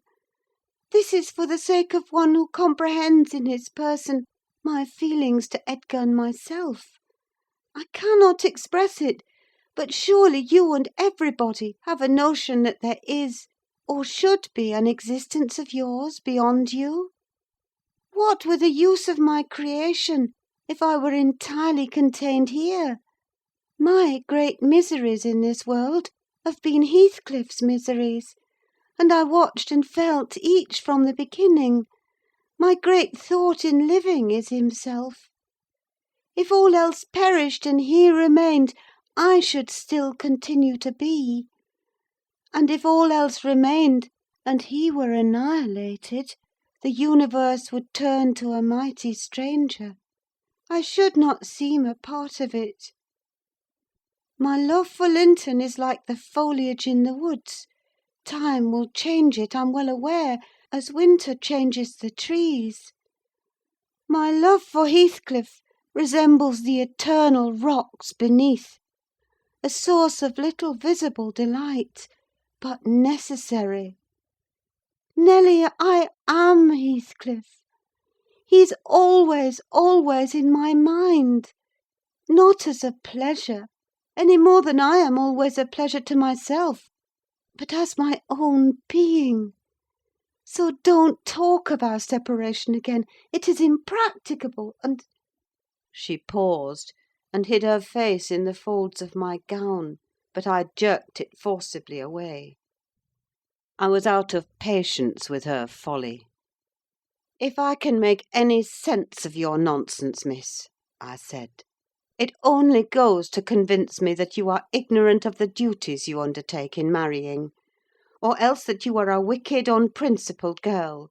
But trouble me with no more secrets. I'll not promise to keep them." "You'll keep that?" she asked eagerly. "No, I'll not promise," I repeated. She was about to insist, when the entrance of Joseph finished our conversation, and Catherine removed her seat to a corner, and nursed Hareton while I made the supper. After it was cooked, my fellow servant and I began to quarrel who should carry some to Mr. Hindley, and we didn't settle it till all was nearly cold. Then we came to the agreement that we would let him ask if he wanted any, for we feared particularly to go into his presence when he had been some time alone. "And how is it that nowt comed in from the field by this time? What's he about? Git idle seat!" demanded the old man, looking round for Heathcliff. "I'll call him," I replied. "He's in the barn, I've no doubt." I went and called, but got no answer. On returning, I whispered to Catherine that he had heard a good part of what she said, I was sure, and told how I saw him quit the kitchen, just as she complained of her brother's conduct regarding him. She jumped up in a fine fright, flung Hareton on to the settle, and ran to seek for her friend herself, not taking leisure to consider why she was so flurried, or how her talk would have affected him. She was absent such a while that Joseph proposed we should wait no longer. He cunningly conjectured they were staying away in order to avoid hearing his protracted blessing. They were ill enough for any foul manners, he affirmed; and on their behalf he added that night a special prayer to the usual quarter of an hour's supplication before meat, and would have tacked another to the end of the grace, had not his young mistress broken in upon him with a hurried command that he must run down the road, and, wherever Heathcliff had rambled, find and make him re-enter directly. "I want to speak to him, and I must before I go upstairs," she said. "And the gate is open: he is somewhere out of hearing, for he would not reply, though I shouted at the top of the fold as loud as I could." Joseph objected at first. She was too much in earnest, however, to suffer contradiction; and at last he placed his hat on his head, and walked grumbling forth. Meantime Catherine paced up and down the floor, exclaiming, "I wonder where he is! I wonder where he can be! What did I say, Nelly? I've forgotten. Was he vexed at my bad humour this afternoon? Dear, tell me what I've said to grieve him. I do wish he'd come. I do wish he would." "What a noise for nothing!" I cried, though rather uneasy myself. "What a trifle scares you? It's surely no great cause of alarm that Heathcliff should take a moonlight saunter on the moors, or even lie too sulky to speak to us in the hay-loft. I'll engage he's lurking there. See if I don't ferret him out." I departed to renew my search. Its result was disappointment, and Joseph's quest ended in the same. "Yon lad gets waur and waur," observed he on re-entering. "He's left the gate at full swing, and Mrs. Pony has trodden down 2 rigs of corn, and plotted through, right o'er into meadow. Some diver t' maister 'ull play t' devil to morn, and he'll do weel. He's patience itsel' not wi' such careless off-hand craters. Patience itsel' nay he is. But he'll not be so allus. Yah see all on ye. Yah mun't drive him out of his head for nowt." "Have you found Heathcliff, you ass?" interrupted Catherine. "Have you been looking for him, as I ordered?" I should more liker look for t' horse," he replied. "It 'ud be to more sense. But I can look for neither horse nor man over neat like this, as black as chimbley. And Heathcliff's noan chap to come at my whistle. Happen he'll be less hard hearing with ye." It was a very dark evening for summer. The clouds appeared inclined to thunder, and I said we'd better all sit down. The approaching rain would be certain to bring him home without further trouble. However, Catherine would not be persuaded into tranquillity. She kept wandering to and fro from the gate to the door, in a state of agitation which permitted no repose, and at length took up a permanent situation on one side of the wall near the road, where, heedless of my expostulations and the growling thunder, and the great drops that began to plash around her, she remained, calling at intervals, and then listening, and then crying outright. She beat Hareton or any child at a good passionate fit of crying.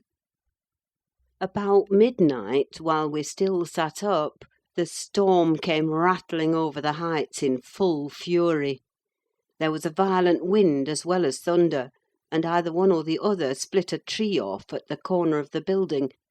A huge bough fell across the roof, and knocked down a portion of the east chimney stack, sending a clatter of stones and soot into the kitchen fire.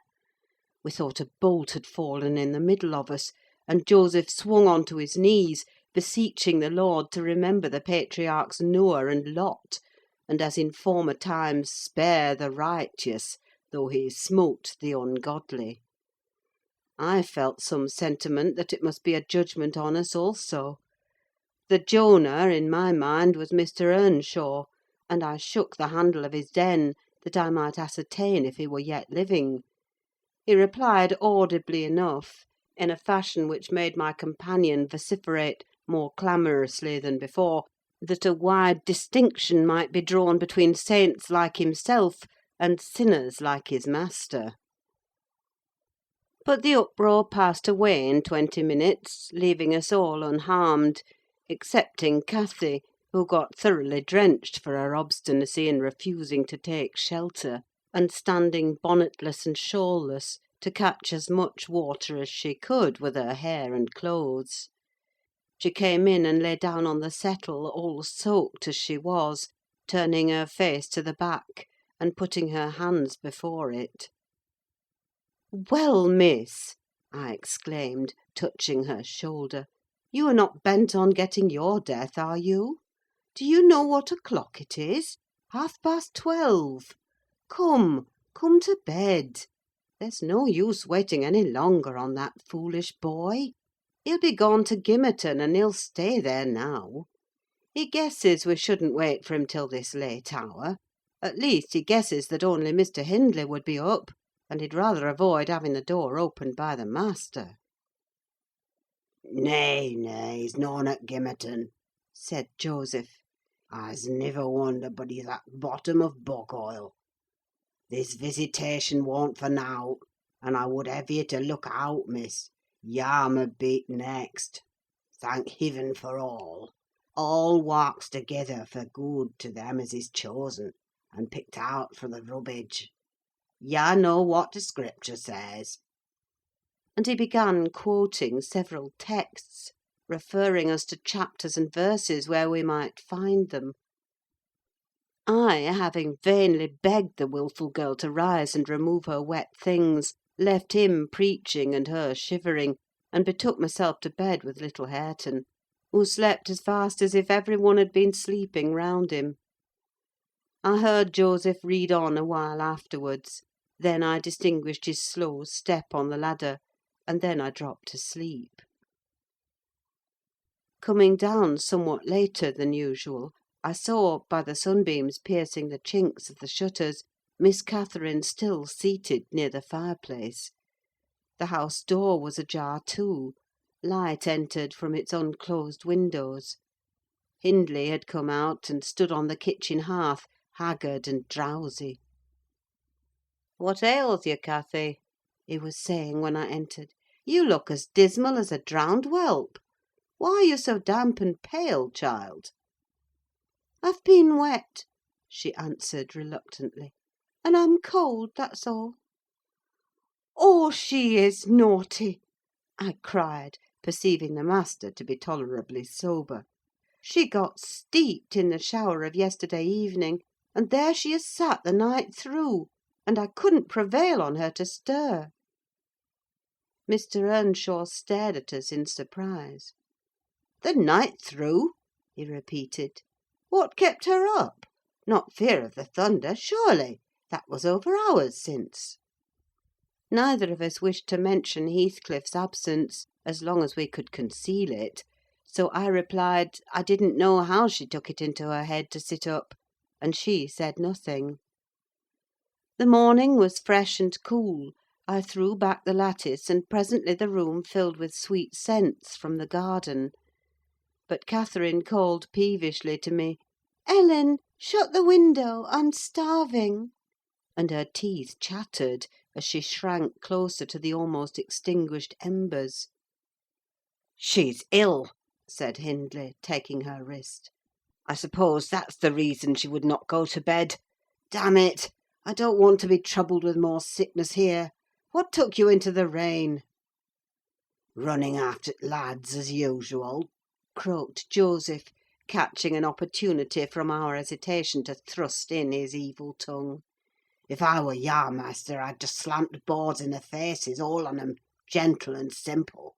Never a day ut you're off, but young Catter Linton comes sneaking hither; and Miss Nelly, shoo's a fine lass, shoo sits watching for ye in t' kitchen, and as you're in at one door, he's out at t'other; and then where grand lady goes a courting of her side. It's bonny behaviour, lurking among t' fields after 12 at night, with that foul, fleysome divil of a gipsy Heathcliff. They think I'm blind, but I'm noan.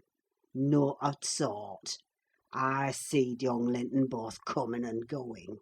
And I seed yah," directing his discourse to me, "yah good for nowt, slatternly witch, nip up and bolt into t' house, at t' minute you had t' master's horse fit clatter up t' road." "Silence, eavesdropper!" cried Catherine. "None of your insolence before me. Edgar Linton came yesterday by chance, Hindley, and it was I who told him to be off, because I knew you would not like to have met him as you were." "You lie, Cathy, no doubt," answered her brother, "and you are a confounded simpleton. But never mind Linton at present. Tell me, were you not with Heathcliff last night? Speak the truth, now. You need not be afraid of harming him; though I hate him as much as ever he did me a good turn, a short time since, that will make my conscience tender of breaking his neck. To prevent it, I shall send him about his business this very morning; and after he's gone, I'd advise you all to look sharp.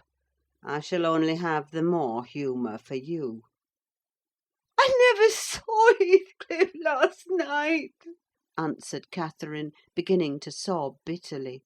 "and if you do turn him out of doors, I'll go with him. But perhaps you'll never have an opportunity. Perhaps he's gone." Here she burst into uncontrollable grief, and the remainder of her words were inarticulate. Hindley lavished on her a torrent of scornful abuse, and bade her to get to her room immediately, or she shouldn't cry for nothing. I obliged her to obey, and I shall never forget what a scene she acted when we reached her chamber. It terrified me. I thought she was going mad, and I begged Joseph to run for the doctor. It proved the commencement of delirium. Mr. Kenneth, as soon as he saw her, pronounced her dangerously ill: she had a fever. He bled her, and he told me to let her live on whey and water gruel, and take care she did not throw herself downstairs or out of the window; and then he left, for he had enough to do in the parish, where 2 or 3 miles was the ordinary distance between cottage and cottage. Though I cannot say I made a gentle nurse, and Joseph and the master were no better, and though our patient was as wearisome and headstrong as a patient could be, she weathered it through. Old Mrs. Linton paid us several visits, to be sure, and set things to rights, and scolded and ordered us all; and when Catherine was convalescent, she insisted on conveying her to Thrushcross Grange, for which deliverance we were very grateful. But the poor dame had reason to repent of her kindness. She and her husband both took the fever, and died within a few days of each other. Our young lady returned to us saucier and more passionate, and haughtier than ever. Heathcliff had never been heard of since the evening of the thunderstorm, and one day I had the misfortune, when she had provoked me exceedingly, to lay the blame of his disappearance on her, where indeed it belonged, as she well knew. From that period, for several months, she ceased to hold any communication with me, save in the relation of a mere servant. Joseph fell under a ban also: he would speak his mind, and lecture her all the same as if she were a little girl; and she esteemed herself a woman, and our mistress, and thought that her recent illness gave her a claim to be treated with consideration. Then the doctor had said that she would not bear crossing much: she ought to have her own way; and it was nothing less than murder in her eyes for any one to presume to stand up and contradict her. From Mr. Earnshaw and his companions she kept aloof, and, tutored by Kenneth, and serious threats of a fit that often attended her rages, her brother allowed her whatever she pleased to demand, and generally avoided aggravating her fiery temper. He was rather too indulgent in humouring her caprices, not from affection, but from pride. He wished earnestly to see her bring honour to the family by an alliance with the Lintons; and as long as she let him alone, she might trample on us like slaves, for aught he cared. Edgar Linton, as multitudes have been before, and will be after him, was infatuated, and believed himself the happiest man alive on the day he led her to Gimmerton Chapel, 3 years subsequent to his father's death. Much against my inclination, I was persuaded to leave Wuthering Heights, and accompany her here. Little Hareton was nearly 5 years old, and I had just begun to teach him his letters. We made a sad parting; but Catherine's tears were more powerful than ours. When I refused to go, and when she found her entreaties did not move me, she went lamenting to her husband and brother. The former offered me munificent wages; the latter ordered me to pack up: he wanted no women in the house, he said, now that there was no mistress; and as to Hareton, the curate should take him in hand by and by. And so I had but one choice left: to do as I was ordered. I told the master he got rid of all decent people only to run to ruin a little faster. I kissed Hareton, said good-bye; and since then he has been a stranger. And it's very queer to think it, but I've no doubt he has completely forgotten all about Ellen Dean, and that he was ever more than all the world to her, and she to him. At this point of the housekeeper's story, she chanced to glance towards the timepiece over the chimney, and was in amazement on seeing the minute hand measure 1:30. She would not hear of staying a second longer. In truth, I felt rather disposed to defer the sequel of her narrative myself; and now that she has vanished to her rest, and I have meditated for another hour or two, I shall summon courage to go also, in spite of aching laziness of head and limbs. End of Chapter 9. Chapter 10. A charming introduction to a hermit's life. 4 weeks' torture, tossing, and sickness. Oh, these bleak winds, and bitter northern skies, and impassable roads, and dilatory country surgeons! And oh, this dearth of the human physiognomy! And worse than all, the terrible intimation of Kenneth that I need not expect to be out of doors till spring. Mr. Heathcliff has just honoured me with a call. About 7 days ago he sent me a brace of grouse, the last of the season. Scoundrel! He is not altogether guiltless in this illness of mine, and that I had a great mind to tell him. But, alas, how could I offend a man who was charitable enough to sit at my bedside a good hour, and talk on some other subject than pills and draughts, blisters and leeches? This is quite an easy interval. I am too weak to read, yet I feel as if I could enjoy something interesting. Why not have up Mrs. Dean to finish her tale? I can recollect its chief incidents, as far as she had gone. Yes, I remember her hero had run off and never been heard of for 3 years, and the heroine was married. I'll ring. She'll be delighted to find me capable of talking cheerfully. Mrs. Dean came. "It wants 20 minutes, sir, to taking the medicine," she commenced. "Away, away with it!" I replied. "I desire to have—" "The doctor says you must drop the powders." "With all my heart. Don't interrupt me. Come and take your seat here. Keep your fingers from that bitter phalanx of vials. Draw your knitting out of your pocket. That will do. Now continue the history of Mr. Heathcliff, from where you left off to the present day. Did he finish his education on the Continent, and come back a gentleman? Or did he get a sizar's place at college, or escape to America, and earn honours by drawing blood from his foster country, or make a fortune more promptly on the English highways?" "He may have done a little in all these vocations, Mr. Lockwood, but I couldn't give my word for any. I stated before that I didn't know how he gained his money. Neither am I aware of the means he took to raise his mind from the savage ignorance into which it was sunk. But, with your leave, I'll proceed in my own fashion, if you think it will amuse and not weary you. Are you feeling better this morning?" "Much." "That's good news."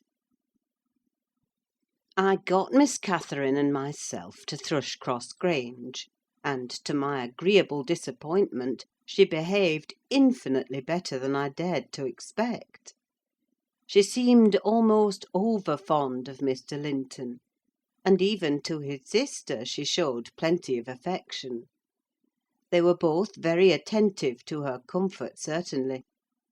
It was not the thorn bending to the honeysuckles, but the honeysuckles embracing the thorn. There were no mutual concessions: one stood erect, and the others yielded.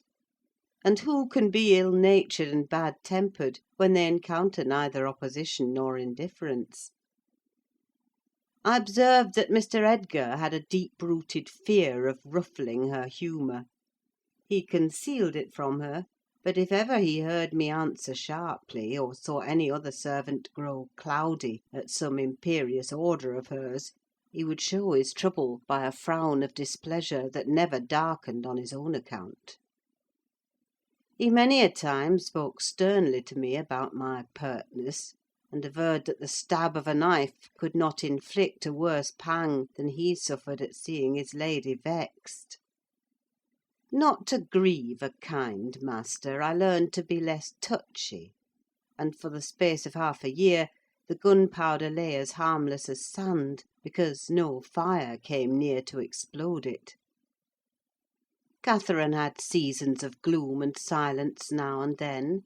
They were respected with sympathising silence by her husband, who ascribed them to an alteration in her constitution, produced by her perilous illness, as she was never subject to depression of spirits before.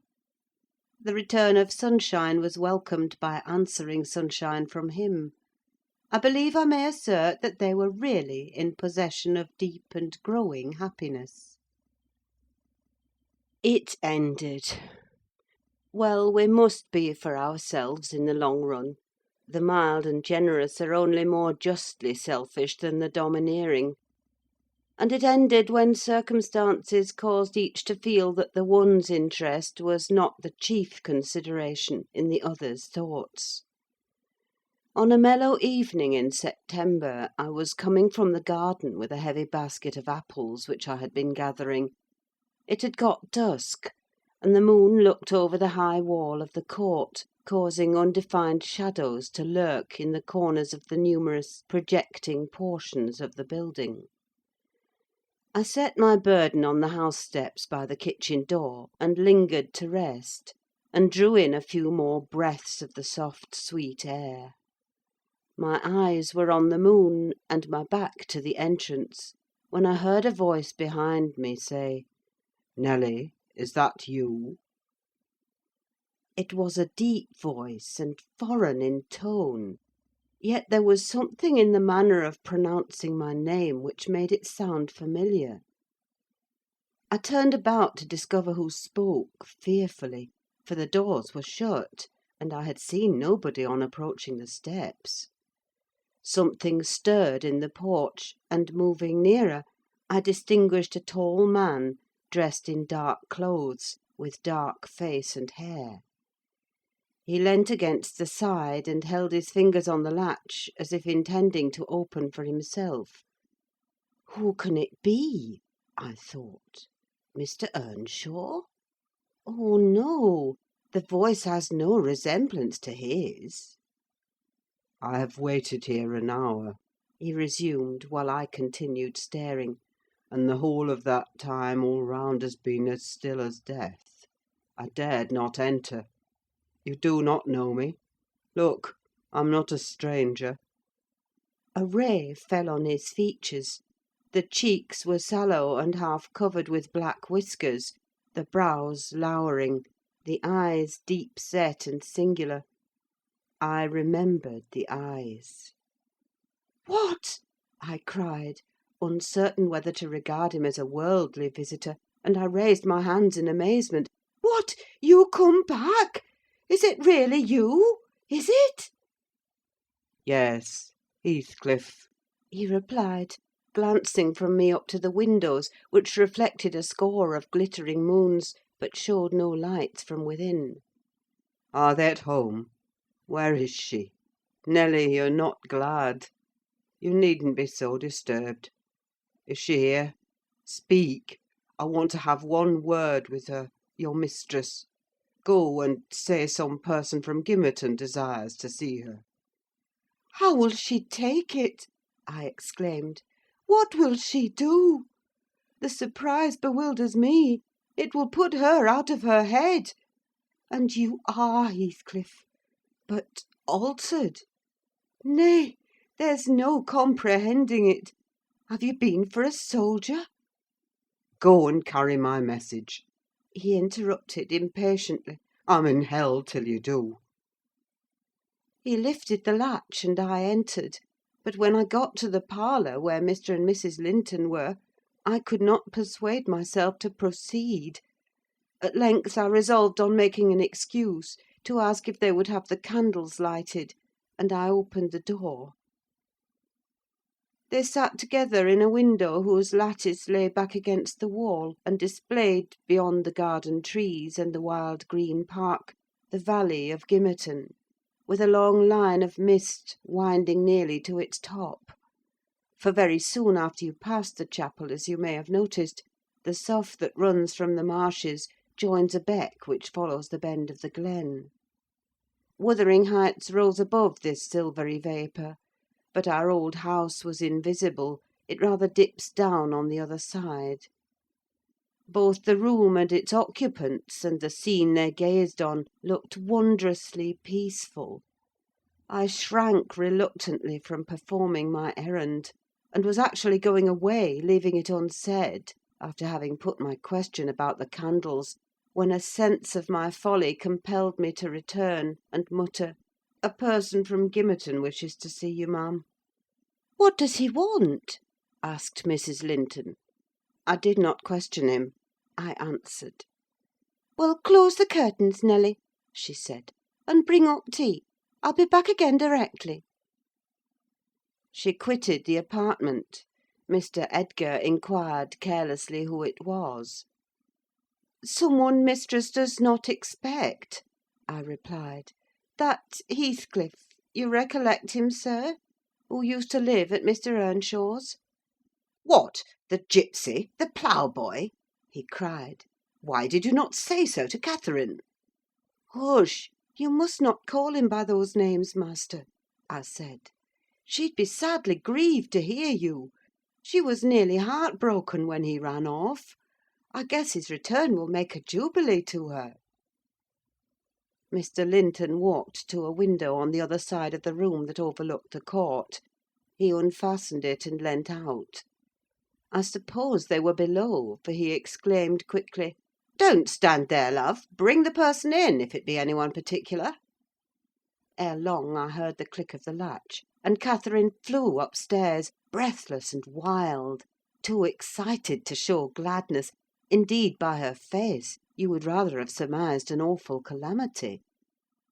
"Oh, Edgar, Edgar!" she panted, flinging her arms round his neck. "Oh, Edgar, darling! Heathcliff's come back! He is!"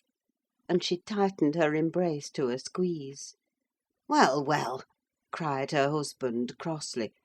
"Don't strangle me for that. He never struck me as such a marvellous treasure. There's no need to be frantic." "I know you didn't like him," she answered, repressing a little the intensity of her delight. "Yet, for my sake, you must be friends now. Shall I tell him to come up?" "Here?" he said. "Into the parlour?" "Where else?" she asked. He looked vexed, and suggested the kitchen as a more suitable place for him. Mrs. Linton eyed him with a droll expression, half angry, half laughing at his fastidiousness. "No," she added, after a while, "I cannot sit in the kitchen. Set 2 tables here, Ellen: one for your master and Miss Isabella, being gentry; the other for Heathcliff and myself, being of the lower orders. Will that please you, dear? Or must I have a fire lighted elsewhere? If so, give directions. I'll run down and secure my guest. I'm afraid the joy is too great to be real." She was about to dart off again, but Edgar arrested her. "You bid him step up," he said, addressing me. "And, Catherine, try to be glad without being absurd. The whole household need not witness the sight of your welcoming a runaway servant as a brother." I descended, and found Heathcliff waiting under the porch, evidently anticipating an invitation to enter. He followed my guidance without waste of words, and I ushered him into the presence of the master and mistress, whose flushed cheeks betrayed signs of warm talking. But the ladies glowed with another feeling when her friend appeared at the door. She sprang forward, took both his hands, and led him to Linton. And then she seized Linton's reluctant fingers and crushed them into his. Now, fully revealed by the fire and candlelight, I was amazed, more than ever, to behold the transformation of Heathcliff. He had grown a tall, athletic, well-formed man, beside whom my master seemed quite slender and youth-like. His upright carriage suggested the idea of his having been in the army. His countenance was much older in expression and decision of feature than Mr. Linton's. It looked intelligent, and retained no marks of former degradation. A half-civilised ferocity lurked yet in the depressed brows and eyes full of black fire, but it was subdued, and his manner was even dignified, quite divested of roughness, though stern for grace.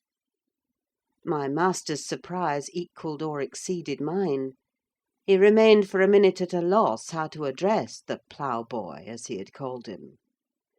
Heathcliff dropped his slight hand, and stood looking at him coolly till he chose to speak. "Sit down, sir," he said at length. "Mrs. Linton, recalling old times, would have me give you a cordial reception, and of course I'm gratified when anything occurs to please her." "And I also," answered Heathcliff. "especially if it be anything in which I have a part. I shall stay an hour or two willingly." He took a seat opposite Catherine, who kept her gaze fixed on him, as if she feared he would vanish were she to remove it. He did not raise his to her often: a quick glance now and then sufficed; but it flashed back, each time more confidently, the undisguised delight he drank from hers. They were too much absorbed in their mutual joy to suffer embarrassment. Not so Mr. Edgar. He grew pale with pure annoyance, a feeling that reached its climax when his lady rose, and, stepping across the rug, seized Heathcliff's hands again, and laughed like one beside herself. "I shall think it a dream to-morrow," she cried. "I shall not be able to believe that I have seen and touched and spoken to you once more. And yet, cruel Heathcliff, you don't deserve this welcome: to be absent and silent for 3 years, and never to think of me!" "A little more than you have thought of me?" he murmured. "I heard of your marriage, Cathy, not long since; and while waiting in the yard below, I meditated this plan: just to have one glimpse of your face, a stare of surprise, perhaps, and pretended pleasure; afterwards settle my score with Hindley, and then prevent the law by doing execution on myself. Your welcome has put these ideas out of my mind; but beware of meeting me with another aspect next time. Nay, you'll not drive me off again. You were really sorry for me, were you? Well, there was cause. I've fought through a bitter life since I last heard your voice; and you must forgive me, for I struggled only for you." "Catherine, unless we are to have cold tea, please to come to the table," interrupted Linton, striving to preserve his ordinary tone and a due measure of politeness. "Mr. Heathcliff will have a long walk, wherever he may lodge to-night, and I'm thirsty." She took her post before the urn, and Miss Isabella came, summoned by the bell. Then, having handed their chairs forward, I left the room. The meal hardly endured 10 minutes. Catherine's cup was never filled: she could neither eat nor drink. Edgar had made a slop in his saucer, and scarcely swallowed a mouthful. Their guest did not protract his stay that evening above an hour longer. I asked, as he departed, if he went to Gimmerton. "No, to Wuthering Heights," he answered. "Mr. Earnshaw invited me when I called this morning." Mr. Earnshaw invited him! And he called on Mr. Earnshaw! I pondered this sentence painfully after he was gone. Is he turning out a bit of a hypocrite, and coming into the country to work mischief under a cloak? I mused. I had a presentiment in the bottom of my heart that he had better have remained away. About the middle of the night I was wakened from my first nap by Mrs. Linton gliding into my chamber, taking a seat on my bedside, and pulling me by the hair to rouse me. "I cannot rest, Ellen," she said, by way of apology, "and I want some living creature to keep me company in my happiness. Edgar is sulky because I am glad of a thing that does not interest him. He refuses to open his mouth, except to utter pettish, silly speeches; and he affirmed I was cruel and selfish for wishing to talk when he was so sick and sleepy. He always contrives to be sick at the least cross. I gave a few sentences of commendation to Heathcliff, and he, either for a headache or a pang of envy, began to cry; so I got up and left him." "What use is it praising Heathcliff to him?" I answered. "As lads they had an aversion to each other, and Heathcliff would hate just as much to hear him praised. It's human nature. Let Mr. Linton alone about him, unless you would like an open quarrel between them." "But does it not show great weakness? pursued she. I'm not envious.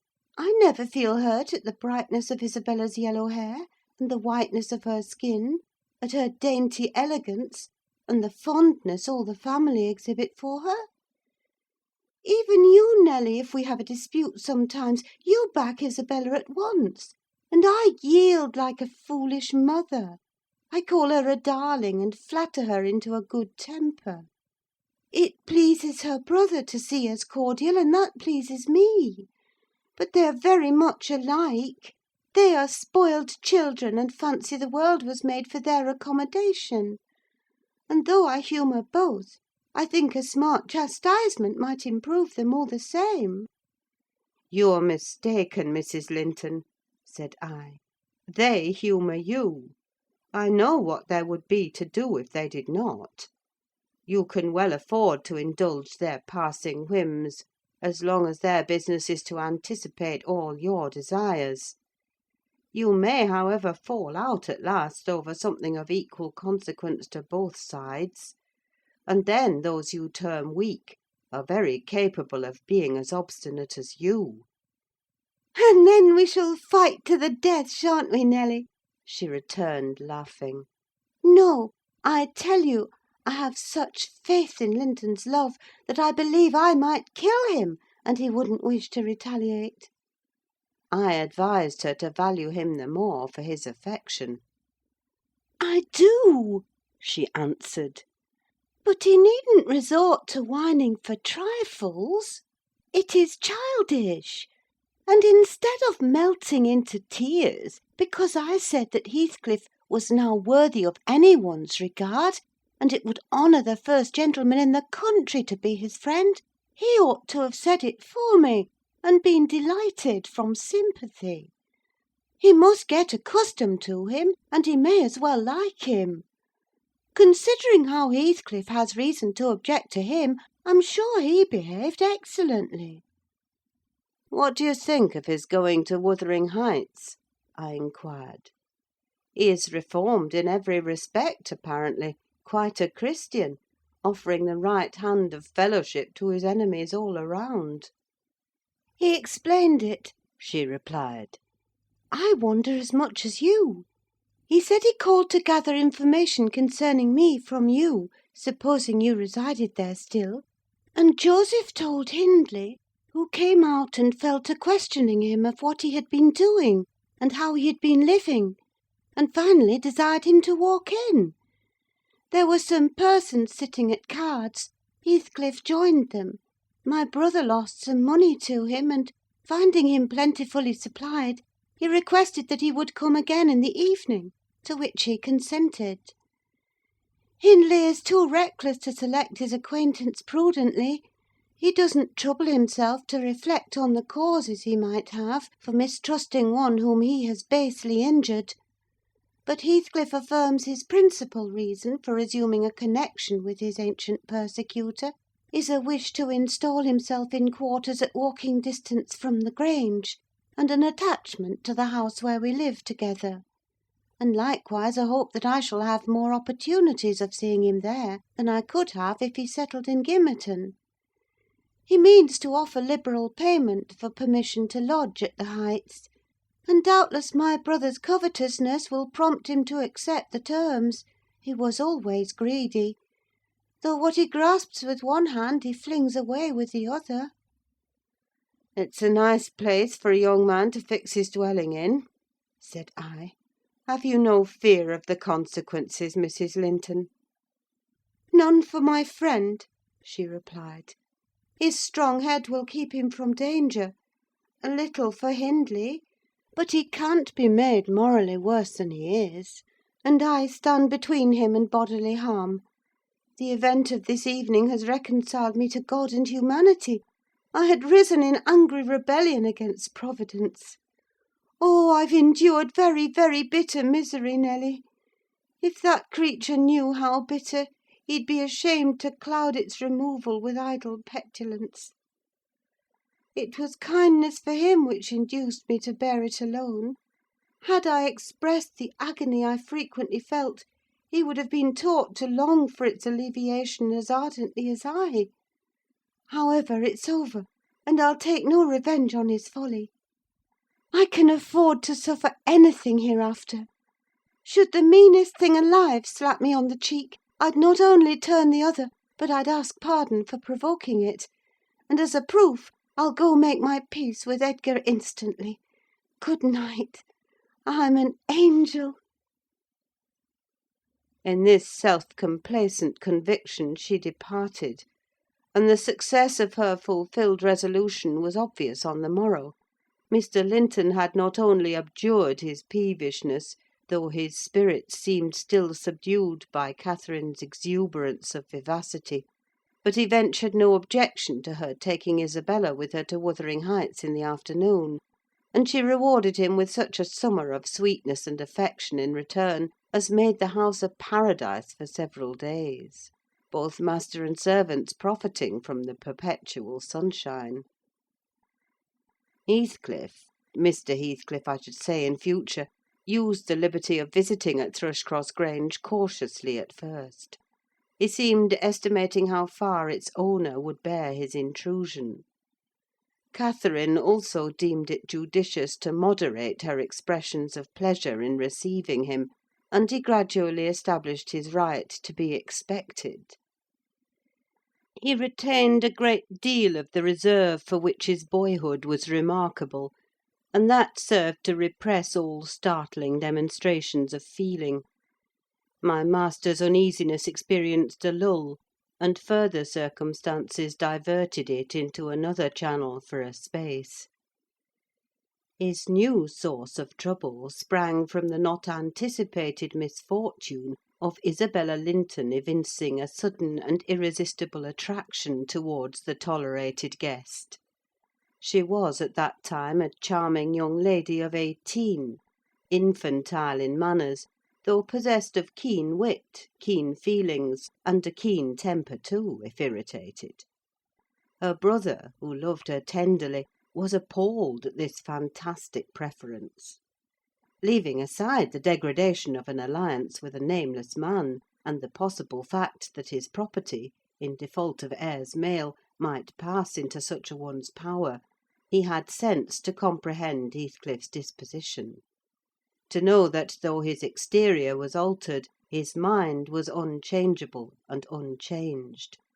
And he dreaded that mind: it revolted him. He shrank forebodingly from the idea of committing Isabella to its keeping. He would have recoiled still more had he been aware that her attachment rose unsolicited, and was bestowed where it awakened no reciprocation of sentiment. For the minute he discovered its existence, he laid the blame on Heathcliff's deliberate designing. We had all remarked during some time that Miss Linton fretted and pined over something.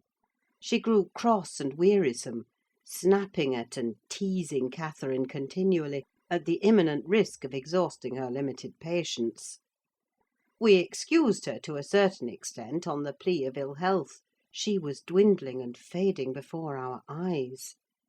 But one day, when she had been peculiarly wayward, rejecting her breakfast, complaining that the servants did not do what she told them, that the mistress would allow her to be nothing in the house, and Edgar neglected her, that she had caught a cold with the doors being left open, and we let the parlour fire go out on purpose to vex her, with 100 yet more frivolous accusations, Mrs. Linton peremptorily insisted that she should get to bed, and having scolded her heartily, threatened to send for the doctor. Mention of Kenneth caused her to exclaim instantly that her health was perfect, and it was only Catherine's harshness which made her unhappy. "How can you say I'm harsh, you naughty fondling?" cried the mistress, amazed at the unreasonable assertion. "You are surely losing your reason. When have I been harsh? Tell me." "Yesterday," sobbed Isabella, "and now." "Yesterday?" said her sister-in-law. "On what occasion?" "In our walk along the moor. You told me to ramble where I pleased, while you sauntered on with Mr. Heathcliff." "And that's your notion of harshness?" said Catherine, laughing. It was no hint that your company was superfluous. We didn't care whether you kept with us or not. I merely thought Heathcliff's talk would have nothing entertaining for your ears." "Oh, no!" wept the young lady. "You wished me away because you knew I liked to be there." "Is she sane?" asked Mrs. Linton, appealing to me. "I'll repeat our conversation word for word, Isabella, and you point out any charm it could have had for you." "I don't mind the conversation," she answered. "I wanted to be with—" "Well?" said Catherine, perceiving her hesitate to complete the sentence. "With him, and I won't always be sent off," she continued, kindling up.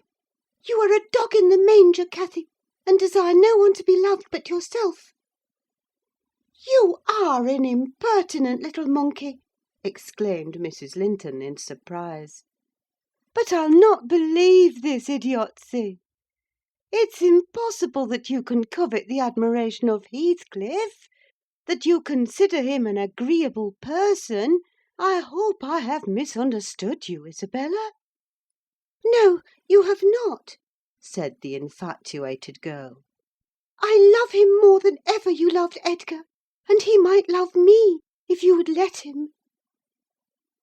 "I wouldn't be you for a kingdom, then," Catherine declared emphatically, and she seemed to speak sincerely. "Nelly, help me to convince her of her madness. Tell her what Heathcliff is: an unreclaimed creature without refinement, without cultivation; an arid wilderness of furze and whinstone. I'd as soon put that little canary into the park on a winter's day as recommend you to bestow your heart on him. It is deplorable ignorance of his character, child, and nothing else, which makes that dream enter your head. Pray don't imagine that he conceals depths of benevolence and affection beneath a stern exterior. He's not a rough diamond, a pearl-containing oyster of a rustic. He's a fierce, pitiless, wolfish man. I never say to him, 'Let this or that enemy alone, because it would be ungenerous or cruel to harm them.' I say, 'Let them alone, because I should hate them to be wronged.' And he'd crush you like a sparrow's egg, Isabella, if he found you a troublesome charge. I know he couldn't love a Linton, and yet he'd be quite capable of marrying your fortune and expectations. Avarice is growing with him a besetting sin. There's my picture, and I'm his friend: so much so, that had he thought seriously to catch you, I should perhaps have held my tongue, and let you fall into his trap." Miss Linton regarded her sister-in-law with indignation. "For shame! For shame!" she repeated angrily. "You are worse than 20 foes, you poisonous friend!" "Ah, you won't believe me, then?" said Catherine. "You think I speak from wicked selfishness?" "I'm certain you do," retorted Isabella, "and I shudder at you." "Good!" cried the other. "Try for yourself, if that be your spirit. I have done, and yield the argument to your saucy insolence." "And I must suffer for her egotism," she sobbed, as Mrs. Linton left the room. All is against me. She has blighted my single consolation. But she uttered falsehoods, didn't she? Mr. Heathcliff is not a fiend. He has an honourable soul, and a true one, or how could he remember her?" "Banish him from your thoughts, miss," I said. "He's a bird of bad omen: no mate for you. Mrs. Linton spoke strongly, and yet I can't contradict her. She is better acquainted with his heart than I, or any one besides; and she never would represent him as worse than he is. Honest people don't hide their deeds. How has he been living? How has he got rich? Why is he staying at Wuthering Heights, the house of a man whom he abhors?" They say Mr. Earnshaw is worse and worse since he came. They sit up all night together continually, and Hindley has been borrowing money on his land, and does nothing but play and drink. I heard only a week ago, it was Joseph who told me, I met him at Gimmerton. Nelly, He said, we's high crowners questing o'er our folks. One on 'em's almost gotten his finger cut off with holding t'other for sticking hisself like a calf. That's Maister, you know. That's so but going to grand sizes. He's noan feared up bench o' judges, nor the Paul, nor Peter, nor John, nor Matthew, nor none on 'em, not he. He fair likes, he langs to set his brazen face agin 'em. And yon bonny lad Heathcliff, you mind, he's a rare un. He can girn a laugh as well as anybody at a right divil's jest. Does he niver say nowt of his fine living among us, when he goes to t' Grange? This is t' way on't. Up at sundown, dice, brandy, closed shutters, and candlelight till next day at noon. Then t' fool gangs banning and raving to his chamber, making decent folks dig their fingers in their lugs for very shame. And the knave, why, he kent his brass, and ate and sleep, and off to his neighbours to gossip wi' wife. Of course he tells Dame Catherine how her father's gold runs into his pocket, and her father's son gallops down t' Broad Road, while he flees afore to open pikes. Now, Miss Linton, Joseph is an old rascal, but no liar; and if his account of Heathcliff's conduct be true, you would never think of desiring such a husband, would you? You are leagued with the rest, Ellen, she replied. I'll not listen to your slanders. What malevolence you must have to wish to convince me that there is no happiness in the world! Whether she would have got over this fancy if left to herself, or persevered in nursing it perpetually, I cannot say. She had little time to reflect. The day after, there was a justice meeting at the next town. My master was obliged to attend, and Mr. Heathcliff, aware of his absence, called rather earlier than usual. Catherine and Isabella were sitting in the library, on hostile terms, but silent. The latter, alarmed at her recent indiscretion, and the disclosure she had made of her secret feelings in a transient fit of passion. The former, on mature consideration, really offended with her companion, and, if she laughed again at her pertness, inclined to make it no laughing matter to her. She did laugh as she saw Heathcliff pass the window. I was sweeping the hearth, and I noticed a mischievous smile on her lips. Isabella, absorbed in her meditations or a book, remained till the door opened, and it was too late to attempt an escape, which she would gladly have done had it been practicable. Come in, that's right!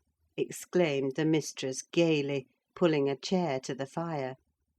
Here are two people sadly in need of a third to thaw the ice between them, and you are the very one we should both of us choose. Heathcliff, I'm proud to show you at last somebody that dotes on you more than myself. I expect you to feel flattered. Nay, it's not Nelly, don't look at her. My poor little sister-in-law is breaking her heart by mere contemplation of your physical and moral beauty. It lies in your own power to be Edgar's brother. No, Isabella, you shan't run off, she continued, arresting with feigned playfulness the confounded girl, who had risen indignantly. We were quarrelling like cats about you, Heathcliff, and I was fairly beaten in protestations of devotion and admiration. And moreover, I was informed that if I would but have the manners to stand aside, my rival, as she will have herself to be, would shoot a shaft into your soul, that would fix you for ever, and send my image into eternal oblivion." "Catherine!" said Isabella, calling up her dignity, and disdaining to struggle from the tight grasp that held her. "I'd thank you to adhere to the truth, and not slander me even in joke. Mr. Heathcliff, be kind enough to bid this friend of yours release me. She forgets that you and I are not intimate acquaintances, and what amuses her is painful to me beyond expression."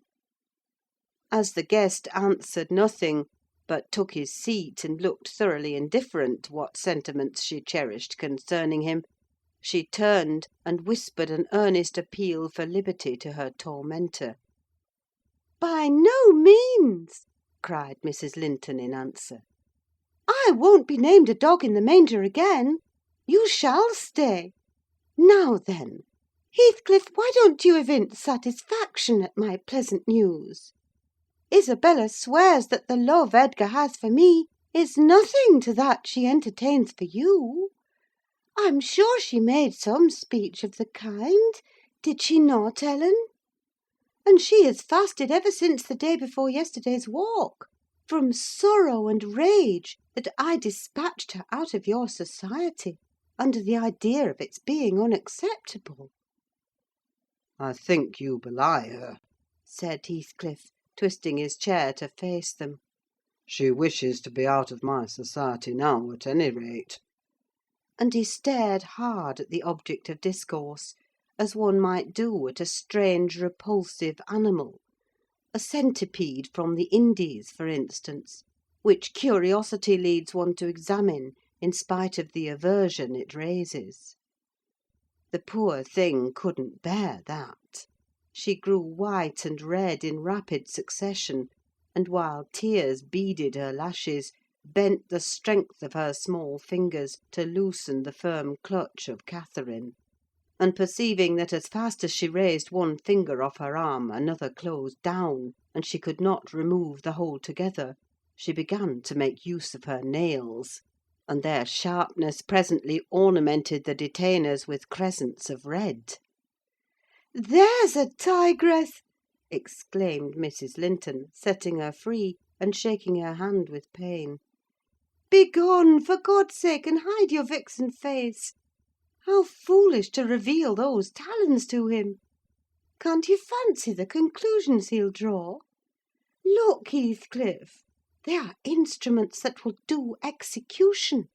You must beware of your eyes." "I'd wrench them off her fingers if they ever menaced me," he answered brutally, when the door had closed after her. "But what did you mean by teasing the creature in that manner, Cathy? You were not speaking the truth, were you?" "I assure you I was," she returned. "She has been dying for your sake several weeks, and raving about you this morning, and pouring forth a deluge of abuse, because I represented your failings in a plain light, for the purpose of mitigating her adoration. But don't notice it further. I wish to punish her sauciness, that's all. I like her too well, my dear Heathcliff, to let you absolutely seize and devour her up." "And I like her too ill to attempt it," said he. "except in a very ghoulish fashion. You'd hear of odd things if I lived alone with that mawkish waxen face. The most ordinary would be painting on its white the colours of the rainbow, and turning the blue eyes black every day or two. They detestably resemble Linton's." "Delectably," observed Catherine. "They are dove's eyes, angels." "She's her brother's heir, is she not?" he asked after a brief silence. "I should be sorry to think so," returned his companion. "Half a dozen nephews shall erase her title, please heaven. Abstract your mind from the subject at present. You are too prone to covet your neighbour's goods. Remember, this neighbour's goods are mine." "If they were mine, they would be none the less that," said Heathcliff. "But though Isabella Linton may be silly, she is scarcely mad. and in short will dismiss the matter as you advise." From their tongues they did dismiss it, and Catherine probably from her thoughts. The other, I felt certain, recalled it often in the course of the evening. I saw him smile to himself, grin rather, and lapse into ominous musing whenever Mrs. Linton had occasion to be absent from the apartment. I determined to watch his movements. My heart invariably cleaved to the master's in preference to Catherine's side; with reason, I imagined, for he was kind and trustful and honourable, and she could not be called opposite, yet she seemed to allow herself such wide latitude that I had little faith in her principles, and still less sympathy for her feelings. I wanted something to happen which might have the effect of freeing both Wuthering Heights and the Grange of Mr. Heathcliff quietly, leaving us as we had been prior to his advent. His visits were a continual nightmare to me, and, I suspected, to my master also. His abode at the Heights was an oppression past explaining. I felt that God had forsaken the stray sheep there to its own wicked wanderings, and an evil beast prowled between it and the fold, waiting his time to spring and destroy. End of chapter 10. Chapter 11.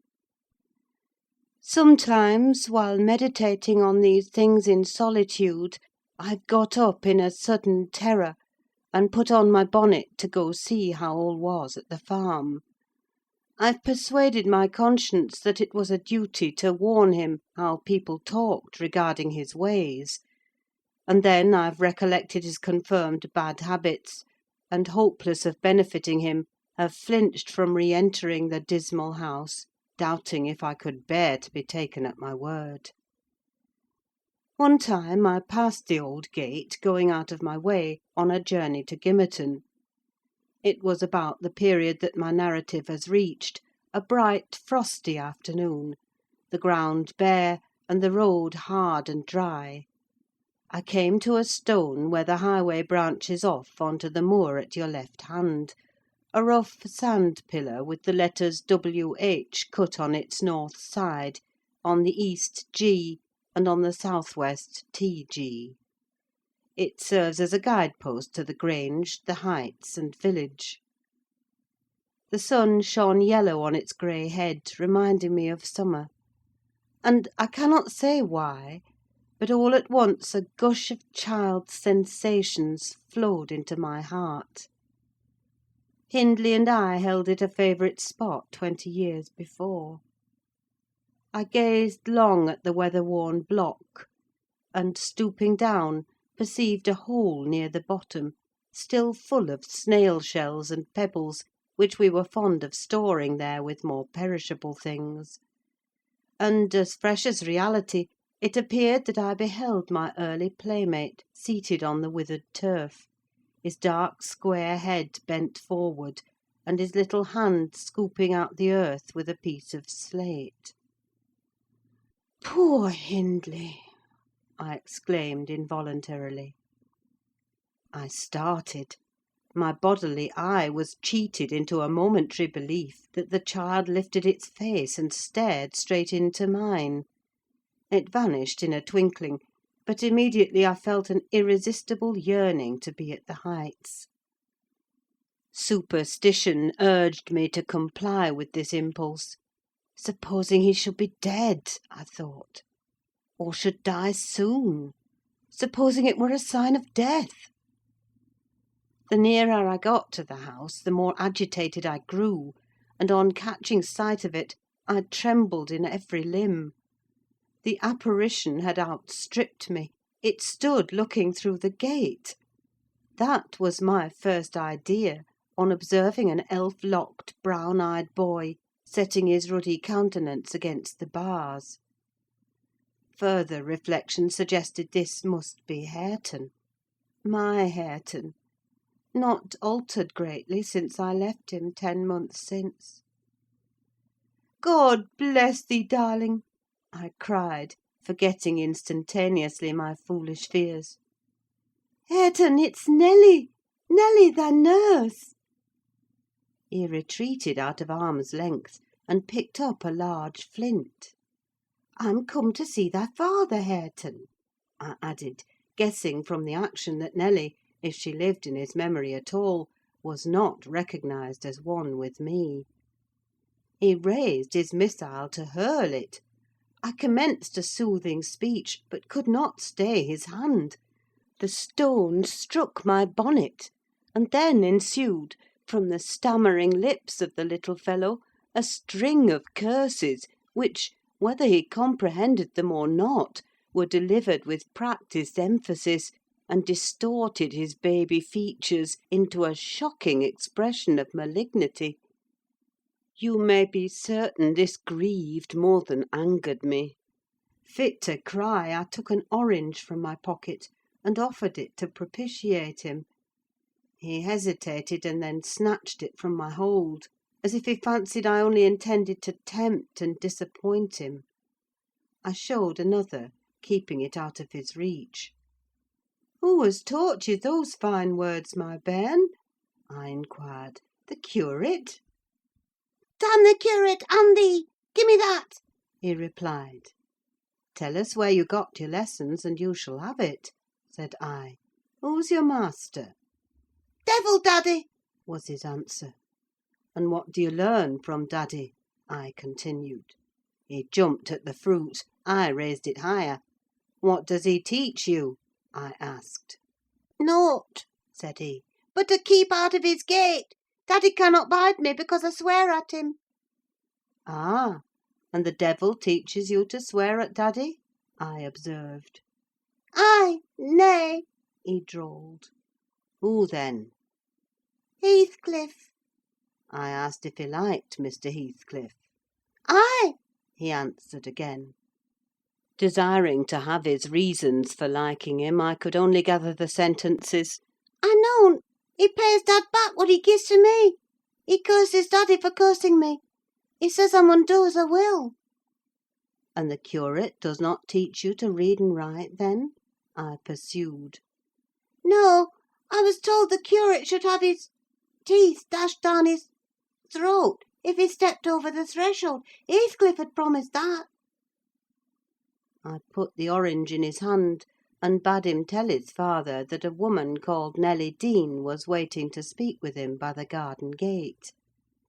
He went up the walk and entered the house; but instead of Hindley, Heathcliff appeared on the door-stones, and I turned directly, and ran down the road as hard as ever I could race, making no halt till I gained the guide-post, and feeling as scared as if I had raised a goblin. This is not much connected with Miss Isabella's affair, except that it urged me to resolve further on mounting vigilant guard, and doing my utmost to check the spread of such bad influence at the Grange, even though I should wake a domestic storm by thwarting Mrs. Linton's pleasure. The next time Heathcliff came, my young lady chanced to be feeding some pigeons in the court. She had never spoken a word to her sister-in-law for 3 days, but she had likewise dropped her fretful complaining, and we found it a great comfort. Heathcliff had not the habit of bestowing a single unnecessary civility on Miss Linton, I knew. Now, as soon as he beheld her, his first precaution was to take a sweeping survey of the house front. I was standing by the kitchen window, but I drew out of sight. He then stepped across the pavement to her and said something. She seemed embarrassed and desirous of getting away. To prevent it, he laid his hand on her arm. She averted her face. He apparently put some question which she had no mind to answer. There was another rapid glance at the house, and supposing himself unseen, the scoundrel had the impudence to embrace her. "Judas! Traitor!" I ejaculated. "You are a hypocrite too, are you? a deliberate deceiver." "Who is, Nelly?" said Catherine's voice at my elbow. I had been over intent on watching the pair outside to mark her entrance. "Your worthless friend," I answered warmly. "The sneaking rascal yonder. Ah, he has caught a glimpse of us; he is coming in. I wonder will he have the heart to find a plausible excuse for making love to Miss, when he told you he hated her?" Mrs. Linton saw Isabella tear herself free and run into the garden; and a minute after Heathcliff opened the door. I couldn't withhold giving some loose to my indignation, but Catherine angrily insisted on silence, and threatened to order me out of the kitchen if I dared to be so presumptuous as to put in my insolent tongue. "To hear you, people might think you were the mistress," she cried. "You want setting down in your right place. Heathcliff, what are you about, raising this stir? I said you must let Isabella alone. I beg you will, unless you are tired of being received here, and wish Linton to draw the bolts against you." God forbid that he should try! answered the black villain. I detested him just then. God keep him meek and patient. Every day I grow madder after sending him to heaven. "Hush!" said Catherine, shutting the inner door. "Don't vex me. Why have you disregarded my request? Did she come across you on purpose?" What is it to you? he growled. I have a right to kiss her if she chooses, and you have no right to object. I am not your husband. You needn't be jealous of me." "I'm not jealous of you," replied the mistress. "I'm jealous for you. Clear your face. You shan't scowl at me. If you like Isabella, you shall marry her. But do you like her? Tell the truth, Heathcliff. There, you won't answer. I'm certain you don't." "And would Mr. Linton approve of his sister marrying that man?" I inquired. "Mr. Linton should approve," returned my lady, decisively. "He might spare himself the trouble," said Heathcliff. "I could do as well without his approbation. And as to you, Catherine, I have a mind to speak a few words now while we are at it. I want you to be aware that I know you have treated me infernally. Infernally, do you hear? And if you flatter yourself that I don't perceive it, you are a fool. And if you think I can be consoled by sweet words, you are an idiot. And if you fancy I'll suffer unrevenged, I'll convince you of the contrary in a very little while. Meantime, thank you for telling me your sister-in-law's secret. I swear I'll make the most of it, and stand you aside." "What new phase of his character is this?" exclaimed Mrs. Linton in amazement. "I've treated you infernally, and you'll take your revenge. How will you take it, ungrateful brute? How have I treated you infernally?" "I seek no revenge on you," replied Heathcliff, less vehemently. "That's not the plan. The tyrant grinds down his slaves, and they don't turn against him: they crush those beneath them. You are welcome to torture me to death for your amusement. Only allow me to amuse myself a little in the same style, and refrain from insult as much as you are able. Having levelled my palace, don't erect a hovel, and complacently admire your own charity in giving me that for a home. If I imagined you really wished me to marry Isabel, I'd cut my throat." "Oh, the evil is that I am not jealous, is it?" cried Catherine. "Well, I won't repeat my offer of a wife. It is as bad as offering Satan a lost soul. Your bliss lies like his in inflicting misery. You prove it." Edgar is restored from the ill temper he gave way to at your coming. I begin to be secure and tranquil; and you, restless to know us at peace, appear resolved on exciting a quarrel. Quarrel with Edgar if you please, Heathcliff, and deceive his sister. You'll hit on exactly the most efficient method of revenging yourself on me." The conversation ceased. Mrs. Linton sat down by the fire, flushed and gloomy. The spirit which served her was growing intractable: she could neither lay nor control it.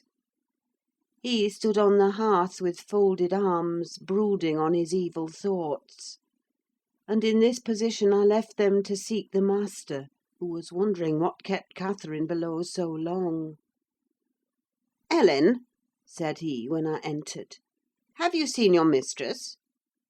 "Yes, she's in the kitchen, sir," I answered. "She's sadly put out by Mr. Heathcliff's behaviour; and indeed I do think it's time to arrange his visits on another footing. There's harm in being too soft, and now it's come to this." And I related the scene in the court, and, as near as I dared, the whole subsequent dispute. I fancied it could not be very prejudicial to Mrs. Linton, unless she made it so afterwards, by assuming the defensive for her guest. Edgar Linton had difficulty in hearing me to the close. His first words revealed that he did not clear his wife of blame. "This is insufferable!" he exclaimed. "It is disgraceful that she should own him for a friend, and force his company on me. Call me 2 men out of the hall, Ellen. Catherine shall linger no longer to argue with the low ruffian. I have humoured her enough." He descended, and, bidding the servants wait in the passage, went, followed by me, to the kitchen. Its occupants had recommenced their angry discussion. Mrs. Linton, at least, was scolding with renewed vigour. Heathcliff had moved to the window, and hung his head, somewhat cowed by her violent rating, apparently.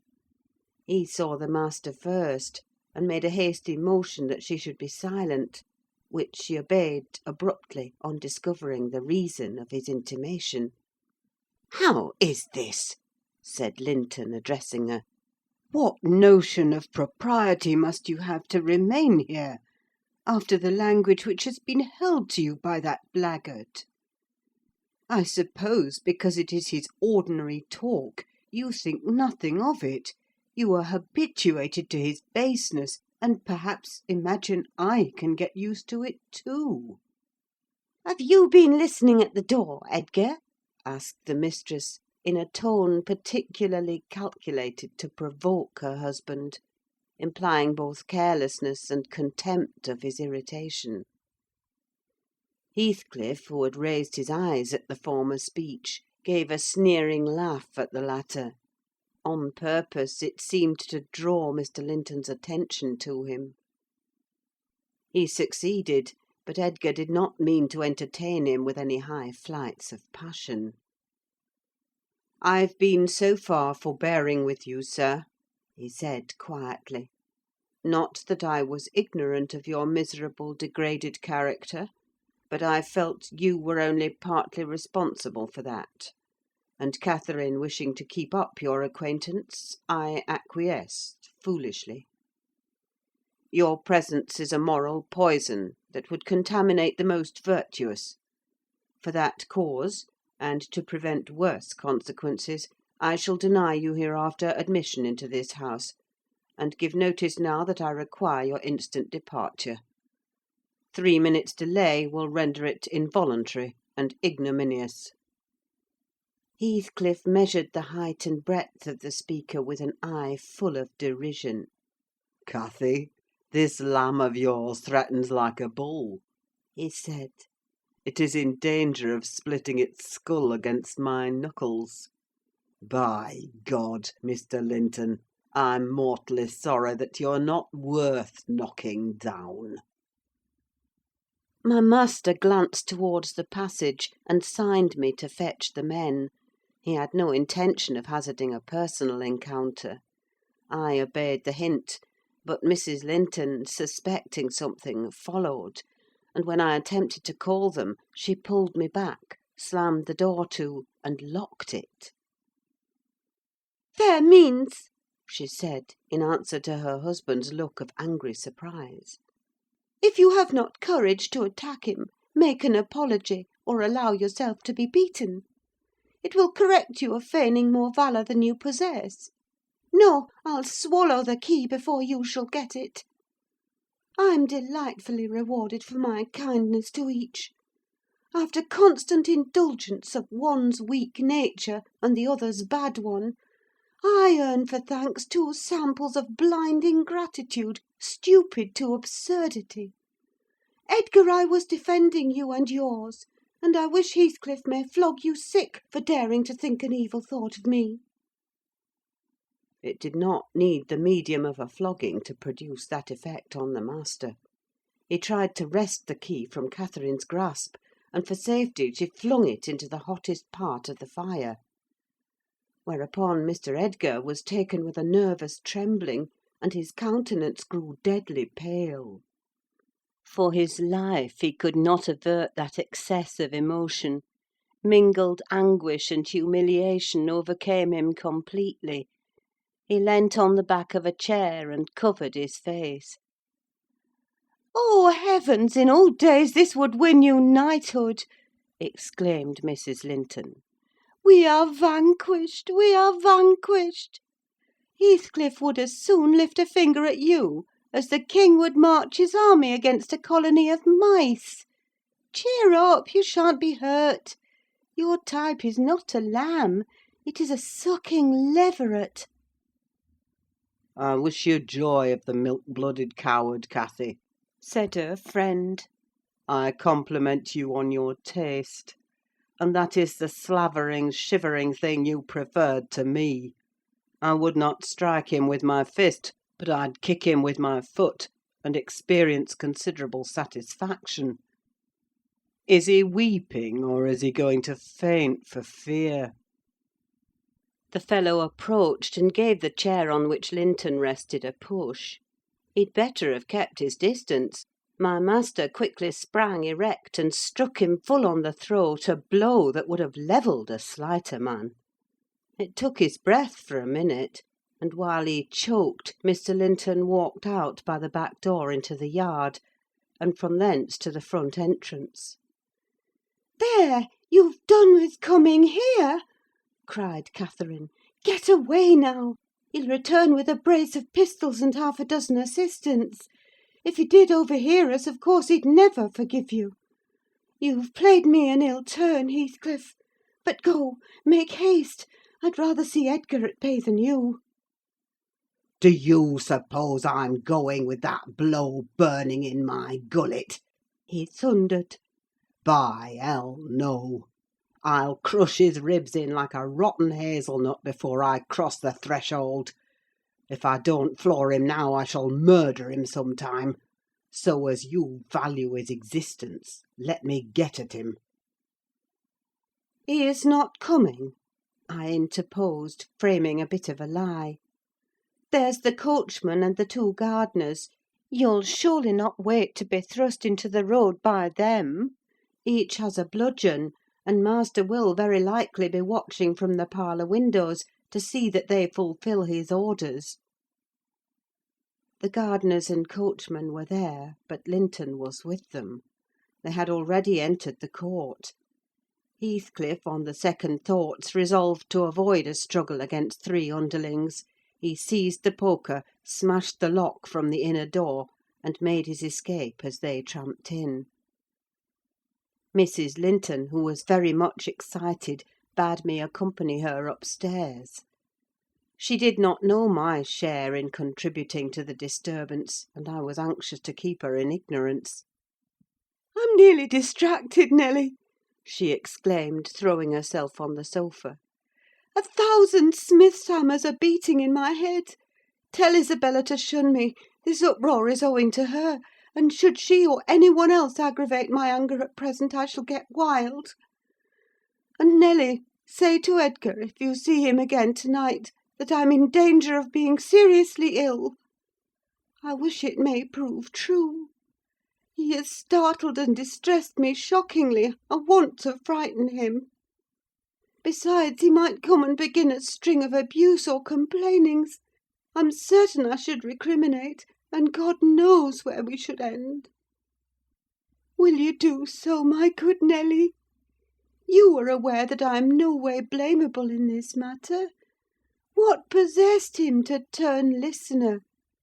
Heathcliff's talk was outrageous after you left us, but I could soon have diverted him from Isabella, and the rest meant nothing.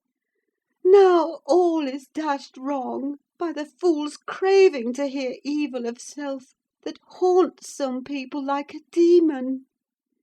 Had Edgar never gathered our conversation, he would never have been the worse for it.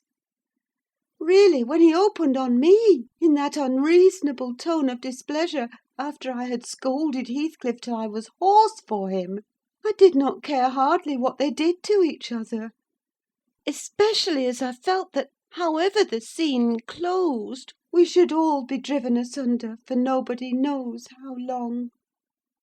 Well, if I cannot keep Heathcliff for my friend, if Edgar will be mean and jealous, I'll try to break their hearts by breaking my own. That will be a prompt way of finishing all when I am pushed to extremity. But it's a deed to be reserved for a forlorn hope. I'd not take Linton by surprise with it. To this point he has been discreet in dreading to provoke me.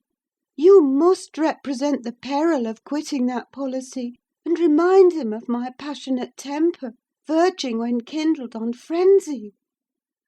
I wish you could dismiss that apathy out of that countenance, and look rather more anxious about me." The stolidity with which I received these instructions was, no doubt, rather exasperating, for they were delivered in perfect sincerity. But I believed a person who could plan the turning of her fits of passion to account beforehand might, by exerting her will, manage to control herself tolerably, even while under their influence; and I did not wish to frighten her husband, as she said, and multiply his annoyances for the purpose of serving her selfishness. Therefore I said nothing when I met the master coming towards the parlour; but I took the liberty of turning back to listen whether they would resume their quarrel together. He began to speak first. "Remain where you are, Catherine," he said, without any anger in his voice, but with much sorrowful despondency. "I shall not stay. I am neither come to wrangle nor be reconciled; but I wish just to learn whether, after this evening's events, you intend to continue your intimacy with—" "Oh, for mercy's sake!" interrupted the mistress, stamping her foot. "For mercy's sake, let us hear no more of it now. Your cold blood cannot be worked into a fever. Your veins are full of ice water, but mine are boiling, and the sight of such chillness makes them dance." "To get rid of me, answer my question," persevered Mr. Linton. "You must answer it, and that violence does not alarm me. I have found that you can be as stoical as any one when you please. Will you give up Heathcliff hereafter, or will you give up me? It is impossible for you to be my friend and his at the same time, and I absolutely require to know which you choose." "I require to be let alone!" exclaimed Catherine furiously. "I demand it! Don't you see I can scarcely stand? Edgar, you leave me!" She rang the bell till it broke with a twang. I entered leisurely. It was enough to try the temper of a saint, such senseless, wicked rages. There she lay, dashing her head against the arm of the sofa, and grinding her teeth, so that you might fancy she would crash them to splinters. Mr. Linton stood looking at her in sudden compunction and fear. He told me to fetch some water. She had no breath for speaking. I brought a glassful, and as she would not drink, I sprinkled it on her face. In a few seconds she stretched herself out stiff, and turned up her eyes, while her cheeks, at once blanched and livid, assumed the aspect of death. Linton looked terrified. "There is nothing in the world the matter," I whispered. I did not want him to yield, though I could not help being afraid in my heart. "She has blood on her lips," he said, shuddering. "Never mind," I answered tartly; and I told him how she had resolved, previous to his coming, on exhibiting a fit of frenzy. I incautiously gave the account aloud, and she heard me; for she started up, her hair flying over her shoulders, her eyes flashing, the muscles of her neck and arms standing out preternaturally.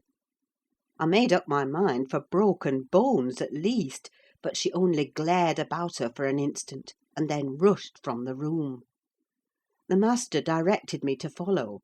I did, to her chamber door. She hindered me from going further by securing it against me.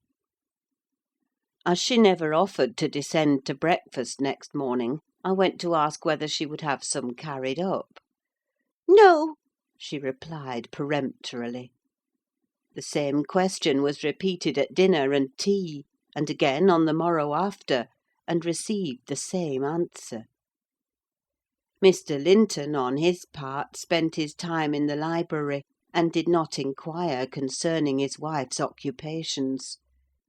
Isabella and he had had an hour's interview, during which he tried to elicit from her some sentiment of proper horror for Heathcliff's advances; but he could make nothing of her evasive replies, and was obliged to close the examination unsatisfactorily; adding, however, a solemn warning that if she were so insane as to encourage that worthless suitor, it would dissolve all bonds of relationship between herself and him.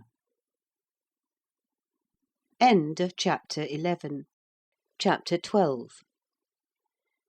While Miss Linton moped about the park and garden, always silent and almost always in tears, and her brother shut himself up among books that he never opened, wearying, I guessed, with a continual vague expectation that Catherine, repenting her conduct, would come of her own accord to ask pardon and seek a reconciliation; and she fasted pertinaciously, under the idea, probably, that at every meal Edgar was ready to choke for her absence, and pride alone held him from running to cast himself at her feet. I went about my household duties, convinced that the Grange had but one sensible soul in its walls, and that lodged in my body. I wasted no condolences on Miss, nor any expostulations on my mistress; nor did I pay much attention to the sighs of my master, who yearned to hear his lady's name, since he might not hear her voice. I determined they should come about as they pleased for me; and though it was a tiresomely slow process, I began to rejoice at length in a faint dawn of its progress, as I thought at first. Mrs. Linton, on the third day, unbarred her door, and having finished the water in her pitcher and decanter, desired a renewed supply, and a basin of gruel, for she believed she was dying. That I set down as a speech meant for Edgar's ears. I believed no such thing, so I kept it to myself, and brought her some tea and dry toast. She ate and drank eagerly, and sank back on her pillow again, clenching her hands and groaning. "Oh, I will die!" she exclaimed, "since no one cares anything about me. I wish I had not taken that." Then, a good while after, I heard her murmur, "No, I'll not die. He'd be glad. He does not love me at all. He would never miss me." "Did you want anything, ma'am?" I inquired, still preserving my external composure, in spite of her ghastly countenance and strange exaggerated manner. "What is that apathetic being doing?" she demanded, pushing the thick, entangled locks from her wasted face. "Has he fallen into a lethargy, or is he dead?" "Neither," replied I, "if you mean Mr. Linton. He's tolerably well, I think, though his studies occupy him rather more than they ought. He is continually among his books, since he has no other society." I should not have spoken so if I had known her true condition, but I could not get rid of the notion that she acted a part of her disorder. "Among his books!" she cried, confounded. "And I dying! I on the brink of the grave! My God! Does he know how I'm altered?" continued she, staring at her reflection in a mirror hanging against the opposite wall. "Is that Catherine Linton? He imagines me in a pet, in play, perhaps. Cannot you inform him that it is frightful earnest? Nelly, if it be not too late. As soon as I learn how he feels, I'll choose between these two: either to starve at once, that would be no punishment unless he had a heart, or to recover and leave the country. Are you speaking the truth about him now? Take care. Is he actually so utterly indifferent for my life?"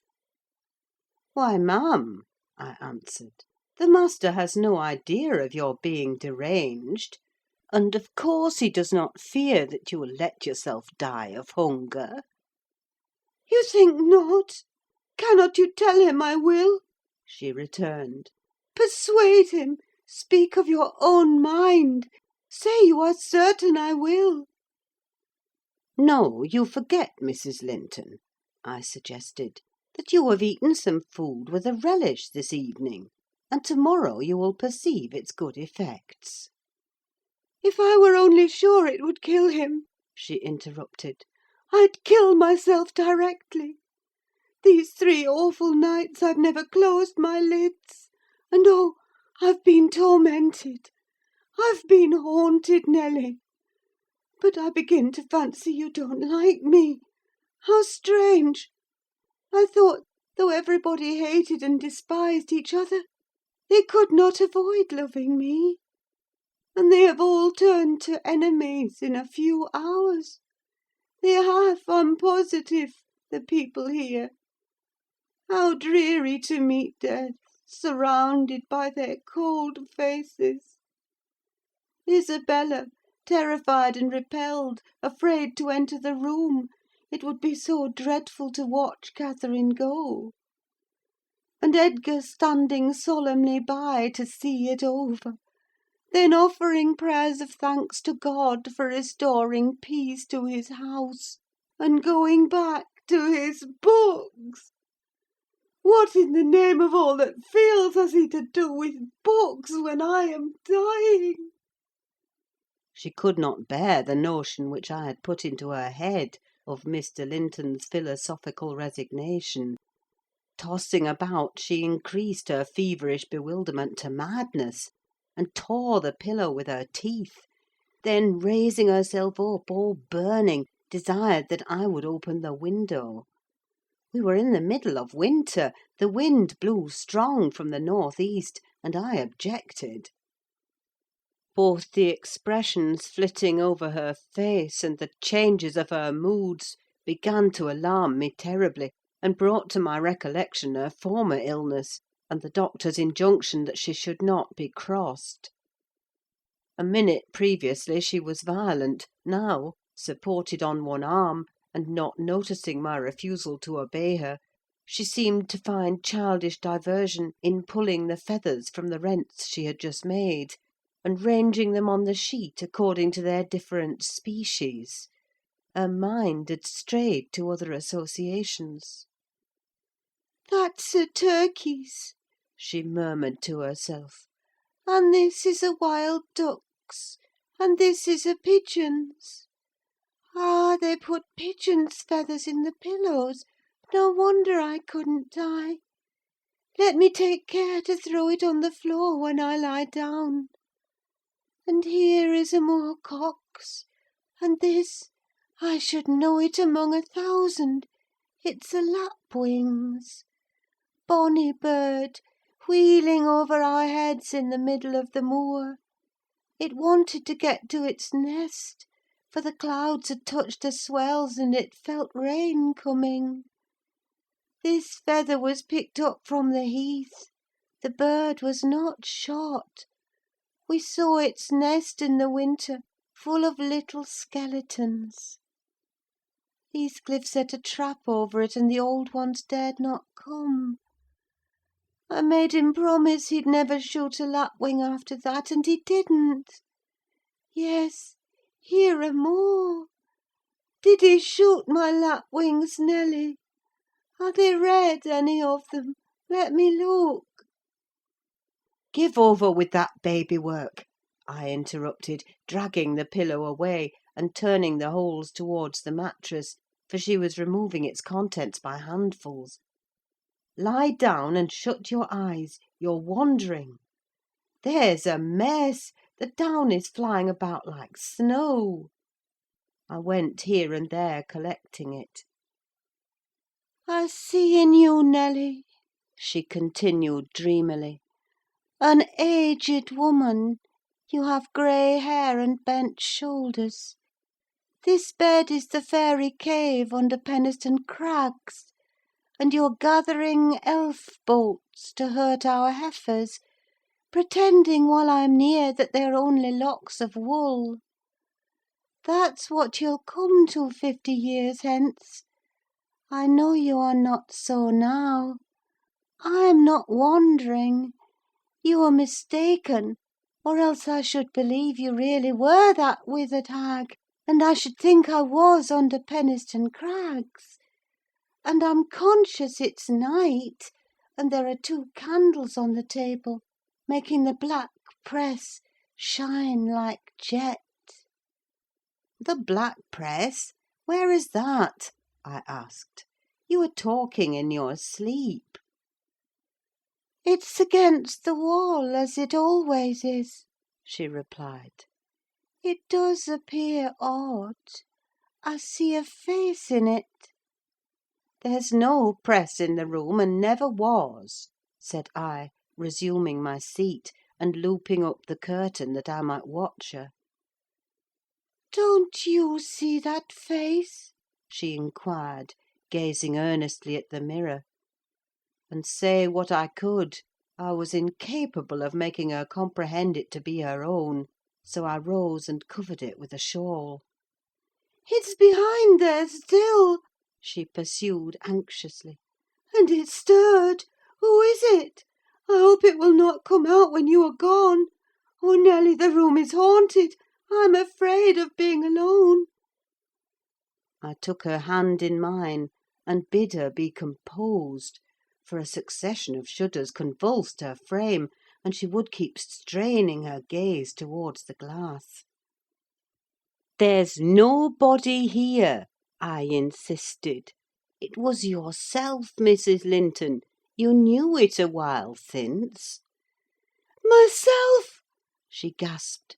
And the clock is striking 12. It's true, then. That's dreadful. Her fingers clutched the clothes and gathered them over her eyes. I attempted to steal to the door with an intention of calling her husband, but I was summoned back by a piercing shriek. The shawl had dropped from the frame. "Why, what is the matter?" cried I. "Who is coward now? Wake up! That is the glass, the mirror, Mrs. Linton, and you see yourself in it, and there am I, too, by your side." Trembling and bewildered, she held me fast, but the horror gradually passed from her countenance. Its paleness gave place to a glow of shame. Oh, dear! I thought I was at home, she sighed. I thought I was lying in my chamber at Wuthering Heights. Because I'm weak, my brain got confused, and I screamed unconsciously. Don't say anything, but stay with me. I dread sleeping. My dreams appal me." "A sound sleep would do you good, ma'am," I answered; "and I hope this suffering will prevent your trying starving again." "Oh, if I were but in my own bed in the old house!" she went on bitterly, wringing her hands. "And that wind sounding in the firs by the lattice! Do let me feel it: it comes straight down the moor. Do let me have one breath." To pacify her, I held the casement ajar a few seconds. A cold blast rushed through. I closed it, and returned to my post. She lay still now, her face bathed in tears. Exhaustion of body had entirely subdued her spirit. Our fiery Catherine was no better than a wailing child. "How long is it since I shut myself in here?" she asked, suddenly reviving. "It was Monday evening," I replied, "and this is Thursday night, or rather Friday morning, at present." "What! Of the same week?" she exclaimed. "Only that brief time?" "Long enough to live on nothing but cold water and ill temper," observed I. "Well, it seems a weary number of hours," she muttered doubtfully. "It must be more. I remember being in the parlour after they had quarrelled, and Edgar being cruelly provoking, and me running into this room desperate. As soon as ever I had barred the door, utter blackness overwhelmed me, and I fell on the floor. I couldn't explain to Edgar how certain I felt of having a fit, or going raging mad, if he persisted in teasing me. I had no command of tongue or brain, and he did not guess my agony, perhaps. It barely left me sense to try to escape from him and his voice. Before I recovered sufficiently to see and hear, it began to be dawn; and, Nelly, I'll tell you what I thought, and what has kept recurring and recurring, till I feared for my reason. I thought, as I lay there, with my head against that table leg, and my eyes dimly discerning the grey square of the window, that I was enclosed in the oak-panelled bed at home, and my heart ached with some great grief, which, just waking, I could not recollect. I pondered and worried myself to discover what it could be, and, most strangely, the whole last 7 years of my life grew a blank. I did not recall that they had been at all. I was a child. My father was just buried, and my misery arose from the separation that Hindley had ordered between me and Heathcliff. I was laid alone for the first time, and rousing from a dismal doze after a night of weeping, I lifted my hand to push the panels aside. It struck the table-top. I swept it along the carpet, and then memory burst in. My late anguish was swallowed in a paroxysm of despair. I cannot say why I felt so wildly wretched. It must have been temporary derangement, for there is scarcely cause. But supposing at 12 years old I had been wrenched from the Heights, and every early association, and my all in all, as Heathcliff was at that time, and been converted at a stroke into Mrs. Linton, the lady of Thrushcross Grange, and the wife of a stranger, an exile and outcast thenceforth from what had been my world, you may fancy a glimpse of the abyss where I grovelled. Shake your head as you will, Nelly, you have helped to unsettle me. You should have spoken to Edgar, indeed you should, and compelled him to leave me quiet. Oh, I'm burning! I wish I were out of doors. I wish I were a girl again, half savage and hardy and free, and laughing at injuries, not maddening under them. Why am I so changed? Why does my blood rush into a hell of tumult at a few words? I'm sure I should be myself were I once among the heather on those hills. Open the window again wide. Fasten it open. Quick! Why don't you move? "Because I won't give you your death of cold," I answered. You won't give me a chance of life, you mean, she said sullenly. However, I'm not helpless yet. I'll open it myself. And sliding from the bed before I could hinder her, she crossed the room, walking very uncertainly, threw it back, and bent out, careless of the frosty air that cut about her shoulders as keen as a knife. I entreated, and finally attempted to force her to retire. But I soon found her delirious strength much surpassed mine. She was delirious, and became convinced by her subsequent actions and ravings. There was no moon, and everything beneath lay in misty darkness. Not a light gleamed from any house; far or near, all had been extinguished long ago, and those at Wuthering Heights were never visible. Still, she asserted she caught their shining. Look! she cried eagerly. That's my room with the candle in it, and the trees swaying before it, and the other candle is in Joseph's garret. Joseph sits up late, doesn't he? He's waiting till I come home, that he may lock the gate. Well, he'll wait a while yet. It's a rough journey, and a sad heart to travel it, and we must pass by Gimmerton Kirk to go that journey. We've braved its ghosts often together, and dared each other to stand among the graves and ask them to come. But, Heathcliff, if I dare you now, will you venture? If you do, I'll keep you. I'll not lie there by myself. They may bury me 12 feet deep, and throw the church down over me, but I won't rest till you are with me. I never will.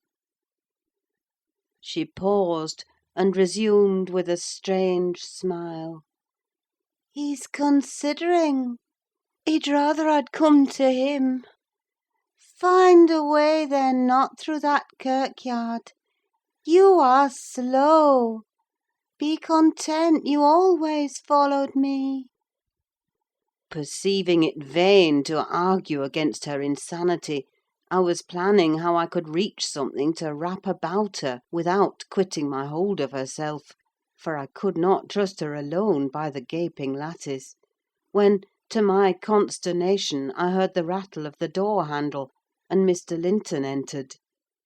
He had only then come from the library, and in passing through the lobby had noticed our talking, and been attracted by curiosity or fear to examine what it signified at that late hour. "Oh, sir!" I cried, checking the exclamation risen to his lips at the sight which met him, and the bleak atmosphere of the chamber. "My poor mistress is ill, and she quite masters me. I cannot manage her at all. Pray, come and persuade her to go to bed. Forget your anger, for she's hard to guide any way but her own." "Catherine ill?" he said, hastening to us. "Shut the window, Ellen. Catherine, why—" He was silent. The haggardness of Mrs. Linton's appearance smote him speechless, and he could only glance from her to me in horrified astonishment. "She's been fretting here," I continued, "and eating scarcely anything, and never complaining.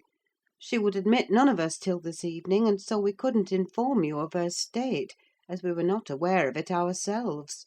But it is nothing." I felt I uttered my explanations awkwardly. The master frowned. "It is nothing, is it, Ellen Dean?" he said sternly.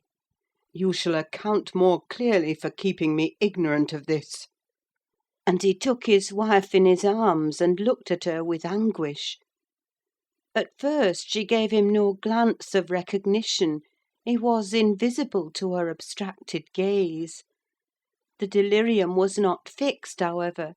Having weaned her eyes from contemplating the outer darkness, by degrees she centred her attention on him, and discovered who it was that held her. "Ah, you're come, are you, Edgar Linton?" she said, with angry animation. "You're one of those things that are ever found when least wanted, and when you are wanted, never.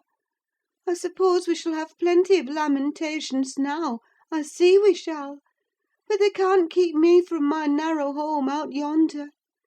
My resting place, where I'm bound before spring is over. There it is, not among the Lintons, mind, under the chapel roof, but in the open air with a headstone; and you may please yourself whether you go to them or come to me." "Catherine, what have you done?" commenced the master. "Am I nothing to you any more? Do you love that wretch Heath—" "Hush!" cried Mrs. Linton. "Hush this moment!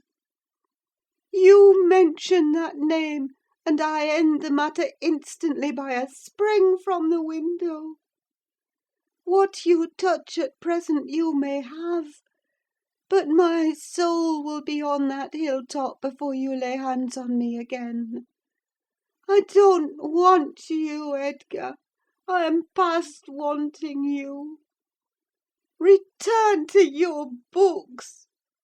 I'm glad you possess a consolation, for all you had in me is gone." "Her mind wanders, sir," I interposed.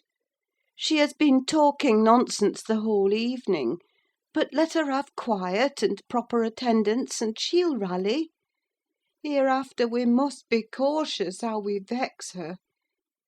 "I desire no further advice from you," answered Mr. Linton. "You knew your mistress's nature, and you encouraged me to harass her; and not to give me one hint of how she has been these 3 days. It was heartless. Months of sickness could not cause such a change." I began to defend myself, thinking it too bad to be blamed for another's wicked waywardness. "I knew Mrs. Linton's nature to be headstrong and domineering," cried I; "but I didn't know that you wished to foster her fierce temper. I didn't know that to humour her I should wink at Mr. Heathcliff. I performed the duty of a faithful servant in telling you, and I've got a faithful servant's wages. Well, it will teach me to be careful next time. Next time you may gather intelligence for yourself." "The next time you bring a tale to me, you shall quit my service, Ellen Dean," he replied. "You'd rather hear nothing about it, I suppose, then, Mr. Linton?" said I. "Heathcliff has your permission to come a-courting to Miss, and to drop in at every opportunity your absence offers, on purpose to poison the mistress against you?" Confused as Catherine was, her wits were alert at applying our conversation. "Ah! Nelly has played traitor!" she exclaimed passionately. "Nelly is my hidden enemy. You witch! So you do seek elf bolts to hurt us. Let me go, and I'll make her rue. I'll make her howl a recantation." A maniac's fury kindled under her brows. She struggled desperately to disengage herself from Linton's arms. I felt no inclination to tarry the event, and resolving to seek medical aid on my own responsibility, I quitted the chamber. In passing the garden to reach the road, at a place where a bridle hook is driven into the wall, I saw something white moved irregularly, evidently by another agent than the wind. Notwithstanding my hurry, I stayed to examine it, lest ever after I should have the conviction impressed on my imagination that it was a creature of the other world. My surprise and perplexity were great on discovering, by touch more than vision, Miss Isabella's Springer, Fanny, suspended by a handkerchief, and nearly at its last gasp. I quickly released the animal and lifted it into the garden. I had seen it follow its mistress upstairs when she went to bed, and wondered much how it could have got out there, and what mischievous person had treated it so. While untying the knot round the hook, it seemed to me that I repeatedly caught the beat of horses' feet galloping at some distance. But there was such a number of things to occupy my reflections that I hardly gave the circumstance a thought, though it was a strange sound in that place at 2 o'clock in the morning. Mr. Kenneth was fortunately just issuing from his house to see a patient in the village, as I came up the street, and my account of Catherine Linton's malady induced him to accompany me back immediately. He was a plain, rough man, and he made no scruple to speak his doubts of her surviving this second attack, unless she were more submissive to his directions than she had shown herself before. "Nelly Dean," said he, "I can't help fancying there's an extra cause for this. What has there been to do at the Grange? We've odd reports up here. A stout-hearty lass like Catherine does not fall ill for a trifle, and that sort of people should not either. It's hard work bringing them through fevers and such things. How did it begin?" "The master will inform you," I answered. "But you were acquainted with the Earnshaws' violent dispositions, and Mrs. Linton caps them all. I may say this: it commenced in a quarrel. She was struck during a tempest of passion with a kind of fit. That's her account, at least, for she flew off in the height of it and locked herself up. Afterwards she refused to eat, and now she alternately raves and remains in a half-dream, knowing those about her, but having her mind filled with all sorts of strange ideas and illusions." "Mr. Linton will be sorry?" observed Kenneth interrogatively. "Sorry? He'll break his heart should anything happen," I replied. "Don't alarm him more than necessary." "Well, I told him to beware," said my companion, "and he must bide the consequences of neglecting my warning. Hasn't he been intimate with Mr. Heathcliff lately?" "Heathcliff frequently visits at the Grange," answered I, "though more on the strength of the mistress having known him when a boy, than because the master likes his company. At present he's discharged from the trouble of calling, owing to some presumptuous aspirations after Miss Linton, which he manifested. I hardly think he'll be taken in again." "And does Miss Linton turn a cold shoulder on him?" was the doctor's next question. "I'm not in her confidence," returned I, reluctant to continue the subject. "No, she's a sly one," he remarked, shaking his head. "She keeps her own counsel. But she's a real little fool. I have it from good authority that last night, and a pretty night it was, she and Heathcliff were walking in the plantation at the back of your house above 2 hours, and he pressed her not to go in again, but just mount his horse and away with him. My informant said she could only put him off by pledging her word of honour to be prepared on their first meeting after that. When it was to be, he didn't hear, but you urged Mr. Linton to look sharp." This news filled me with fresh fears. I outstripped Kenneth and ran most of the way back. The little dog was yelping in the garden yet. I spared a minute to open the gate for it, but instead of going to the house door, it coursed up and down, snuffing the grass, and would have escaped to the road, had I not seized it and conveyed it in with me. On ascending to Isabella's room, my suspicions were confirmed. It was empty. Had I been a few hours sooner, Mrs. Linton's illness might have arrested her rash step; But what could be done now? There was a bare possibility of overtaking them if pursued instantly. I could not pursue them, however, and I dared not rouse the family, and fill the place with confusion. Still less unfold the business to my master, absorbed as he was in his present calamity, and having no heart to spare for a second grief. I saw nothing for it but to hold my tongue and suffer matters to take their course; and Kenneth being arrived, I went with a badly composed countenance to announce him. Catherine lay in a troubled sleep. Her husband had succeeded in soothing the excess of frenzy. He now hung over her pillow, watching every shade and every change of her painfully expressive features. The doctor, on examining the case for himself, spoke hopefully to him of its having a favourable termination, if we could only preserve around her perfect and constant tranquillity. To me, he signified the threatening danger was not so much death as permanent alienation of intellect. I did not close my eyes that night, nor did Mr. Linton. Indeed, we never went to bed; and the servants were all up long before the usual hour, moving through the house with stealthy tread, and exchanging whispers as they encountered each other in their vocations. Every one was active but Miss Isabella, and they began to remark how sound she slept. Her brother, too, asked if she had risen, and seemed impatient for her presence, and hurt that she showed so little anxiety for her sister-in-law. I trembled lest he should send me to call her, but I was spared the pain of being the first proclaimant of her flight.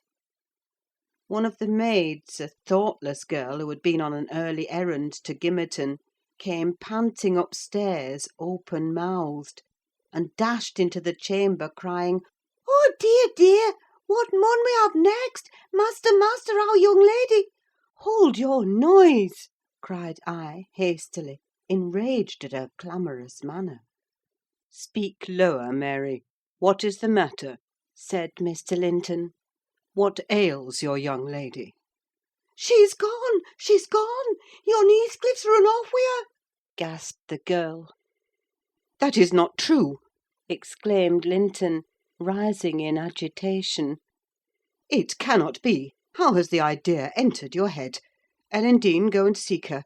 It is incredible! It cannot be!" As he spoke, he took the servant to the door, and then repeated his demand to know her reasons for such an assertion.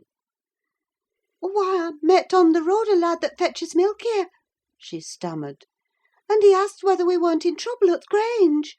I thought he meant for Mrs. Sickness, so I answered yes. Then says he, 'There's somebody gone after 'em, I guess.' I stared.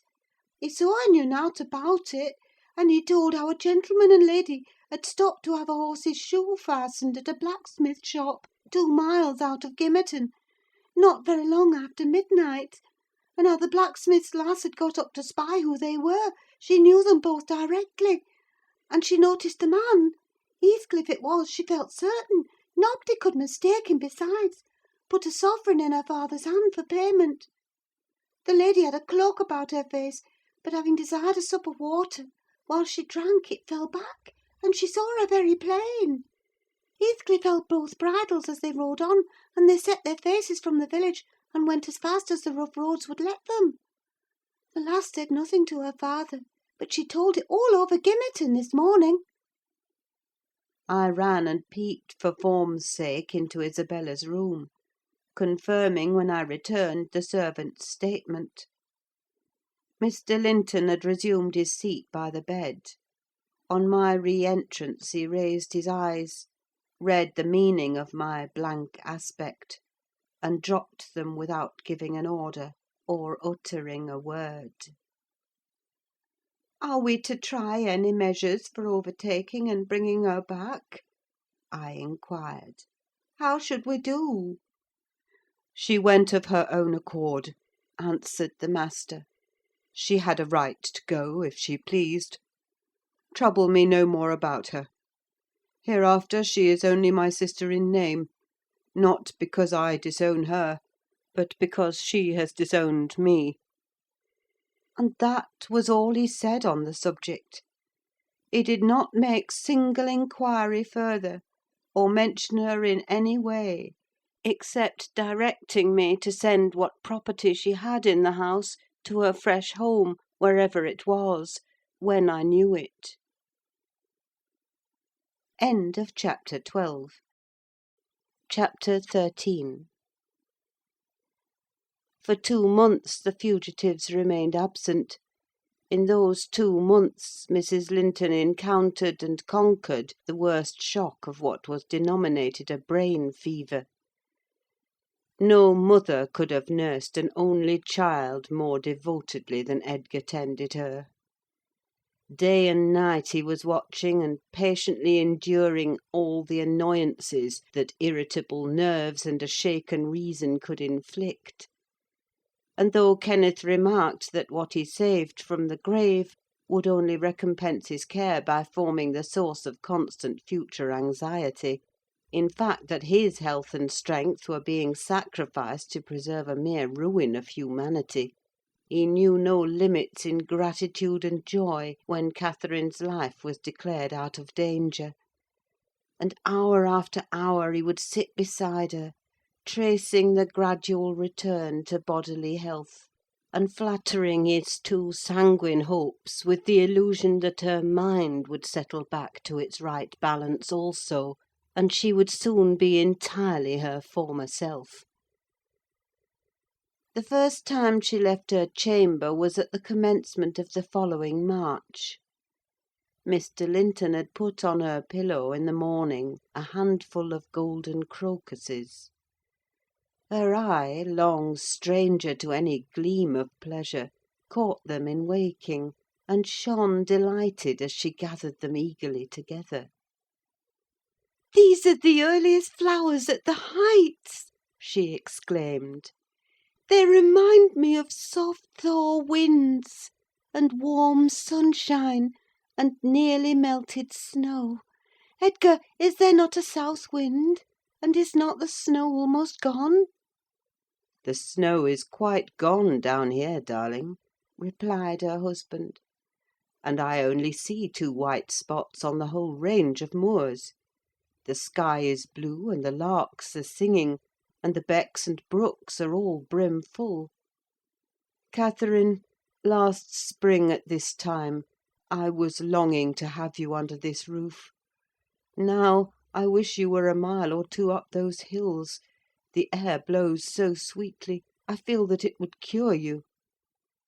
"I shall never be there but once more," said the invalid; "and then you'll leave me, and I shall remain for ever. Next spring you'll long again to have me under this roof, and you'll look back and think you were happy to-day." Linton lavished on her the kindest caresses, and tried to cheer her by the fondest words; but, vaguely regarding the flowers, she let the tears collect on her lashes and stream down her cheeks unheeding.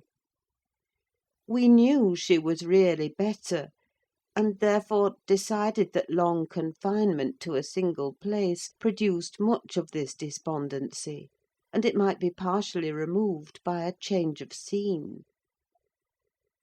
The master told me to light a fire in the many weeks deserted parlour, and to set an easy chair in the sunshine by the window, and then he brought her down, and she sat a long while enjoying the genial heat, and, as we expected, revived by the objects round her, which, though familiar, were free from the dreary associations investing her hated sick chamber.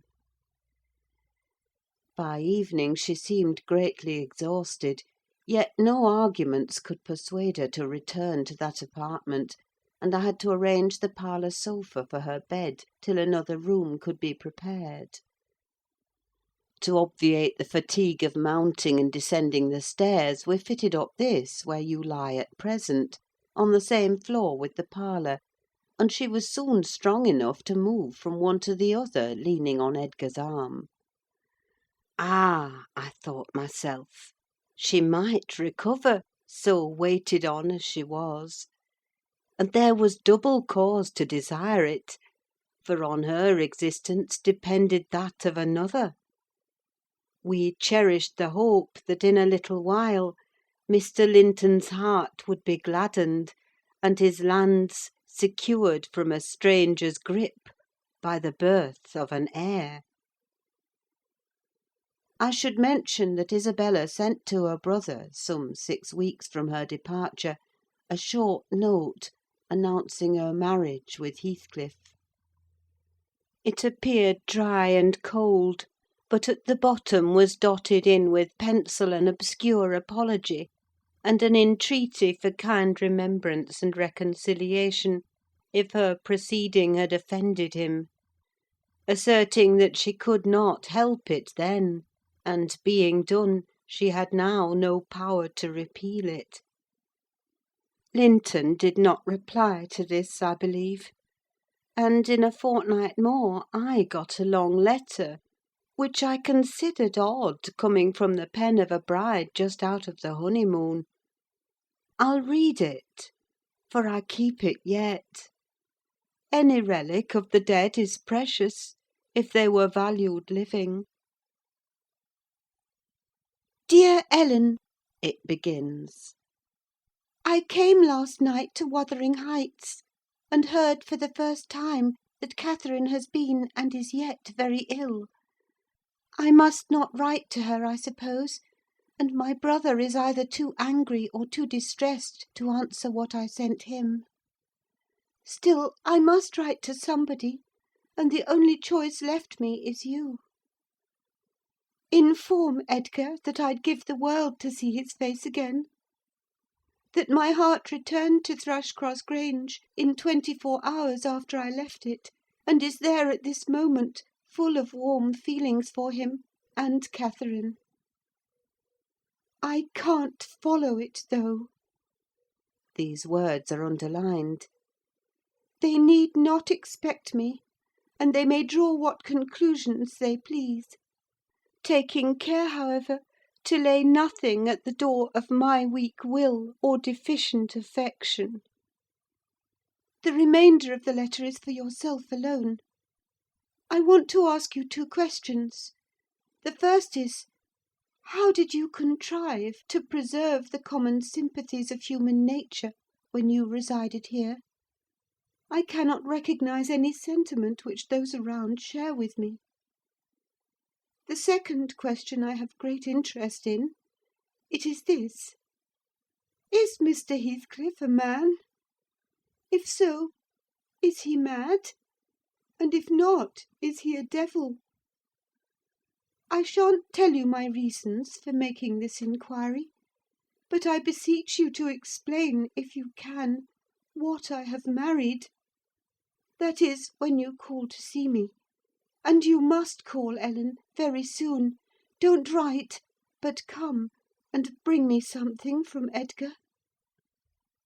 Now you shall hear how I have been received in my new home, as I am led to imagine the Heights will be.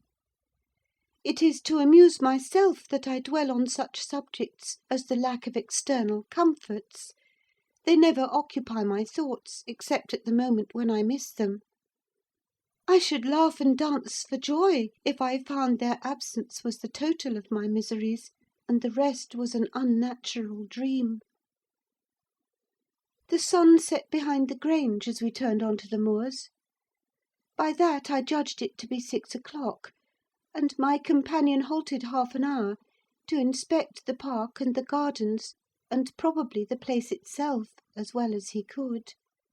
So it was dark when we dismounted in the paved yard of the farmhouse, and your old fellow servant, Joseph, issued out to receive us by the light of a dip candle.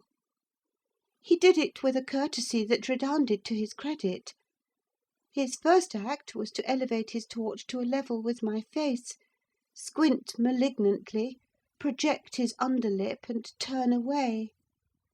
Then he took the 2 horses and led them into the stables, reappearing for the purpose of locking the outer gate, as if we lived in an ancient castle.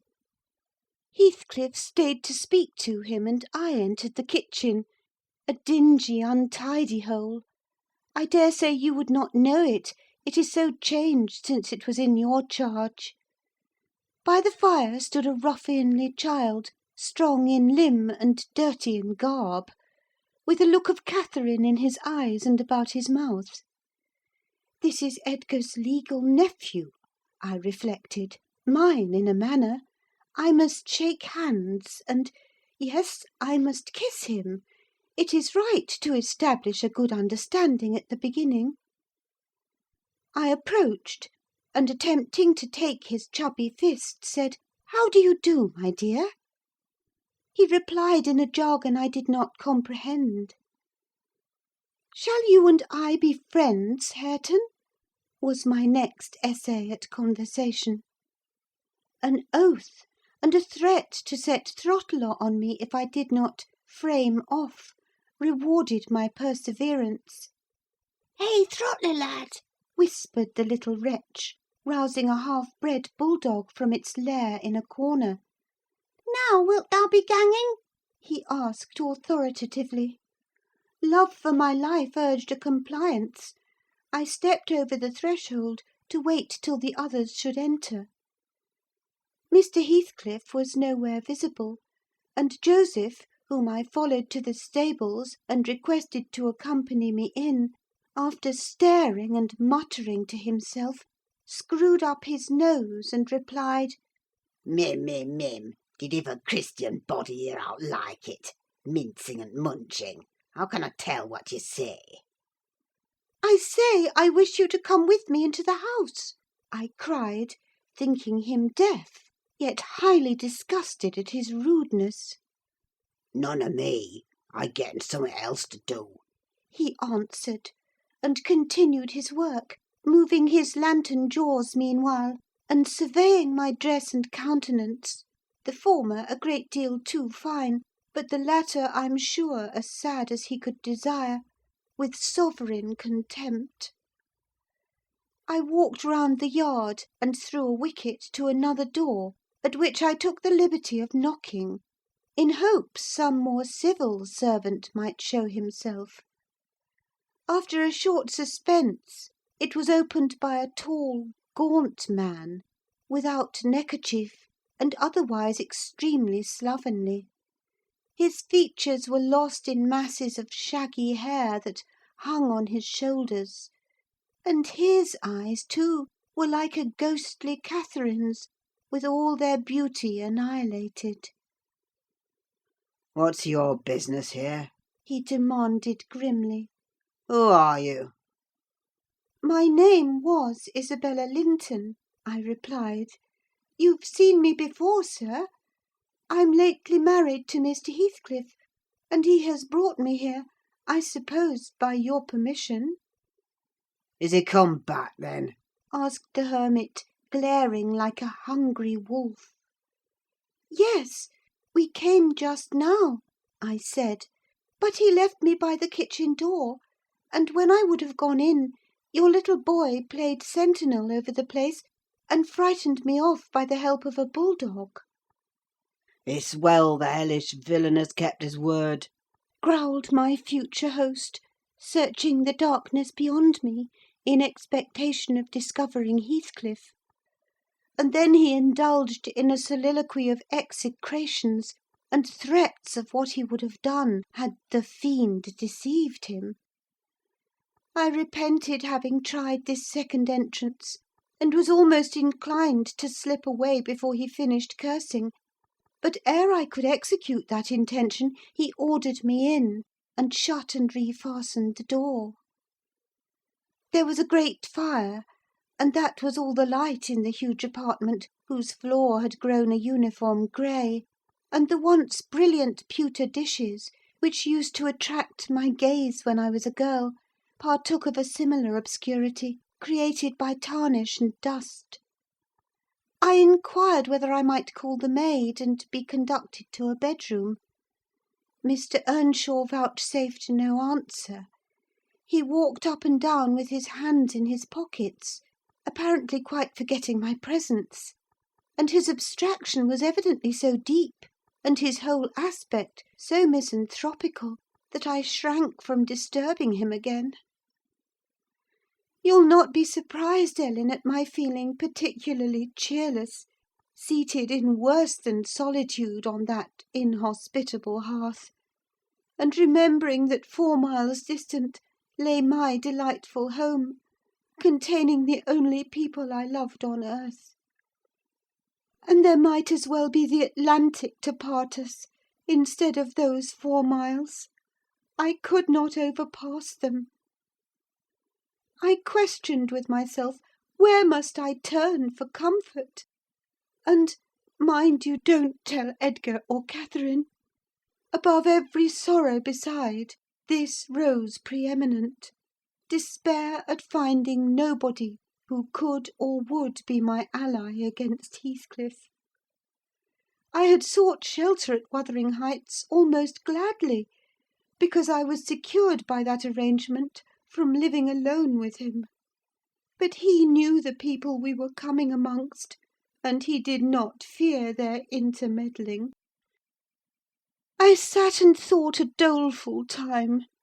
The clock struck 8 and 9, and still my companion paced to and fro, his head bent on his breast, and perfectly silent, unless a groan or a bitter ejaculation forced itself out at intervals.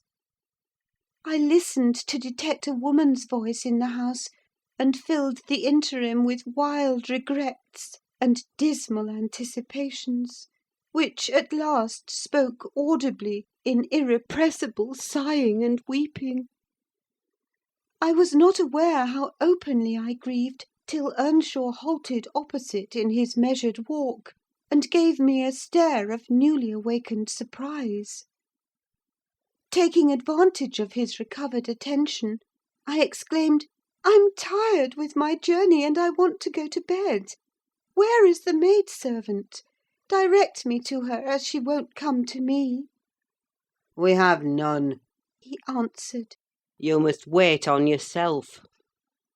"Where must I sleep, then?" I sobbed. I was beyond regarding self-respect, weighed down by fatigue and wretchedness. "Joseph will show you Heathcliff's chamber," said he. "Open that door, he's in there."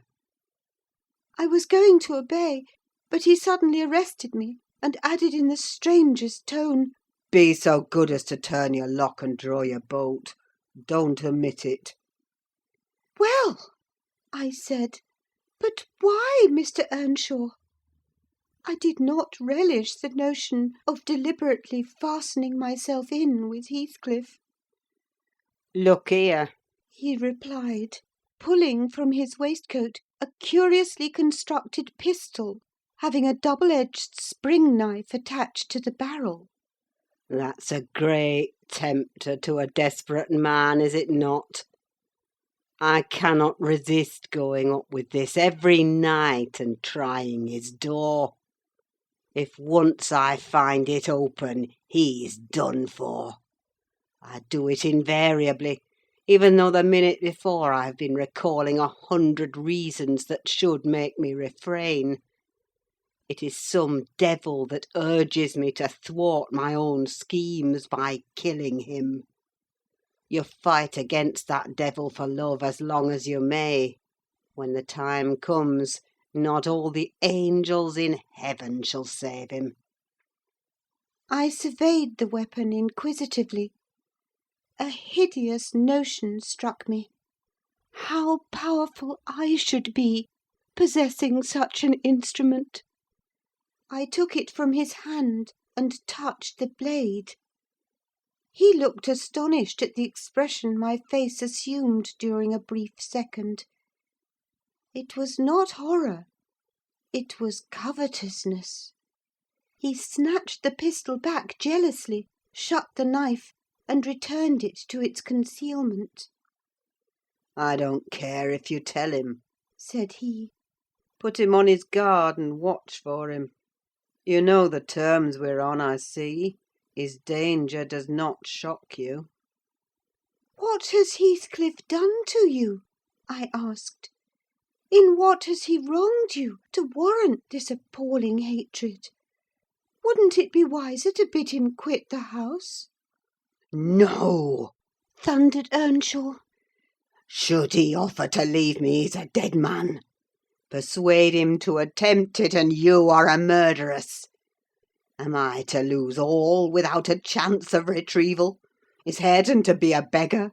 Oh, damnation! I will have it back, and I'll have his gold too, and then his blood, and hell shall have his soul.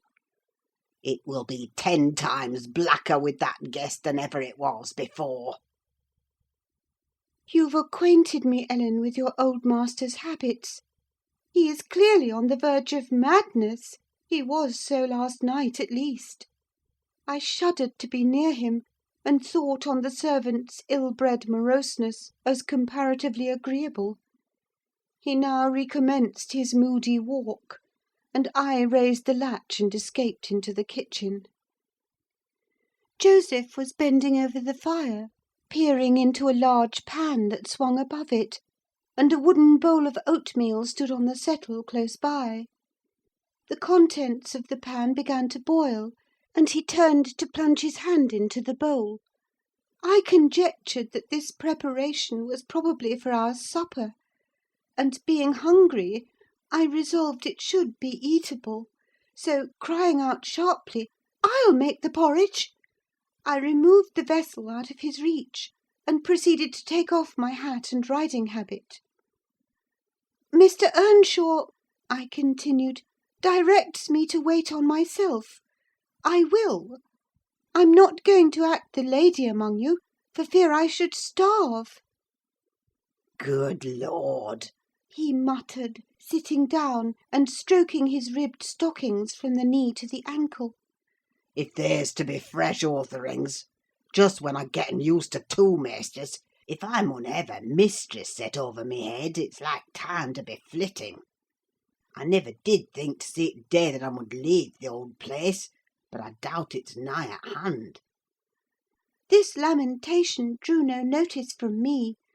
I went briskly to work, sighing to remember a period when it would have been all merry fun, but compelled speedily to drive off the remembrance. It racked me to recall past happiness, and the greater peril there was of conjuring up its apparition, the quicker the thibble ran round, and the faster the handfuls of meal fell into the water. Joseph beheld my style of cookery with growing indignation. "There!" he ejaculated. "Hareton, thou willn't sup thy porridge to neat: there'll be nowt but lumps as big as my neve. There again! I'd fling in bowl and all, if I were ye. There, pail to gulp off, and then you'll have done with it. Bang, bang! It's a mercy t' bottom isn't cleaved out." It was rather a rough mess, I own, when poured into the basins. 4 had been provided, and a gallon pitcher of new milk was brought from the dairy, which Hareton seized, and commenced drinking and spilling from the expansive lip. I expostulated, and desired that he should have his in a mug, affirming that I could not taste the liquid treated so dirtily. The old cynic chose to be vastly offended at this nicety, assuring me repeatedly that the bairn was every bit as good as I, and every bit as wholesome, and wondering how I could fashion to be so conceited. Meanwhile the infant ruffian continued sucking, and glowered up at me defyingly as he slavered into the jug. "I shall have my supper in another room," I said. "Have you no place you call a parlour?" "Parlour!" he echoed sneeringly. "Parlour! Nay, we've no parlours. If you dunnot like we're company, there's maisters; and if you dunnot like maister, there's us." "Then I shall go upstairs," I answered. "Show me a chamber." I put my basin on a tray, and went myself to fetch some more milk. With great rumblings the fellow rose, and preceded me in my ascent. We mounted to the garrets. He opened a door now and then to look into the apartments we passed. "Here's a ram," He said at last, flinging back a cranky board on hinges. "It's weel enough to ate a few porridge in. There's a pack of corn in t' corner there, meaterly clane. If you're feared of muckying your grand silk clothes, spread your handkerchief on top on't." The rahm was a kind of lumber hole, smelling strong of malt and grain, various sacks of which articles were piled around, leaving a wide bare space in the middle. "Why, man!" I exclaimed, facing him angrily, "this is not a place to sleep in. I wish to see my bedroom." "Bedroom!" he repeated in a tone of mockery. "Ya see up bedrooms there is. Yon's mine." He pointed into the second garret, only differing from the first in being more naked about the walls, and having a large, low, curtainless bed, with an indigo-coloured quilt, at one end. "What do I want with yours?" I retorted. "I suppose Mr. Heathcliff does not lodge at the top of the house, does he?" "Oh, it's Mr. Heathcliff's you're wanting," cried he, as if making a new discovery. "Couldn't ye ha' said so at onst? And then I mud ha' telled ye, about all this wark, that that's just one ye cannot see. He allus keeps it locked, and nob'dy ever mells on't but hisseln." "You've a nice house, Joseph," I could not refrain from observing, "and pleasant inmates; and I think the concentrated essence of all the madness in the world took up its abode in my brain the day I linked my fate with theirs. However, that is not to the present purpose. There are other rooms. For heaven's sake, be quick, and let me settle somewhere."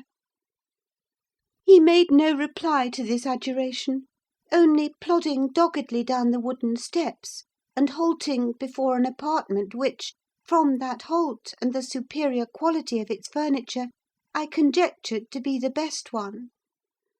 There was a carpet, a good one, but the pattern was obliterated by dust; a fireplace hung with cut paper, dropping to pieces; a handsome oak bedstead, with ample crimson curtains of rather expensive material and modern make, but they had evidently experienced rough usage. The valances hung in festoons, wrenched from their rings, and the iron rod supporting them was bent in an arc on one side, causing the drapery to trail upon the floor. The chairs were also damaged, many of them severely, and deep indentations deformed the panels of the walls. I was endeavouring to gather resolution for entering and taking possession, when my fool of a guide announced, "This here's t' maister's." My supper by this time was cold, my appetite gone, and my patience exhausted. I insisted on being provided instantly with a place of refuge and means of repose. "Where the divil," began the religious elder, "the Lord bless us, the Lord forgie us! Where the hell would ye gang, ye mad, wearisome nowt? Ye've seen all but Hareton's bit of a shamer. There's not another oil to lig down in t' house." I was so vexed I flung my tray and its contents on the ground, and then seated myself at the stairs' head, hid my face in my hands, and cried. "Ech, ech!" exclaimed Joseph. "Weel done, Miss Cathy! Weel done, Miss Cathy! Howsiver, t' maisters'll just tumble o'er them broken pots, and then we's hear summat. We's hear how it's to be. Good for nowt maddling! You desarve pining for this to Christmas, flinging t' precious gifts of God on t' foot in your flaysome rages. But I mistane if you show your sperrit lang. Will Heathcliff bide sich bonny ways, think ye? I nobbut wish he may catch ye, that plisky. I nobbut wish he may." And so he went on scolding to his den beneath, taking the candle with him, and I remained in the dark. The period of reflection succeeding this silly action compelled me to admit the necessity of smothering my pride and choking my wrath, and bestirring myself to remove its effects. An unexpected aid presently appeared in the shape of Throttler, whom I now recognised as a son of our old skulker. It had spent its whelphood at the Grange, and was given by my father to Mr. Hindley. I fancy it knew me: it pushed its nose against mine by way of salute, and then hastened to devour the porridge, while I groped from step to step, collecting the shattered earthenware, and drying the spatters of milk from the banister with my pocket handkerchief. Our labours were scarcely over when I heard Earnshaw's tread in the passage. My assistant tucked in his tail and pressed to the wall. I stole into the nearest doorway. The dog's endeavour to avoid him was unsuccessful, as I guessed by a scutter downstairs and a prolonged, piteous yelping.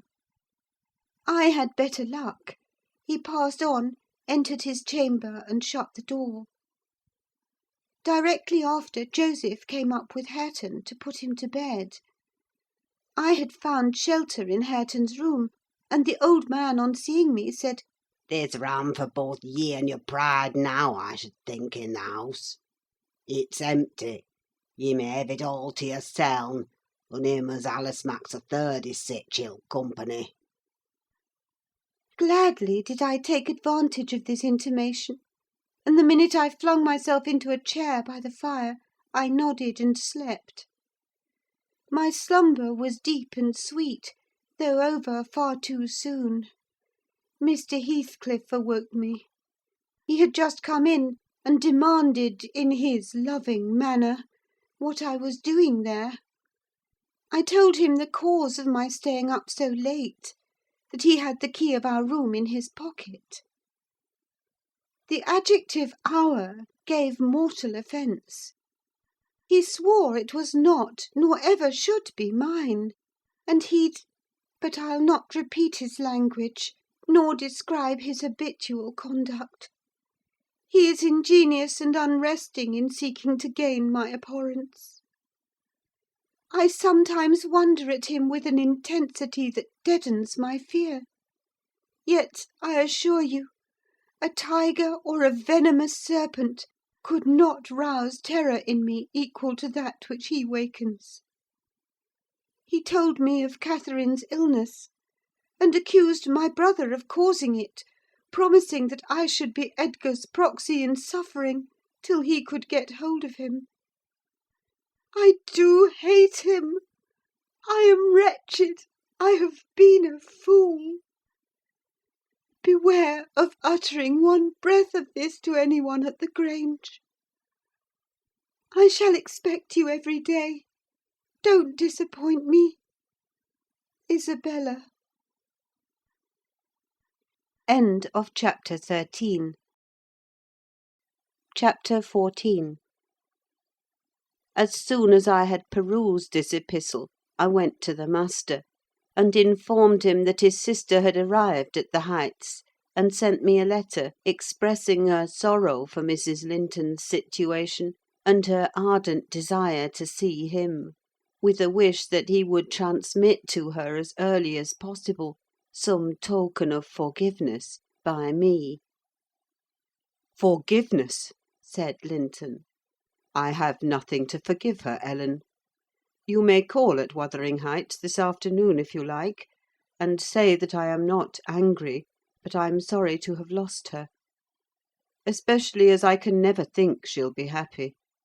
It is out of the question my going to see her, however. We are eternally divided. And should she really wish to oblige me, let her persuade the villain she has married to leave the country." "And you won't write her a little note, sir?"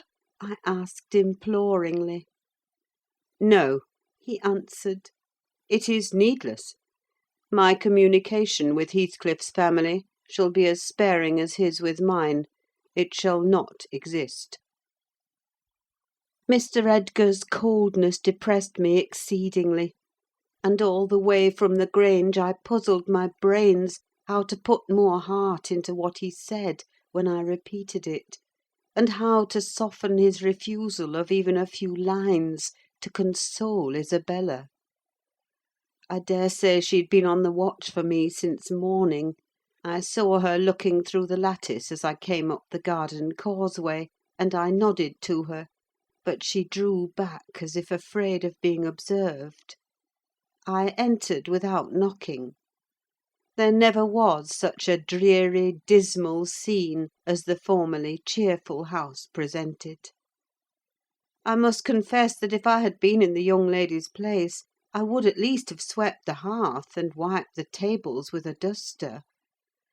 But she already partook of the pervading spirit of neglect which encompassed her.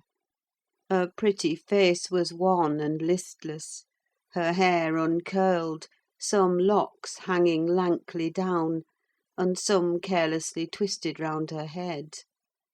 Probably she had not touched her dress since yester evening. Hindley was not there. Mr. Heathcliff sat at a table, turning over some papers in his pocket-book; but he rose when I appeared, asked me how I did, quite friendly, and offered me a chair.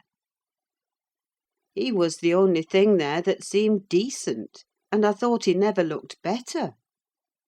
So much had circumstances altered their positions, that he would certainly have struck a stranger as a born and bred gentleman, and his wife as a thorough little slattern.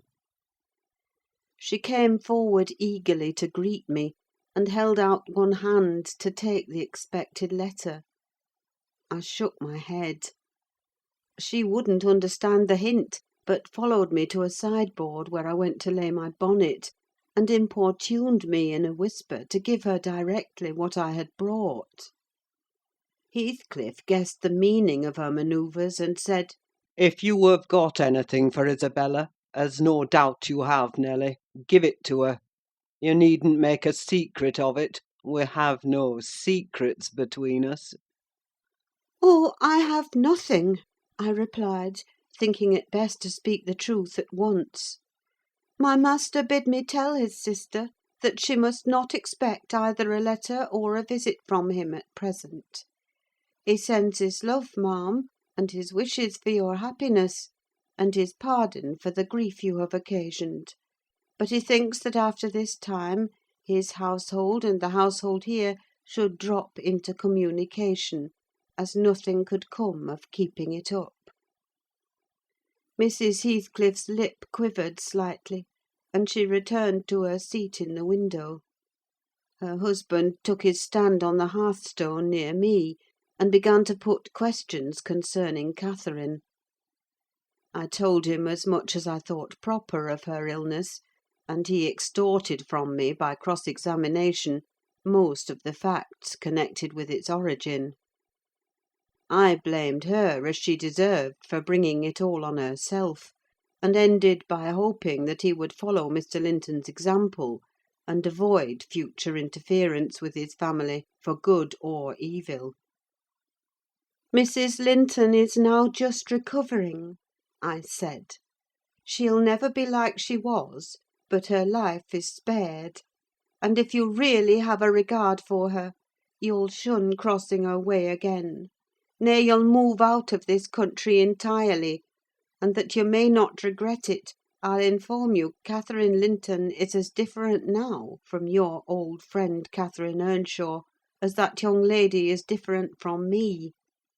Her appearance is changed greatly, her character much more so; and the person who is compelled of necessity to be her companion will only sustain his affection hereafter by the remembrance of what she once was, by common humanity and a sense of duty."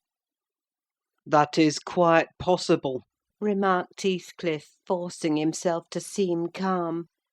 quite possible that your master should have nothing but common humanity and a sense of duty to fall back upon. But do you imagine that I shall leave Catherine to his duty and humanity? And can you compare my feelings respecting Catherine to his? Before you leave this house, I must exact a promise from you that you'll get me an interview with her. Consent or refuse, I will see her. What do you say?" "I say, Mr. Heathcliff," I replied, "you must not. You never shall through my means. Another encounter between you and the master would kill her altogether." "With your aid, that may be avoided. he continued. And should there be danger of such an event, should he be the cause of adding a single trouble more to her existence, why, I think I shall be justified in going to extremes. I wish you had sincerity enough to tell me whether Catherine would suffer greatly from his loss. The fear that she would restrains me. And there you see the distinction between our feelings. Had he been in my place and I in his, though I hated him with a hatred that turned my life to gall, I never would have raised a hand against him. You may look incredulous if you please. I never would have banished him from her society as long as she desired his. The moment her regard ceased, I would have torn his heart out and drunk his blood, but till then, if you don't believe me, you don't know me, till then I would have died by inches before I touched a single hair of his head." "And yet," I interrupted, "you have no scruples in completely ruining all hopes of her perfect restoration by thrusting yourself into her remembrance now, when she has nearly forgotten you, and involving her in a new tumult of discord and distress." "You suppose she has nearly forgotten me?" he said. "Oh, Nelly, you know she has not. You know as well as I do that for every thought she spends on Linton, she spends 1,000 on me. At a most miserable period of my life, I had a notion of the kind. It haunted me on my return to the neighbourhood last summer.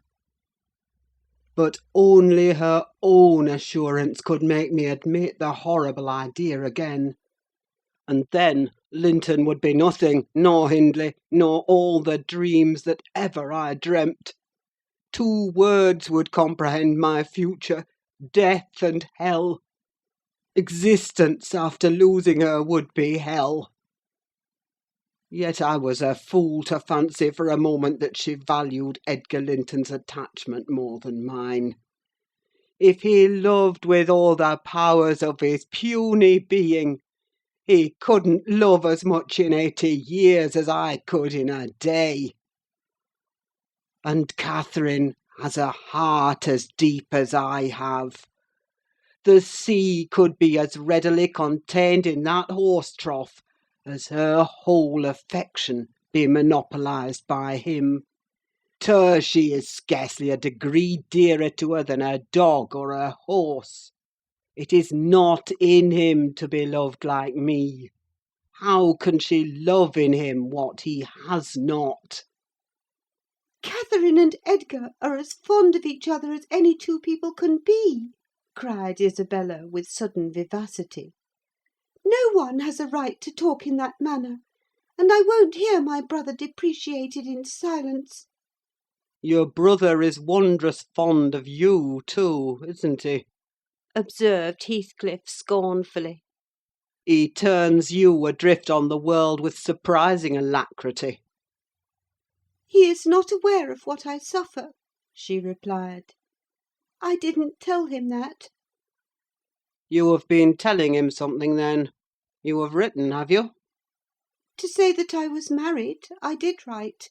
You saw the note." "And nothing since?" "No." "My young lady's looking sadly the worse for her change of condition," I remarked.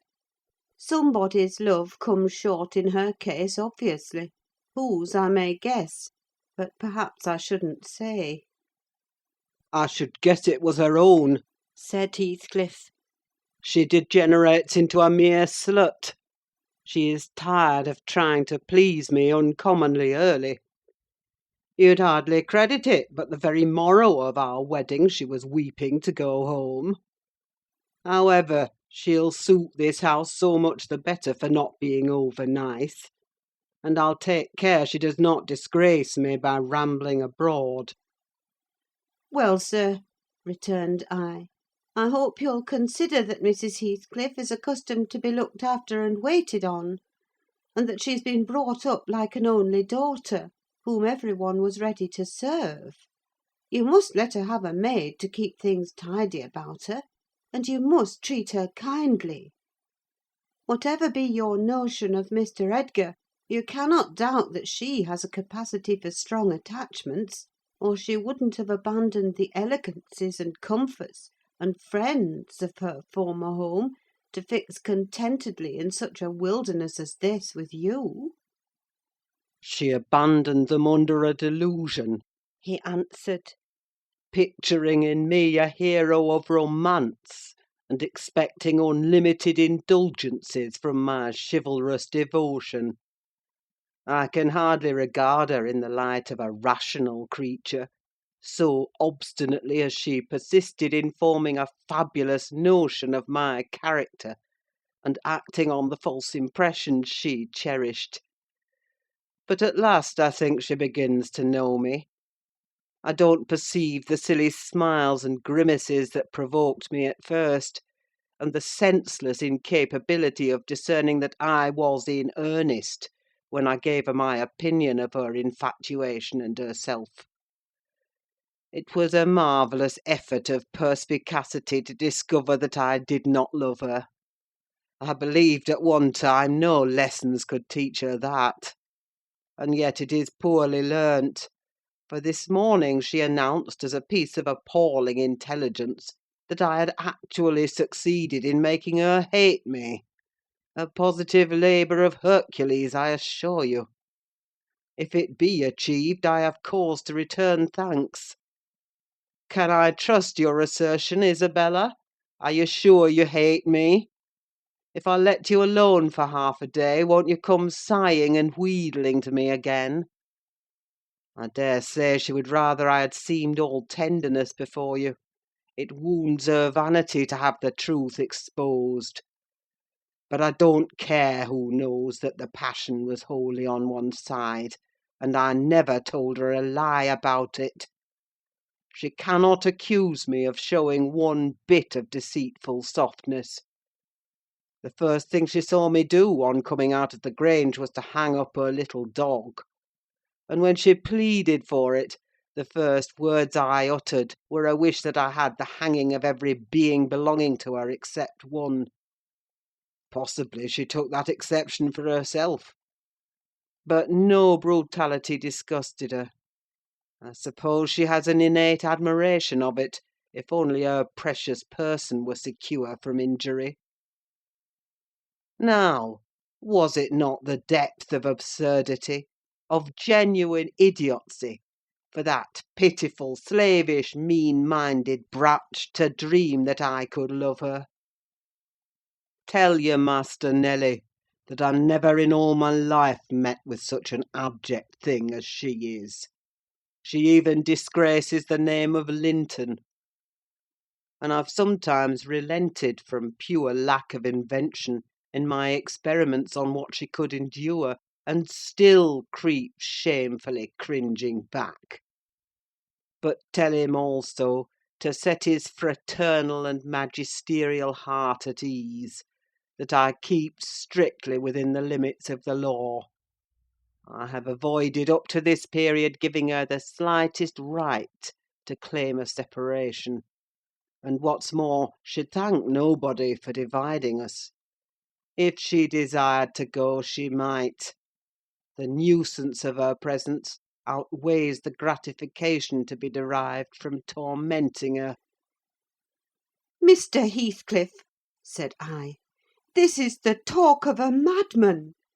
Your wife most likely is convinced you are mad, and for that reason she has borne with you hitherto; but now that you say she may go, she'll doubtless avail herself of the permission.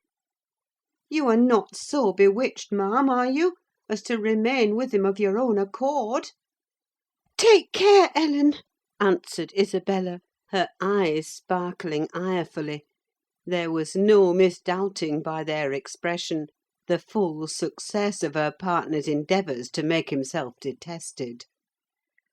Don't put faith in a single word he speaks.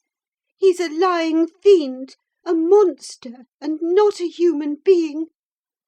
I've been told I might leave him before, and I've made the attempt, but I dare not repeat it. Only, Ellen, promise you'll not mention a syllable of his infamous conversation to my brother or Catherine. Whatever he may pretend, he wishes to provoke Edgar to desperation. He says he has married me on purpose to obtain power over him, and he shan't obtain it. I'll die first. I just hope, I pray, that he may forget his diabolical prudence and kill me. The single pleasure I can imagine is to die, or to see him dead."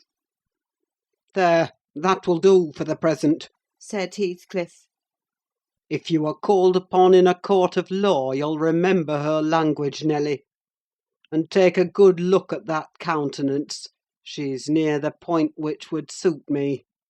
No, you're not fit to be your own guardian, Isabella, now; and I, being your legal protector, must retain you in my custody, however distasteful the obligation may be. Go upstairs. I have something to say to Ellen Dean in private." "That's not the way. Upstairs, I tell you. Why, this is the road upstairs, child." He seized and thrust her from the room, and returned, muttering, "I have no pity. I have no pity. The more the worms writhe, the more I yearn to crush out their entrails. It is a moral teething, and I grind with greater energy in proportion to the increase of pain." "Do you understand what the word pity means?" I said, hastening to resume my bonnet. "Did you ever feel a touch of it in your life?" "Put that down," he interrupted, perceiving my intention to depart. "You are not going yet. Come here now, Nelly. I must either persuade or compel you to aid me in fulfilling my determination to see Catherine, and that without delay. I swear that I meditate no harm. I don't desire to cause any disturbance, or to exasperate or insult Mr. Linton. I only wish to hear from herself how she is, and why she has been ill, and to ask if anything that I could do would be of use to her. Last night I was in the Grange garden 6 hours, and I'll return there to-night, and every night I'll haunt the place, and every day, till I find an opportunity of entering. If Edgar Linton meets me, I shall not hesitate to knock him down, and give him enough to ensure his quiescence while I stay. If his servants oppose me, I shall threaten them off with these pistols. But wouldn't it be better to prevent my coming in contact with them or their master? And you could do it so easily. I'd warn you when I came, and then you might let me in unobserved, as soon as she was alone, and watch till I departed, your conscience quite calm. You would be hindering mischief." I protested against playing that treacherous part in my employer's house; and besides, I urged the cruelty and selfishness of his destroying Mrs. Linton's tranquillity for his satisfaction. "The commonest occurrence startles her painfully," I said. "She's all nerves, and she couldn't bear the surprise, I'm positive. Don't persist, sir, or else I shall be obliged to inform my master of your designs, and he'll take measures to secure his house and its inmates from any such unwarrantable intrusions." "In that case, I'll take measures to secure you, woman!" exclaimed Heathcliff. "You shall not leave Wuthering Heights till to-morrow morning." It is a foolish story to assert that Catherine could not bear to see me; and as to surprising her, I don't desire it. You must prepare her. Ask her if I may come. You say she never mentions my name, and that I'm never mentioned to her. To whom should she mention me, if I'm a forbidden topic in the house? She thinks you are all spies for her husband. Oh, I've no doubt she's in hell among you. I guess by her silence as much as anything what she feels. You say she is often restless and anxious-looking. Is that a proof of tranquillity? You talk of her mind being unsettled. How the devil could it be otherwise in her frightful isolation? And that insipid, paltry creature attending her from duty and humanity, from pity and charity! He might as well plant an oak in a flower-pot and expect it to thrive, as imagine he can restore her to vigour in the soil of his shallow cares. Let us settle it at once. Will you stay here, and am I to fight my way to Catherine over Linton and his footman? Or will you be my friend, as you have been hitherto, and do what I request? Decide, because there is no reason for my lingering another minute, if you persist in your stubborn ill nature." Well, Mr. Lockwood, I argued and complained, and flatly refused him 50 times; but in the long run he forced me to an agreement. I engaged to carry a letter from him to my mistress, and should she consent, I promised to let him have intelligence of Linton's next absence from home, when he might come and get in as he was able. I wouldn't be there, and my fellow servants should be equally out of the way. Was it right or wrong? I fear it was wrong, though expedient. I thought I prevented another explosion by my compliance; and I thought, too, it might create a favourable crisis in Catherine's mental illness. And then I remembered Mr. Edgar's stern rebuke of my carrying tales, and I tried to smooth away all disquietude on the subject by affirming with frequent iteration that betrayal of trust, if it merited so harsh an appellation, should be the last. Notwithstanding, my journey homeward was sadder than my journey thither, and many misgivings I had ere I could prevail on myself to put the missive into Mrs. Linton's hand. But here is Kenneth. I'll go down and tell him how much better you are. My history is dree, as we say, and will serve to while away another morning. Dree and dreary, I reflected, as the good woman descended to receive the doctor, and not exactly of the kind which I should have chosen to amuse me. But never mind, I'll extract wholesome medicines from Mrs. Dean's bitter herbs; and firstly, let me beware of the fascination that lurks in Catherine Heathcliff's brilliant eyes. I should be in a curious taking if I surrendered my heart to that young person, and the daughter turned out a second edition of the mother. End of chapter 14. Chapter 15. Another week over, and I am so many days nearer health and spring. I have now heard all my neighbours' history at different sittings, as the housekeeper could spare time from more important occupations. I'll continue it in her own words, only a little condensed. She is, on the whole, a very fair narrator, and I don't think I could improve her style.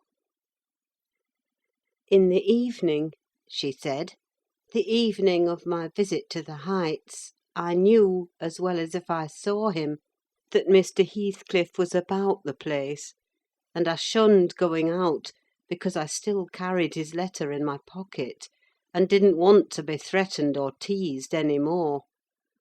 I had made up my mind not to give it till my master went out somewhere, as I could not guess how its receipt would affect Catherine. The consequence was that it did not reach her before the lapse of 3 days. The 4th was Sunday, and I brought it into her room after the family were gone to church. There was a manservant left to keep the house with me, and we generally made a practice of locking the doors during the hours of service; but on that occasion the weather was so warm and pleasant that I set them wide open, and to fulfil my engagement, as I knew who would be coming, I told my companion that the mistress wished very much for some oranges, and he must run over to the village and get a few, to be paid for on the morrow. He departed, and I went upstairs. Mrs. Linton sat in a loose white dress, with a light shawl over her shoulders, in the recess of the open window, as usual. Her thick, long hair had been partly removed at the beginning of her illness, and now she wore it simply combed in its natural tresses over her temples and neck. Her appearance was altered, as I had told Heathcliff; but when she was calm, there seemed unearthly beauty in the change. The flash of her eyes had been succeeded by a dreamy and melancholy softness. They no longer gave the impression of looking at the objects around her: they appeared always to gaze beyond, and far beyond; you would have said, out of this world. Then the paleness of her face, its haggard aspect having vanished as she recovered flesh, and the peculiar expression arising from her mental state, though painfully suggestive of their causes, added to the touching interest which she awakened, and, invariably to me, I know, and to any person who saw her, I should think, refuted more tangible proofs of convalescence, and stamped her as one doomed to decay. A book lay spread on the sill before her, and the scarcely perceptible wind fluttered its leaves at intervals.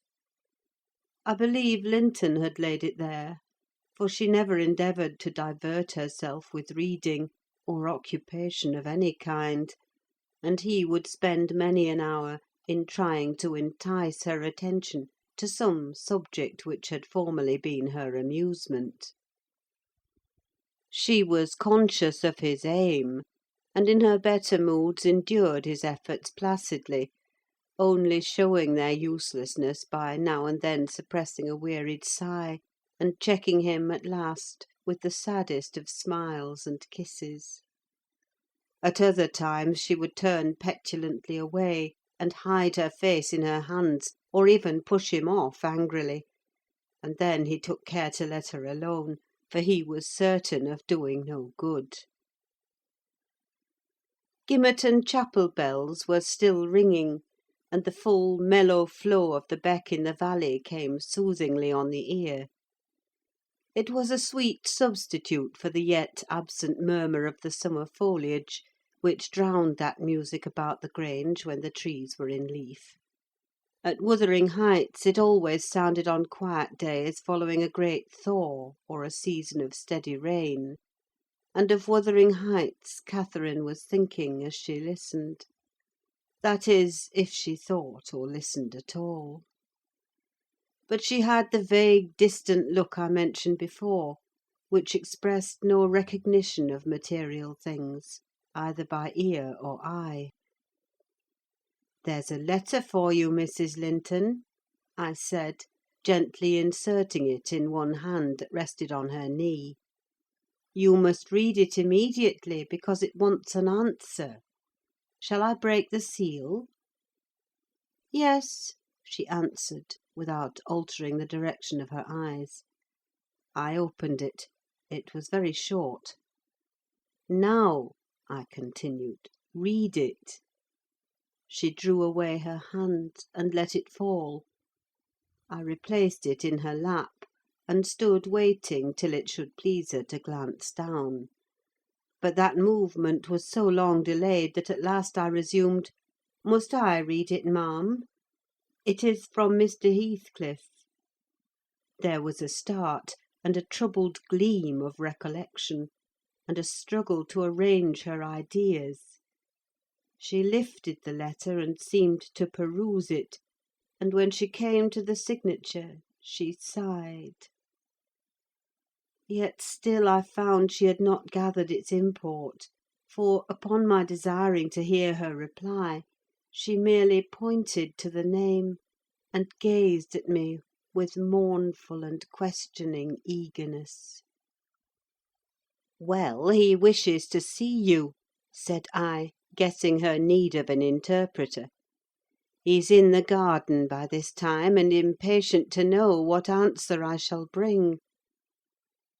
As I spoke, I observed a large dog lying on the sunny grass beneath raise its ears as if about to bark, and then, smoothing them back, announce by a wag of the tail that some one approached whom it did not consider a stranger. Mrs. Linton bent forward and listened breathlessly. The minute after, a step traversed the hall. The open house was too tempting for Heathcliff to resist walking in: most likely he supposed that I was inclined to shirk my promise, and so resolved to trust to his own audacity. With straining eagerness, Catherine gazed towards the entrance of her chamber. He did not hit the right room directly. She motioned me to admit him, but he found it out ere I could reach the door, and in a stride or two was at her side, and had her grasped in his arms. He neither spoke nor loosed his hold for some 5 minutes, during which period he bestowed more kisses than ever he gave in his life before, I dare say. But then my mistress had kissed him first, and I plainly saw that he could hardly bear, for downright agony, to look into her face. The same conviction had stricken him as me from the instant he beheld her, that there was no prospect of ultimate recovery there. She was fated, sure to die. "Oh, Cathy! Oh, my life! How can I bear it?" was the first sentence he uttered, in a tone that did not seek to disguise his despair. And now he stared at her so earnestly that I thought the very intensity of his gaze would bring tears into his eyes. But they burned with anguish: they did not melt. "What now?" said Catherine, leaning back, and returning his look with a suddenly clouded brow. Her humour was a mere vein for constantly varying caprices. "You and Edgar have broken my heart, Heathcliff; and you both come to bewail the deed to me, as if you were the people to be pitied. I shall not pity you, not I. You have killed me, and thriven on it, I think. How strong you are! How many years do you mean to live after I am gone?" Heathcliff had knelt on one knee to embrace her. He attempted to rise, but she seized his hair and kept him down. "I wish I could hold you," she continued bitterly, "till we were both dead. I shouldn't care what you suffered. I care nothing for your sufferings. Why shouldn't you suffer? I do. Will you forget me? Will you be happy when I'm in the earth? Will you say 20 years hence, 'That's the grave of Catherine Earnshaw. I loved her long ago, and was wretched to lose her; but it is past. I've loved many others since. My children are dearer to me than she was; and at death I shall not rejoice that I'm going to her. I shall be sorry that I must leave them.' Will you say so, Heathcliff?" "Don't torture me till I'm as mad as yourself!" cried he, wrenching his head free, and grinding his teeth. The two, to a cool spectator, made a strange and fearful picture. Well might Catherine deem that heaven would be a land of exile to her, unless with her mortal body she cast away her moral character also. Her present countenance had a wild vindictiveness in its white cheek, and a bloodless lip and scintillating eye, and she retained in her closed fingers a portion of the locks she had been grasping. As to her companion, while raising himself with one hand, he had taken her arm with the other, and so inadequate was his stock of gentleness to the requirements of her condition, that on his letting go I saw 4 distinct impressions left blue in the colourless skin. "Are you possessed with a devil?" He pursued savagely. "To talk in that manner to me when you are dying? Do you reflect that all those words will be branded in my memory, and eating deeper eternally after you have left me? You know you lie to say I have killed you; and, Catherine, you know that I could as soon forget you as my existence. Is it not sufficient for your infernal selfishness that while you are at peace I shall writhe in the torments of hell?" "I shall not be at peace," moaned Catherine, recalled to a sense of physical weakness by the violent, unequal throbbing of her heart, which beat visibly and audibly under this excess of agitation. She said nothing further till the paroxysm was over. Then she continued, more kindly: "I'm not wishing you greater torment than I have, Heathcliff. I only wish us never to be parted. And should a word of mine distress you hereafter, think I feel the same distress underground, and for my own sake forgive me. Come here and kneel down again. You never harmed me in your life. Nay, if you nurse anger, that will be worse to remember than my harsh words. Won't you come here again? Do!" Heathcliff went to the back of her chair and leant over, but not so far as to let her see his face, which was livid with emotion. She bent round to look at him: he would not permit it. Turning abruptly, he walked to the fireplace, where he stood, silent, with his back towards us. Mrs. Linton's glance followed him suspiciously: every movement woke a new sentiment in her. After a pause and a prolonged gaze, she resumed, addressing me in accents of indignant disappointment. "Oh, you see, Nelly, he would not relent a moment to keep me out of the grave. That is how I'm loved. Well, never mind. That is not my Heathcliff. I shall love mine yet, and take him with me. He's in my soul. And," added she musingly, "the thing that irks me most is this shattered prison, after all. I'm tired of being enclosed here. I'm wearying to escape into that glorious world, and to be always there, not seeing it dimly through tears, and yearning for it through the walls of an aching heart, but really with it and in it. Nelly, you think you are better and more fortunate than I. In full health and strength, you are sorry for me. Very soon that will be altered. I shall be sorry for you. I shall be incomparably beyond and above you all. I wonder he won't be near me," she went on to herself. "I thought he wished it. Heathcliff, dear, you should not be sullen now. Do come to me, Heathcliff." In her eagerness, she rose and supported herself on the arm of the chair. At that earnest appeal he turned to her, looking absolutely desperate. His eyes, wide and wet, at last flashed fiercely on her. His breast heaved convulsively. An instant they held asunder, and then, how they met I hardly saw; but Catherine made a spring, and he caught her, and they were locked in an embrace from which I thought my mistress would never be released alive.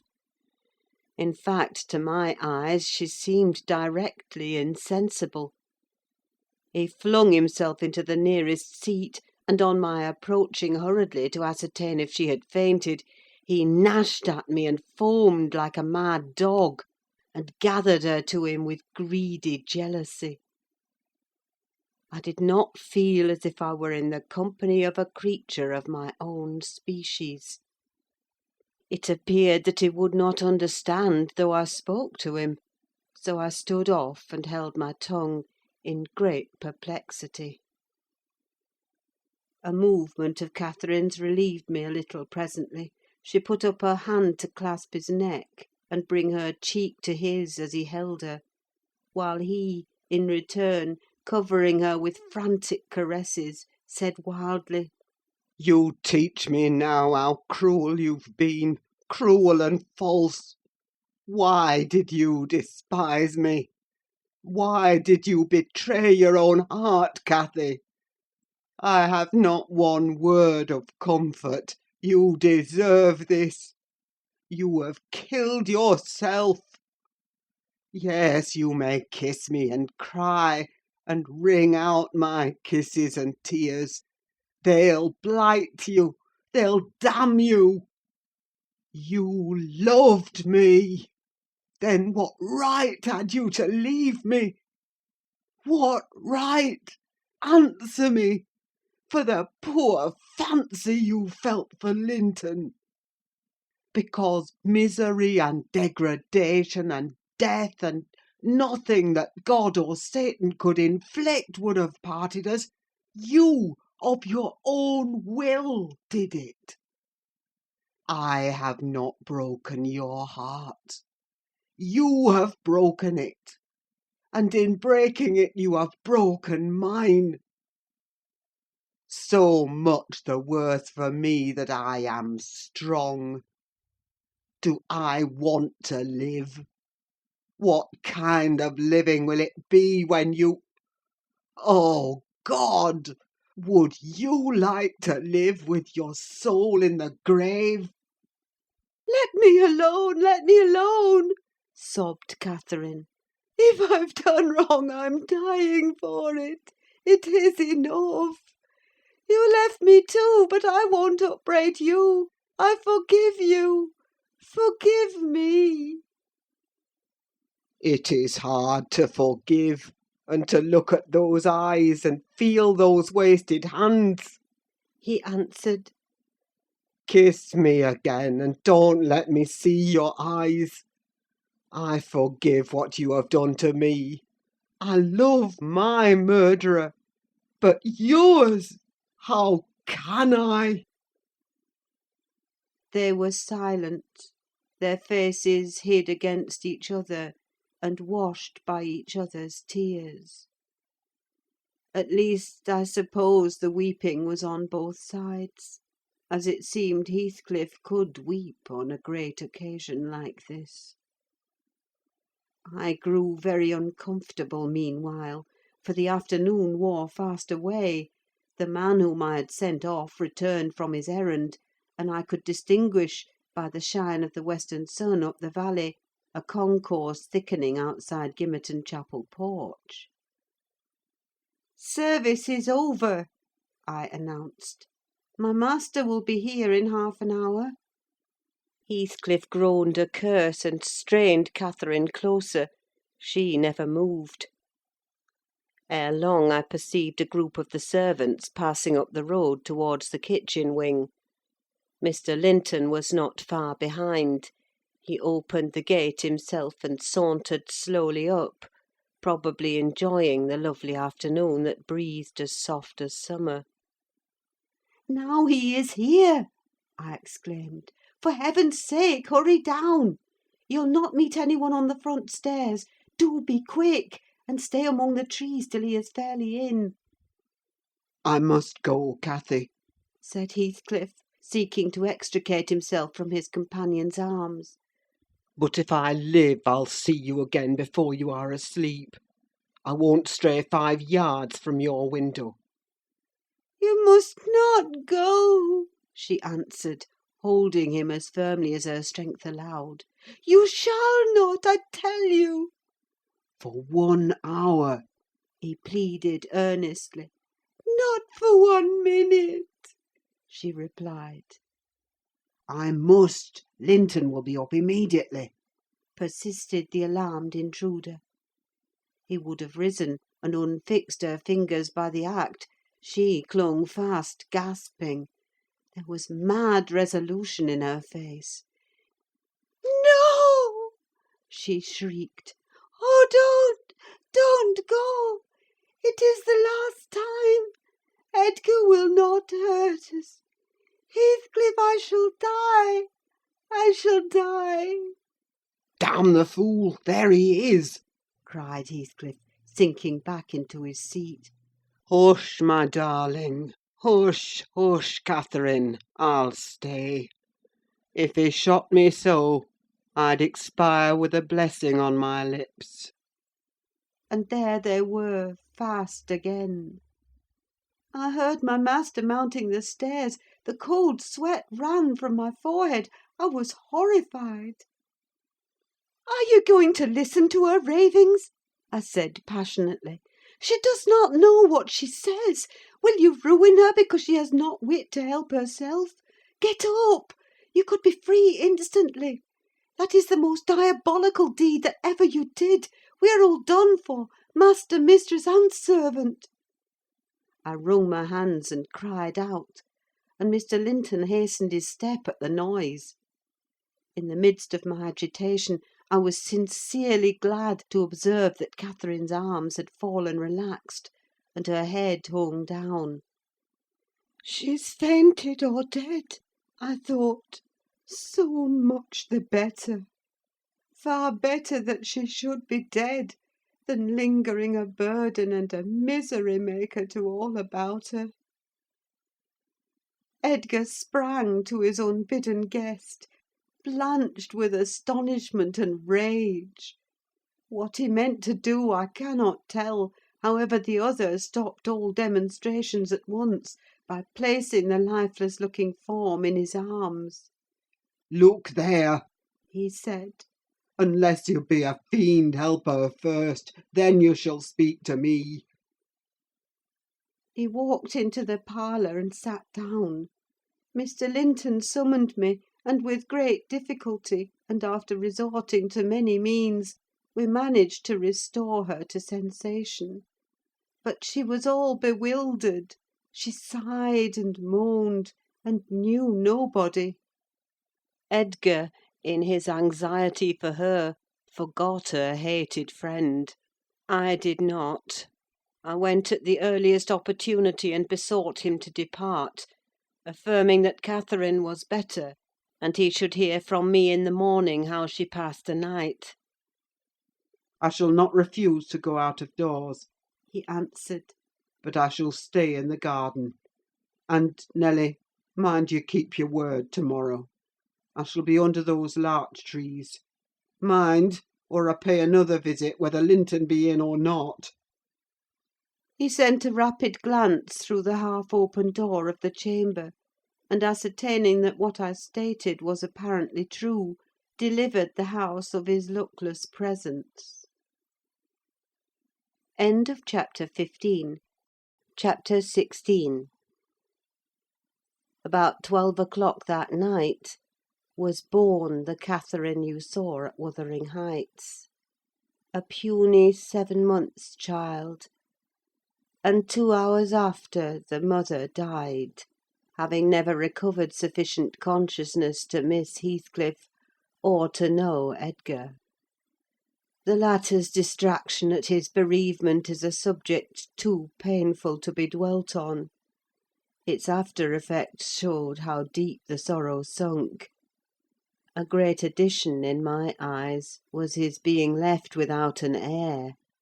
I bemoaned that as I gazed on the feeble orphan; and I mentally abused old Linton for, what was only natural partiality, the securing his estate to his own daughter instead of his son's. An unwelcomed infant it was, poor thing! It might have wailed out of life, and nobody cared a morsel during those first hours of existence. We redeemed the neglect afterwards, but its beginning was as friendless as its end is likely to be. Next morning, bright and cheerful out of doors, stole, softened, in through the blinds of the silent room, and suffused the couch and its occupant with a mellow, tender glow. Edgar Linton had his head laid on the pillow, and his eyes shut. His young and fair features were almost as death-like as those of the form beside him, and almost as fixed. But his was the hush of exhausted anguish, and hers of perfect peace. Her brow smooth, her lids closed, her lips wearing the expression of a smile. No angel in heaven could be more beautiful than she appeared; and I partook of the infinite calm in which she lay. My mind was never in a holier frame than while I gazed on that untroubled image of divine rest.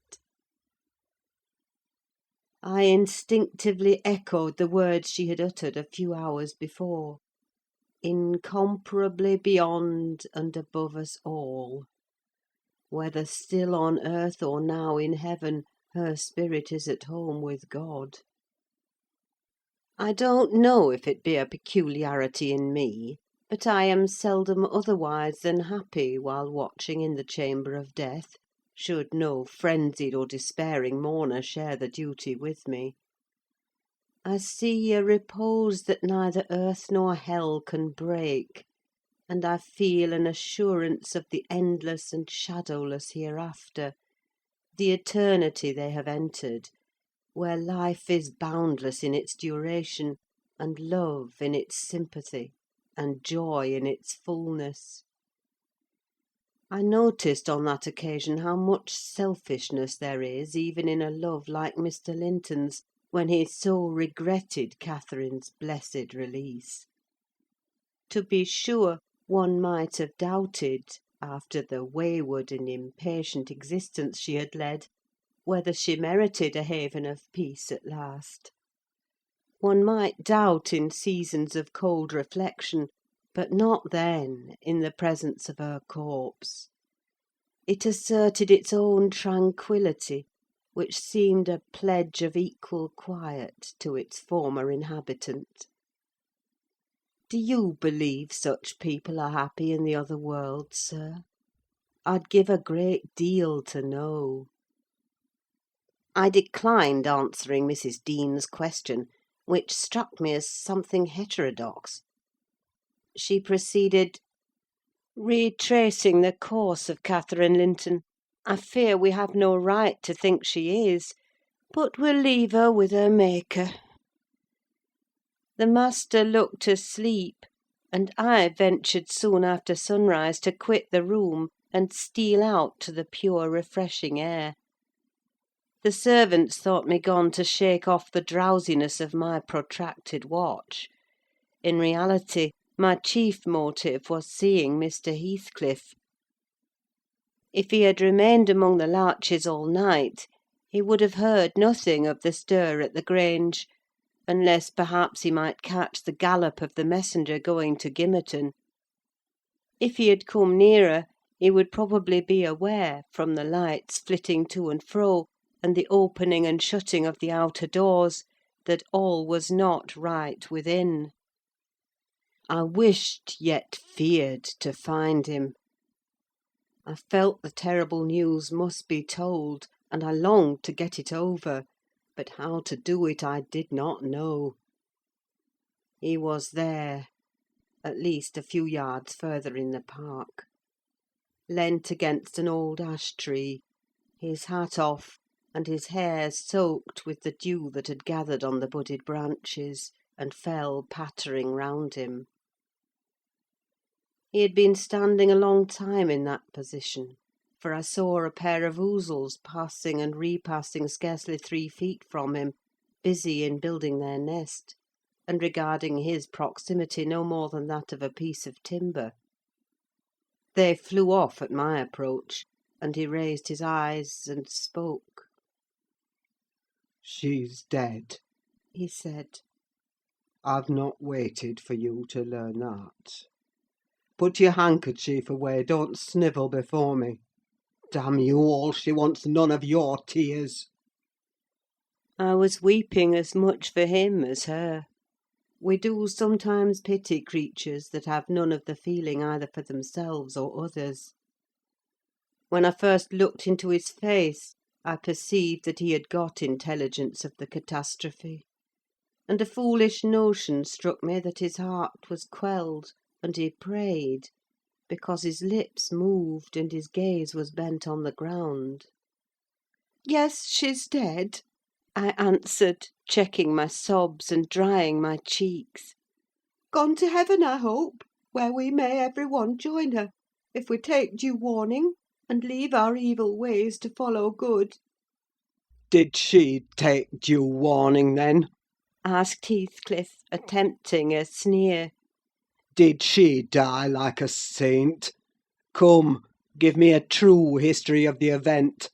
How did—" He endeavoured to pronounce the name, but could not manage it, and, compressing his mouth, he held a silent combat with his inward agony, defying meanwhile my sympathy with an unflinching, ferocious stare. "How did she die?" He resumed at last, fain, notwithstanding his hardihood, to have a support behind him, for after the struggle he trembled, in spite of himself, to his very finger ends. Poor wretch! I thought. You have a heart and nerves the same as your brother men. Why should you be anxious to conceal them? Your pride cannot blind God. You tempt him to wring them till he forces a cry of humiliation. "Quietly as a lamb," I answered aloud. She drew a sigh and stretched herself like a child reviving and sinking again to sleep, and 5 minutes after I felt one little pulse at her heart, and nothing more. "And did she ever mention me?" he asked, hesitating, as if he dreaded the answer to his question would introduce details that he could not bear to hear. "Her senses never returned. She recognised nobody from the time you left her," I said. "She lies with a sweet smile on her face, and her latest ideas wandered back to pleasant early days. Her life closed in a gentle dream. May she wake as kindly in the other world." "May she awake in torment!" he cried, with frightful vehemence, stamping his foot and groaning in a sudden paroxysm of ungovernable passion. "Why, she's a liar to the end! Where is she? Not there! Not in heaven! Not perished! Where? Oh, you said you cared nothing for my sufferings, and I pray one prayer. I repeat it till my tongue stiffens. Catherine Earnshaw, may you not rest as long as I am living! You said I killed you. Haunt me, then! The murdered do haunt their murderers, I believe. I know that ghosts have wandered on earth. Be with me always. Take any form. Drive me mad. Only do not leave me in this abyss where I cannot find you. Oh, God, it is unutterable! I cannot live without my life. I cannot live without my soul." He dashed his head against the knotted trunk, and lifting up his eyes, howled, not like a man, but like a savage beast, being goaded to death with knives and spears. I observed several splashes of blood about the bark of the tree, and his hand and forehead were both stained. Probably the scene I witnessed was a repetition of others acted during the night. It hardly moved my compassion: it appalled me. Still, I felt reluctant to quit him so. But the moment he recollected himself enough to notice me watching, he thundered a command for me to go, and I obeyed. He was beyond my skill to quiet or console. Mrs. Linton's funeral was appointed to take place on the Friday following her decease. Until then her coffin remained uncovered, and strewn with flowers and scented leaves, in the great drawing-room. Linton spent his days and nights there, a sleepless guardian; and, a circumstance concealed from all but me, Heathcliff spent his nights, at least, outside, equally a stranger to repose. I held no communication with him.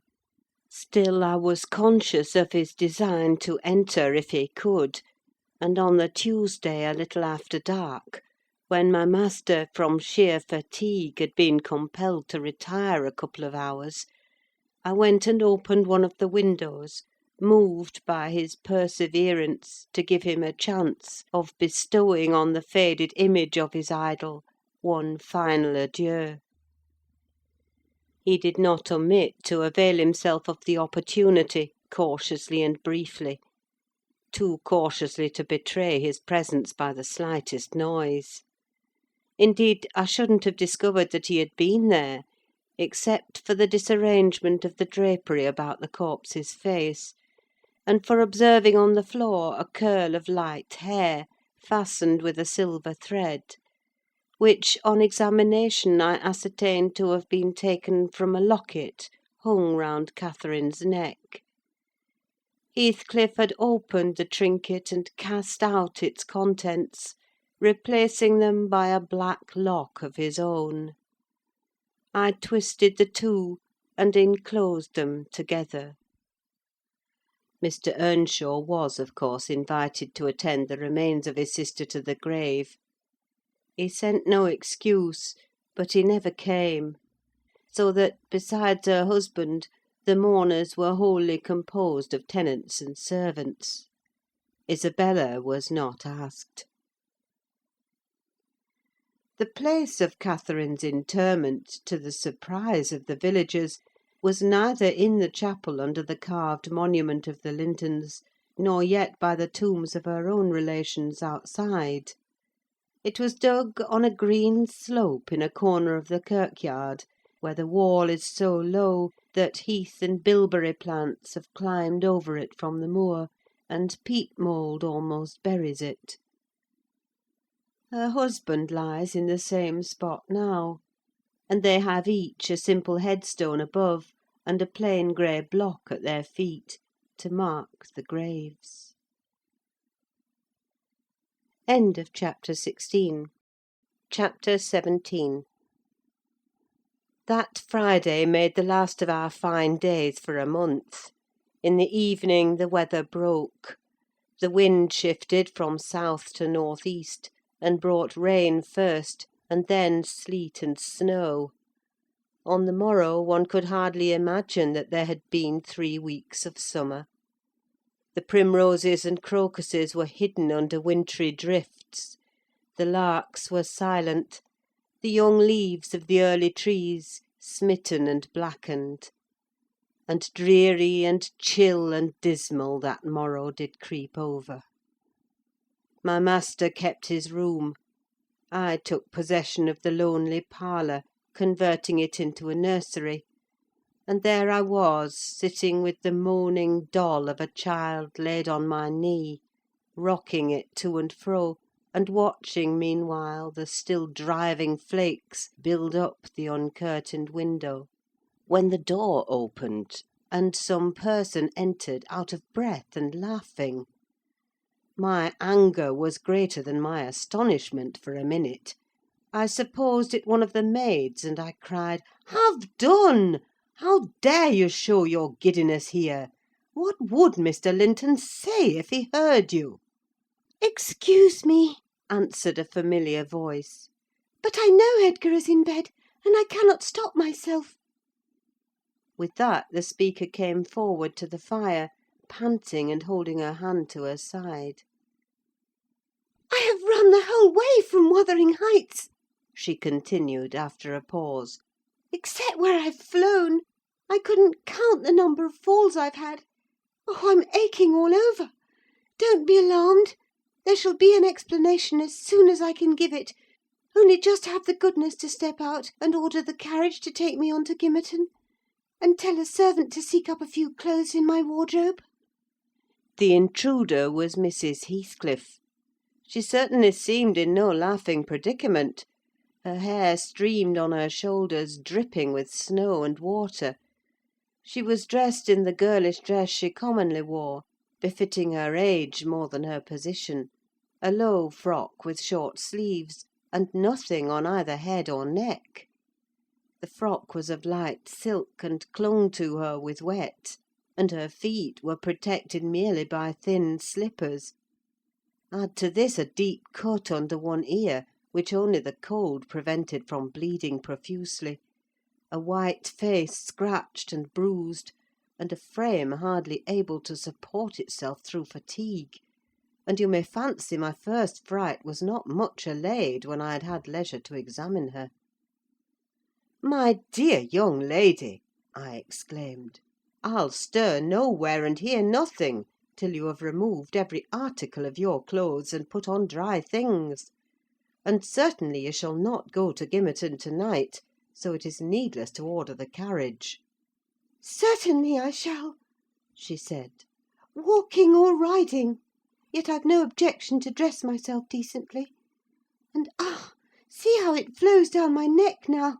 The fire does make it smart." She insisted on my fulfilling her directions before she would let me touch her; and not till after the coachman had been instructed to get ready, and a maid set to pack up some necessary attire, did I obtain her consent for binding the wound, and helping to change her garments. "Now, Ellen," she said, when my task was finished, and she was seated in an easy chair on the hearth, with a cup of tea before her, "you sit down opposite me and put poor Catherine's baby away. I don't like to see it. You mustn't think I care little for Catherine, because I behaved so foolishly on entering. I've cried too, bitterly. Yes, more than any one else has reason to cry. We parted unreconciled, you remember, and I shan't forgive myself. But for all that, I was not going to sympathise with him, the brute beast. Oh, give me the poker! This is the last thing of his I have about me." She slipped the gold ring from her third finger, and threw it on the floor. "I'll smash it," she continued, striking it with childish spite. "and then I'll burn it." And she took and dropped the misused article among the coals.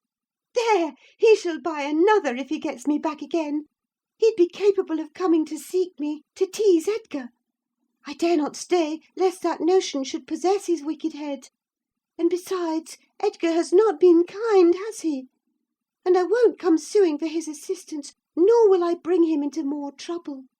Necessity compelled me to seek shelter here; though, if I had not learned he was out of the way, I'd have halted at the kitchen, washed my face, warmed myself, got you to bring what I wanted, and departed again to anywhere out of the reach of my of that incarnate goblin. Ah! He was in such a fury! If he had caught me! It's a pity Earnshaw is not his match in strength. I wouldn't have run till I'd seen him all but demolished, had Hindley been able to do it." "Well, don't talk so fast, miss," I interrupted. "You'll disorder the handkerchief I've tied round your face, and make the cut bleed again." Drink your tea and take breath, and give over laughing. Laughter is sadly out of place under this roof, and in your condition." "An undeniable truth," she replied. "Listen to that child! It maintains a constant wail. Send it out of my hearing for an hour. I shan't stay any longer." I rang the bell, and committed it to a servant's care; and then I inquired what had urged her to escape from Wuthering Heights in such an unlikely plight, and where she meant to go, as she refused remaining with us. "I ought and I wished to remain," answered she, "to cheer Edgar and take care of the baby, for two things, and because the Grange is my right home. But I tell you he wouldn't let me. Do you think he could bear to see me grow fat and merry? Could bear to think that we were tranquil, and not resolve on poisoning our comfort? Now I have the satisfaction of being sure that he detests me, to the point of its annoying him seriously to have me within earshot or eyesight. I notice, when I enter his presence, the muscles of his countenance are involuntarily distorted into an expression of hatred, partly arising from his knowledge of the good causes I have to feel that sentiment for him, and partly from original aversion. It is strong enough to make me feel pretty certain that he would not chase me over England, supposing I contrive to clear escape, and therefore I must get quite away. I've recovered from my first desire to be killed by him. I'd rather he killed himself. He has extinguished my love effectually, and so I'm at my ease. I can recollect yet how I loved him, and can dimly imagine that I could still be loving him if... No, no! Even if he had doted on me, the devilish nature would have revealed its existence somehow. Catherine had an awfully perverted taste to esteem him so dearly, knowing him so well. Monster! Would that he could be blotted out of creation and out of my memory! "Hush, hush! He's a human being," I said. "Be more charitable. There are worse men than he is yet." "He's not a human being," she retorted, "and he has no claim on my charity. I gave him my heart, and he took and pinched it to death, and flung it back to me. People feel with their hearts, Ellen, and since he has destroyed mine, I have not power to feel for him, and I would not, though he groaned from this to his dying day, and wept tears of blood for Catherine. No, indeed, indeed, I wouldn't." And here Isabella began to cry, but immediately dashing the water from her lashes, she recommenced. "You asked what has driven me to flight at last. I was compelled to attempt it, because I had succeeded in rousing his rage a pitch above his malignity. Pulling out the nerves with red-hot pincers requires more coolness than knocking on the head. He was worked up to forget the fiendish prudence he boasted of, and proceeded to murderous violence. I experienced pleasure in being able to exasperate him. The sense of pleasure woke my instinct of self-preservation, so I fairly broke free. And if ever I come into his hands again, he is welcome to a signal revenge. Yesterday, you know, Mr. Earnshaw should have been at the funeral. He kept himself sober for the purpose, tolerably sober, not going to bed mad at 6 o'clock, and getting up drunk at 12. Consequently, he rose in suicidal low spirits, as fit for the church as for a dance, and instead he sat down by the fire and swallowed gin or brandy by tumblerfuls.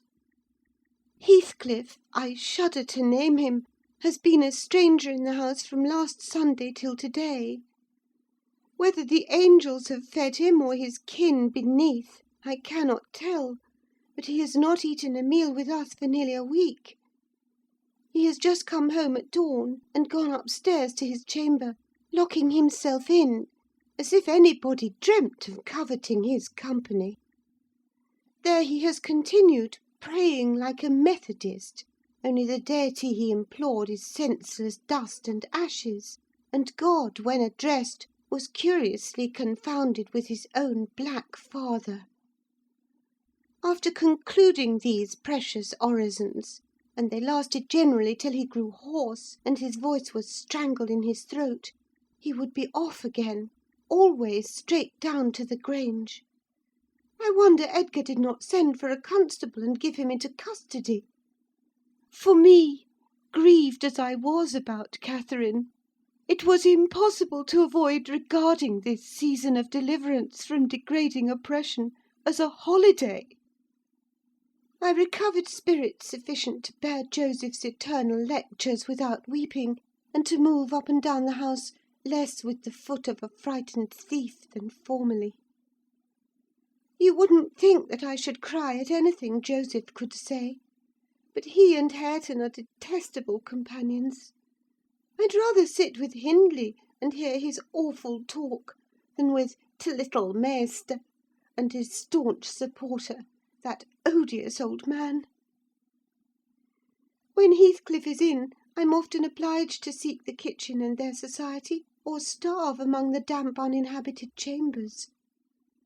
When he is not, as was the case this week, I establish a table and chair at one corner of the house fire, and never mind how Mr. Earnshaw may occupy himself, and he does not interfere with my arrangements. He is quieter now than he used to be, if no one provokes him; more sullen and depressed, and less furious. Joseph affirms he's sure he's an altered man, that the Lord has touched his heart, and he is saved, so as by fire. I'm puzzled to detect signs of the favourable change, but it is not my business. Yesterday evening I sat in my nook reading some old books till late on towards 12. It seemed so dismal to go upstairs, with the wild snow blowing outside, and my thoughts continually reverting to the kirkyard and the new-made grave. I dared hardly lift my eyes from the page before me, that melancholy scene so instantly usurped its place. Hindley sat opposite, his head leant on his hand, perhaps meditating on the same subject. He had ceased drinking at a point below irrationality, and had neither stirred nor spoken during 2 or 3 hours. There was no sound through the house but the moaning wind, which shook the windows every now and then, the faint crackling of the coals, and the click of my snuffers as I removed at intervals the long wick of the candle. Hareton and Joseph were probably fast asleep in bed. It was very, very sad; and while I read I sighed, for it seemed as if all joy had vanished from the world, never to be restored. The doleful silence was broken at length by the sound of the kitchen latch. Heathcliff had returned from his watch earlier than usual, owing, I suppose, to the sudden storm. That entrance was fastened, and we heard him coming round to get in by the other. I rose, with an irrepressible expression of what I felt on my lips, which induced my companion, who had been staring towards the door, to turn and look at me. "I'll keep him out 5 minutes," he exclaimed. "You won't object?" "No, you may keep him out the whole night for me," I answered. "Do put the key in the lock, and draw the bolts." Earnshaw accomplished this ere his guest reached the front. He then came and brought his chair to the other side of my table, leaning over it, and searching in my eyes for a sympathy with the burning hate that gleamed from his. As he both looked and felt like an assassin, he couldn't exactly find that; but he discovered enough to encourage him to speak. "You and I," he said. Have each a great debt to settle with the man out yonder. If we were neither of us cowards, we might combine to discharge it. Are you as soft as your brother? Are you willing to endure to the last, and not once attempt a repayment? I'm weary of enduring now, I replied, and I'd be glad of a retaliation that wouldn't recoil on myself. But treachery and violence are spears pointed at both ends. They wound those who resort to them worse than their enemies. Treachery and violence are a just return for treachery and violence, cried Hindley. Mrs. Heathcliff, I'll ask you to do nothing, but sit still and be dumb. Tell me now, can you? I'm sure you would have as much pleasure as I in witnessing the conclusion of the fiend's existence. He'll be your death unless you overreach him, and he'll be my ruin. Damn the hellish villain! He knocks at the door as if he were master here already. Promise to hold your tongue, and before that clock strikes, it wants 3 minutes of 1, you're a free woman. He took the implements which I described to you in my letter from his breast, and would have turned down the candle. I snatched it away, however, and seized his arm. "I'll not hold my tongue," I said. "You mustn't touch him. Let the door remain shut, and be quiet." No, I've formed my resolution, and by God I'll execute it!" cried the desperate being. "I'll do you a kindness in spite of yourself, and Hareton justice, and you needn't trouble your head to screen me. Catherine is gone. Nobody alive would regret me, or be ashamed, though I cut my throat this minute, and it's time to make an end." I might as well have struggled with a bear, or reasoned with a lunatic. The only resource left me was to run to a lattice and warn his intended victim of the fate which awaited him. "You'd better seek shelter somewhere else to-night," I exclaimed, in rather a triumphant tone. "Mr. Earnshaw has a mind to shoot you if you persist in endeavouring to enter." "You'd better open the door, he answered, addressing me by some elegant term that I don't care to repeat. "I shall not meddle in the matter," I retorted again. "Come in and get shot, if you please. I've done my duty." With that I shut the window and returned to my place by the fire, having too small a stock of hypocrisy at my command to pretend any anxiety for the danger that menaced him. Earnshaw swore passionately at me, affirming that I loved the villain yet, and calling me all sorts of names for the base spirit I evinced. And I, in my secret heart, and conscience never reproached me, thought what a blessing it would be for him should Heathcliff put him out of misery, and what a blessing for me should he send Heathcliff to his right abode.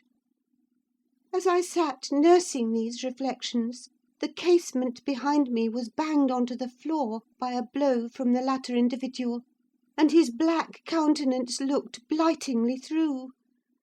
The stanchion stood too close to suffer his shoulders to follow, and I smiled, exulting in my fancied security. His hair and clothes were whitened with snow, and his sharp cannibal teeth, revealed by cold and wrath, gleamed through the dark. "Isabella, let me in, or I'll make you repent!" He gurned, as Joseph calls it. "I cannot commit murder," I replied. "Mr. Hindley stands sentinel with a knife and loaded pistol." "Let me in by the kitchen door," he said. "Hindley will be there before me," I answered, "and that's a poor love of yours that cannot bear a shower of snow. We were left at peace in our beds as long as the summer moon shone, but the moment a blast of winter returns, you must run for shelter. Heathcliff, if I were you, I'd go stretch myself over her grave, and die like a faithful dog. The world is surely not worth living in now, is it? You had distinctly impressed on me the idea that Catherine was the whole joy of your life, I can't imagine how you think of surviving her loss." "He's there, is he?" exclaimed my companion, rushing to the gap. "If I can get my arm out, I can hit him." "I'm afraid, Ellen, you'll set me down as really wicked; but you don't know all, so don't judge. I wouldn't have aided or abetted an attempt on even his life for anything. Wish that he were dead, I must; and therefore I was fearfully disappointed and unnerved by terror for the consequences of my taunting speech, when he flung himself on Earnshaw's weapon and wrenched it from his grasp. The charge exploded, and the knife, in springing back, closed into its owner's wrist. Heathcliff pulled it away by main force, slitting up the flesh as it passed on, and thrust it, dripping, into his pocket. He then took a stone, struck down the division between two windows, and sprang in. His adversary had fallen senseless with excessive pain, and the flow of blood that gushed from an artery or a large vein. The ruffian kicked and trampled on him, and dashed his head repeatedly against the flags, holding me with one hand, meantime, to prevent me summoning Joseph. He exerted preterhuman self-denial in abstaining from finishing him completely; but getting out of breath, he finally desisted, and dragged the apparently inanimate body on to the settle. There he tore off the sleeve of Earnshaw's coat, and bound up the wound with brutal roughness, spitting and cursing during the operation as energetically as he had kicked before. Being at liberty, I lost no time in seeking the old servant, who, having gathered by degrees the purport of my hasty tale, hurried below, gasping as he descended the steps two at once. "What is there to do now? What is there to do now?" "There's this to do," thundered Heathcliff. "that your master's mad, and should he last another month, I'll have him to an asylum. And how the devil did you come to fasten me out, you toothless hound? Don't stand muttering and mumbling there. Come, I'm not going to nurse him. Wash that stuff away, and mind the sparks of your candle, it's more than half brandy." "And so you've been murdering on him!" exclaimed Joseph, lifting his hands and eyes in horror. "If ever I seed a sight like this, may the Lord—" Heathcliff gave him a push on to his knees in the middle of the blood, and flung a towel to him; but instead of proceeding to dry it up, he joined his hands and began a prayer, which excited my laughter from its odd phraseology. I was in the condition of mind to be shocked at nothing. In fact, I was as reckless as some malefactors show themselves at the foot of the gallows. "Oh, I forgot you," said the tyrant. "You shall do that. Down with you! And you conspire with him against me, do you, viper? There, that is work fit for you." He shook me till my teeth rattled, and pitched me beside Joseph, who steadily concluded his supplications, and then rose, vowing he would set off for the Grange directly. Mr. Linton was a magistrate, and though he had 50 wives dead, he should inquire into this. He was so obstinate in his resolution that Heathcliff deemed it expedient to compel from my lips a recapitulation of what had taken place, standing over me, heaving with malevolence, as I reluctantly delivered the account in answer to his questions. It required a great deal of labour to satisfy the old man that Heathcliff was not the aggressor, especially with my hardly wrung replies. However, Mr. Earnshaw soon convinced him that he was alive still. Joseph hastened to administer a dose of spirits, and by their succour his master presently regained motion and consciousness. Heathcliff, aware that his opponent was ignorant of the treatment received while insensible, called him deliriously intoxicated, and said that he should not notice his atrocious conduct further, but advised him to get to bed. To my joy, he left us, after giving this judicious counsel, and Hindley stretched himself on the hearthstone. I departed to my own room, marvelling that I had escaped so easily. This morning, when I came down, about half an hour before noon, Mr. Earnshaw was sitting by the fire, deadly sick. His evil genius, almost as gaunt and ghastly, leant against the chimney. Neither appeared inclined to dine, and having waited till all was cold on the table, I commenced alone. Nothing hindered me from eating heartily, and I experienced a certain sense of satisfaction and superiority, as, at intervals, I cast a look towards my silent companions, and felt the comfort of a quiet conscience within me. After I had done, I ventured on the unusual liberty of drawing near the fire, going round Earnshaw's seat, and kneeling in the corner beside him. Heathcliff did not glance my way, and I gazed up and contemplated his features almost as confidently as if they had been turned to stone. His forehead, that I once thought so manly, and that I now think so diabolical, was shaded with a heavy cloud. His basilisk eyes were nearly quenched by sleeplessness, and weeping, perhaps, for the lashes were wet then. His lips, devoid of their ferocious sneer, and sealed in an expression of unspeakable sadness. Had it been another, I would have covered my face in the presence of such grief. In his case, I was gratified, and, ignoble as it seems to insult a fallen enemy, I couldn't miss this chance of sticking in a dart. His weakness was the only time when I could taste the delight of paying wrong for wrong. "Fie, fie, miss!" I interrupted. "One might suppose you had never opened a Bible in your life. If God afflict your enemies, surely that ought to suffice you. It is both mean and presumptuous to add your torture to his." In general, I'll allow that it would be, Ellen, she continued. But what misery laid on Heathcliff could content me, unless I have a hand in it. I'd rather he suffered less, if I might cause his sufferings, and he might know that I was the cause. Oh, I owe him so much! On only one condition can I hope to forgive him.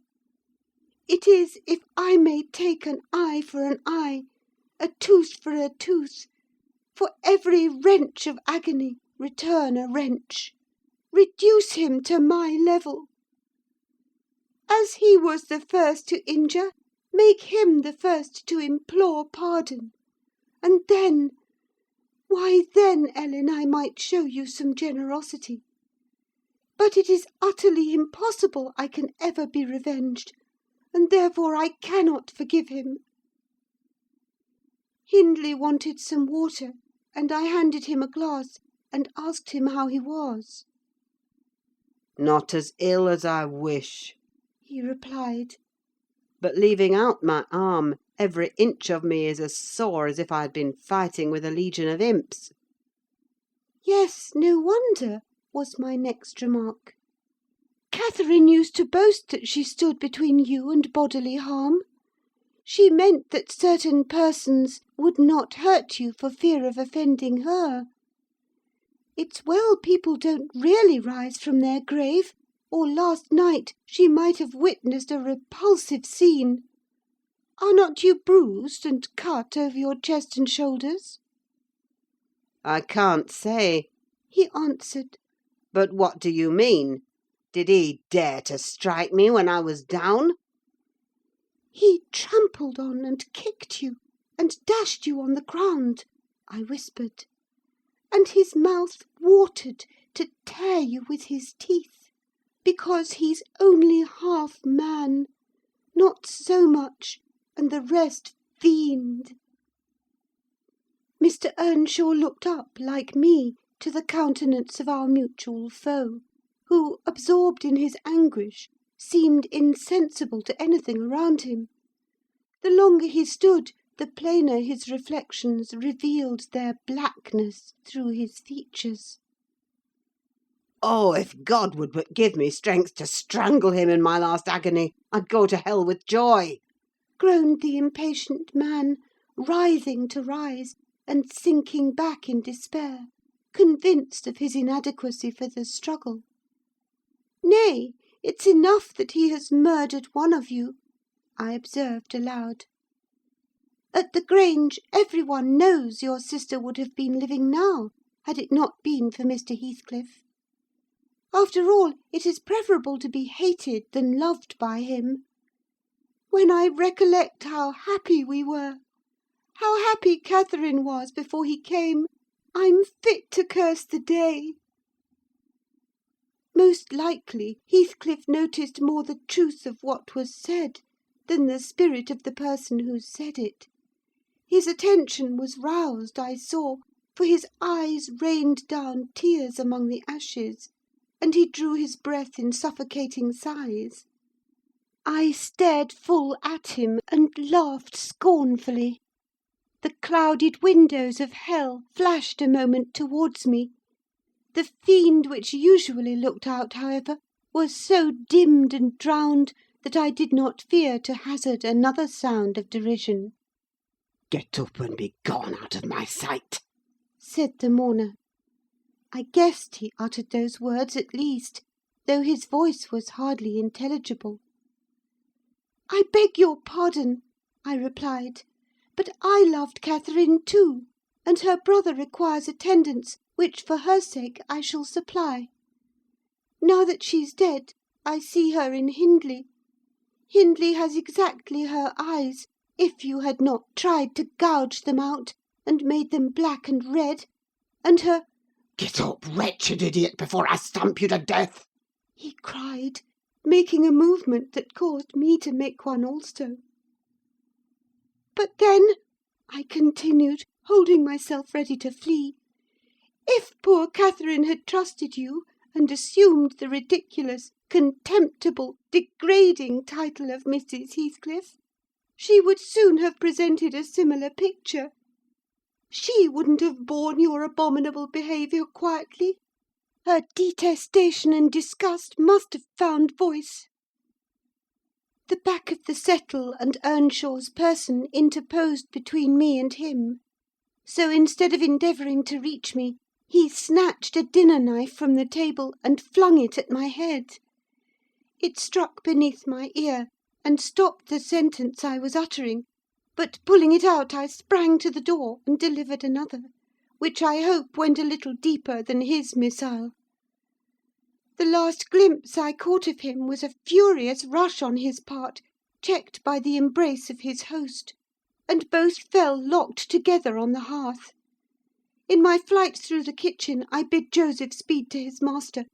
I knocked over Hareton, who was hanging a litter of puppies from a chair-back in the doorway, and, blessed as a soul escaped from purgatory, I bounded, leaped, and flew down the steep road; then, quitting its windings, shot direct across the moor, rolling over banks and wading through marshes, precipitating myself, in fact, towards the beacon light of the Grange. And far rather would I be condemned to a perpetual dwelling in the infernal regions than, even for one night, abide beneath the roof of Wuthering Heights again. Isabella ceased speaking, and took a drink of tea.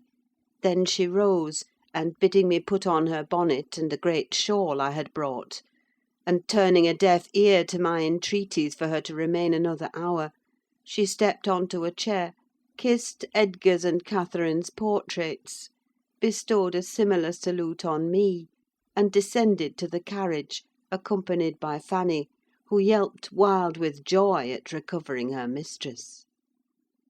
She was driven away, never to revisit this neighbourhood; but a regular correspondence was established between her and my master, when things were more settled. I believe her new abode was in the south, near London. There she had a son born a few months subsequent to her escape. He was christened Linton, and from the first she reported him to be an ailing, peevish creature. Mr. Heathcliff, meeting me one day in the village, inquired where she lived. I refused to tell. He remarked that it was not of any moment, only she must beware of coming to her brother. She should not be with him if he had to keep her himself. Though I would give no information, he discovered through some of the other servants both her place of residence and the existence of the child. Still, he didn't molest her, for which forbearance she might thank his aversion, I suppose. He often asked about the infant when he saw me, and on hearing its name, smiled grimly, and observed, They wish me to hate it too, do they? "I don't think they wish you to know anything about it," I answered. But I'll have it, He said. when I want it. They may reckon on that. Fortunately, its mother died before the time arrived. Some 13 years after the decease of Catherine, when Linton was 12 or a little more. On the day succeeding Isabella's unexpected visit, I had no opportunity of speaking to my master. He shunned conversation, and was fit for discussing nothing. When I could get him to listen, I saw it pleased him that his sister had left her husband, whom he abhorred with an intensity which the mildness of his nature would scarcely seem to allow. So deep and sensitive was his aversion, that he refrained from going anywhere where he was likely to see or hear of Heathcliff. Grief, and that together, transformed him into a complete hermit. He threw up his office of magistrate, ceased even to attend church, avoided the village on all occasions, and spent a life of entire seclusion within the limits of his park and grounds, only varied by solitary rambles on the moors, and visits to the grave of his wife, mostly at evening, or early morning before other wanderers were abroad. But he was too good to be thoroughly unhappy long. He didn't pray for Catherine's soul to haunt him. Time brought resignation, and a melancholy sweeter than common joy. He recalled her memory with ardent, tender love, and hopeful aspiring to the better world, where he doubted not she was gone. And he had earthly consolation and affections also. For a few days, I said, he seemed regardless of the puny successor to the departed. That coldness melted as fast as snow in April, and ere the tiny thing could stammer a word or totter a step, it wielded a despot's sceptre in his heart. It was named Catherine, but he never called it the name in full, as he had never called the first Catherine short, probably because Heathcliff had a habit of doing so. The little one was always Cathy. It formed to him a distinction from the mother, and yet a connection with her, and his attachment sprang from its relation to her far more than from its being his own. I used to draw a comparison between him and Hindley Earnshaw, and perplex myself to explain satisfactorily why their conduct was so opposite in similar circumstances. They had both been fond husbands, and were both attached to their children, and I could not see how they shouldn't both have taken the same road, for good or evil. But, I thought in my mind, Hindley, with apparently the stronger head, has shown himself sadly the worse and the weaker man. When his ship struck, the captain abandoned his post, and the crew, instead of trying to save her, rushed into riot and confusion, leaving no hope for their luckless vessel. Linton, on the contrary, displayed the true courage of a loyal and faithful soul. He trusted God, and God comforted him. One hoped, and the other despaired. They chose their own lots, and were righteously doomed to endure them. But you'll not want to hear my moralising, Mr. Lockwood. You'll judge as well as I can all these things. At least you'll think you will, and that's the same. The end of Earnshaw was what might have been expected. It followed fast on his sister's. There were scarcely 6 months between them. We at the Grange never got a very succinct account of his state preceding it. All that I did learn was on occasion of going to aid in the preparations for the funeral. Mr. Kenneth came to announce the event to my master. "Well, Nelly," said he, riding into the yard one morning, too early not to alarm me with an instant presentiment of bad news, "it's yours and my turn to go into mourning at present. Who's given us the slip now, do you think?" "Who?" I asked in a flurry. "Why, guess," he returned, dismounting, and slinging his bridle on a hook by the door. "And nip up the corner of your apron. I'm certain you'll need it." "Not Mr. Heathcliff, surely?" I exclaimed. "What, would you have tears for him?" said the doctor. "No, Heathcliff's a tough young fellow. He looks blooming to-day. I've just seen him. He's rapidly regaining flesh since he lost his better half." "Who is it, then, Mr. Kenneth?" I repeated impatiently. "Hindley Earnshaw, your old friend Hindley," he replied; "and my wicked gossip, though he's been too wild for me this long while. There! I said we should draw water. But cheer up, he died true to his character, drunk as a lord. Poor lad! I'm sorry too. One can't help missing an old companion. Though he had the worst tricks with him that ever man imagined, and has done me many a rascally turn. He's barely 27, it seems. That's your own age. Who would have thought you were born in one year?" I confess this blow was greater to me than the shock of Mrs. Linton's death. Ancient associations lingered round my heart. I sat down in the porch and wept as for a blood relation, desiring Mr. Kenneth to get another servant to introduce him to the master. I could not hinder myself from pondering on the question, had he had fair play? Whatever I did, that idea would bother me. It was so tiresomely pertinacious that I resolved on requesting leave to go to Wuthering Heights, and assist in the last duties to the dead.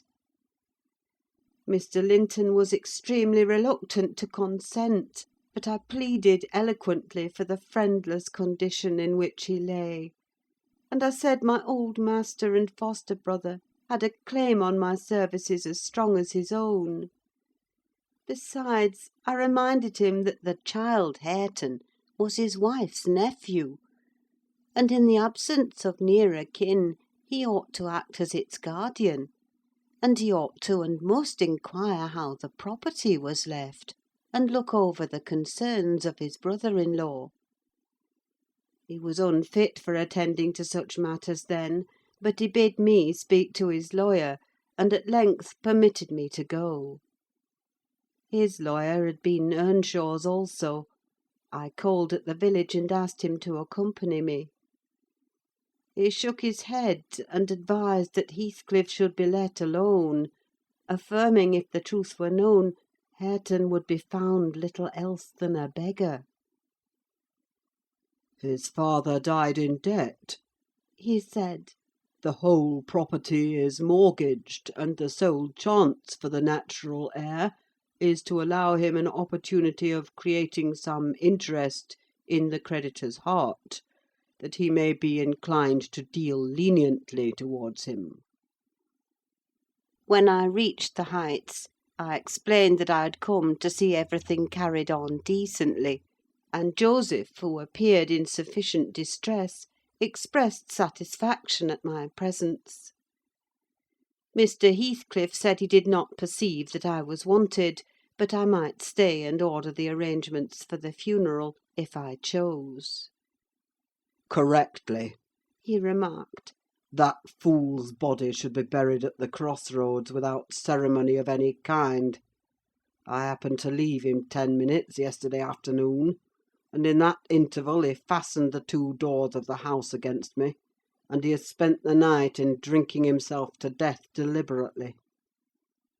We broke in this morning, for we heard him sporting like a horse, and there he was, laid over the settle. Flaying and scalping would not have wakened him. I sent for Kenneth, and he came, but not till the beast had changed into carrion. He was both dead and cold and stark, and so you'll allow it was useless making more stir about him." The old servant confirmed this statement, but muttered, "I'd rayther he'd gone himself at doctor. I sud ha' ta'en tent at t' maister better nor him, and he warn't dead when I left, nought o' t' sort." I insisted on the funeral being respectable. Mr. Heathcliff said I might have my own way there too, only he desired me to remember that the money for the whole affair came out of his pocket. He maintained a hard, careless deportment, indicative of neither joy nor sorrow. If anything, it expressed a flinty gratification at a piece of difficult work successfully executed. I observed once, indeed, something like exultation in his aspect. It was just when the people were bearing the coffin from the house. He had the hypocrisy to represent a mourner, and previous to following with Hareton, he lifted the unfortunate child onto the table, and muttered with peculiar gusto, "Now, my bonny lad, you are mine, and we'll see if one tree won't grow as crooked as another, with the same wind to twist it." The unsuspecting thing was pleased at this speech. He played with Heathcliff's whiskers and stroked his cheek; but I divined its meaning, and observed tartly, "That boy must go back with me to Thrushcross Grange, sir. There is nothing in the world less yours than he is." "Does Linton say so?" he demanded. "Of course, he has ordered me to take him," I replied. "Well," said the scoundrel, "we'll not argue the subject now; but I have a fancy to try my hand at rearing a young one: so intimate to your master that I must supply the place of this with my own, if he attempt to remove it. I don't engage to let Hareton go undisputed, but I'll be pretty sure to make the other come. Remember to tell him." This hint was enough to bind our hands. I repeated its substance on my return, and Edgar Linton, little interested at the commencement, spoke no more of interfering. I'm not aware that he could have done it to any purpose, had he been ever so willing. The guest was now the master of Wuthering Heights. He held firm possession, and proved to the attorney, who in his turn proved it to Mr. Linton, that Earnshaw had mortgaged every yard of land he owned for cash to supply his mania for gaming, and he, Heathcliff, was the mortgagee. In that manner, Hareton, who should now be the first gentleman in the neighbourhood, was reduced to a state of complete dependence on his father's inveterate enemy, and lives in his own house as a servant, deprived of the advantage of wages, quite unable to right himself because of his friendlessness and his ignorance that he has been wronged. End of chapter 17.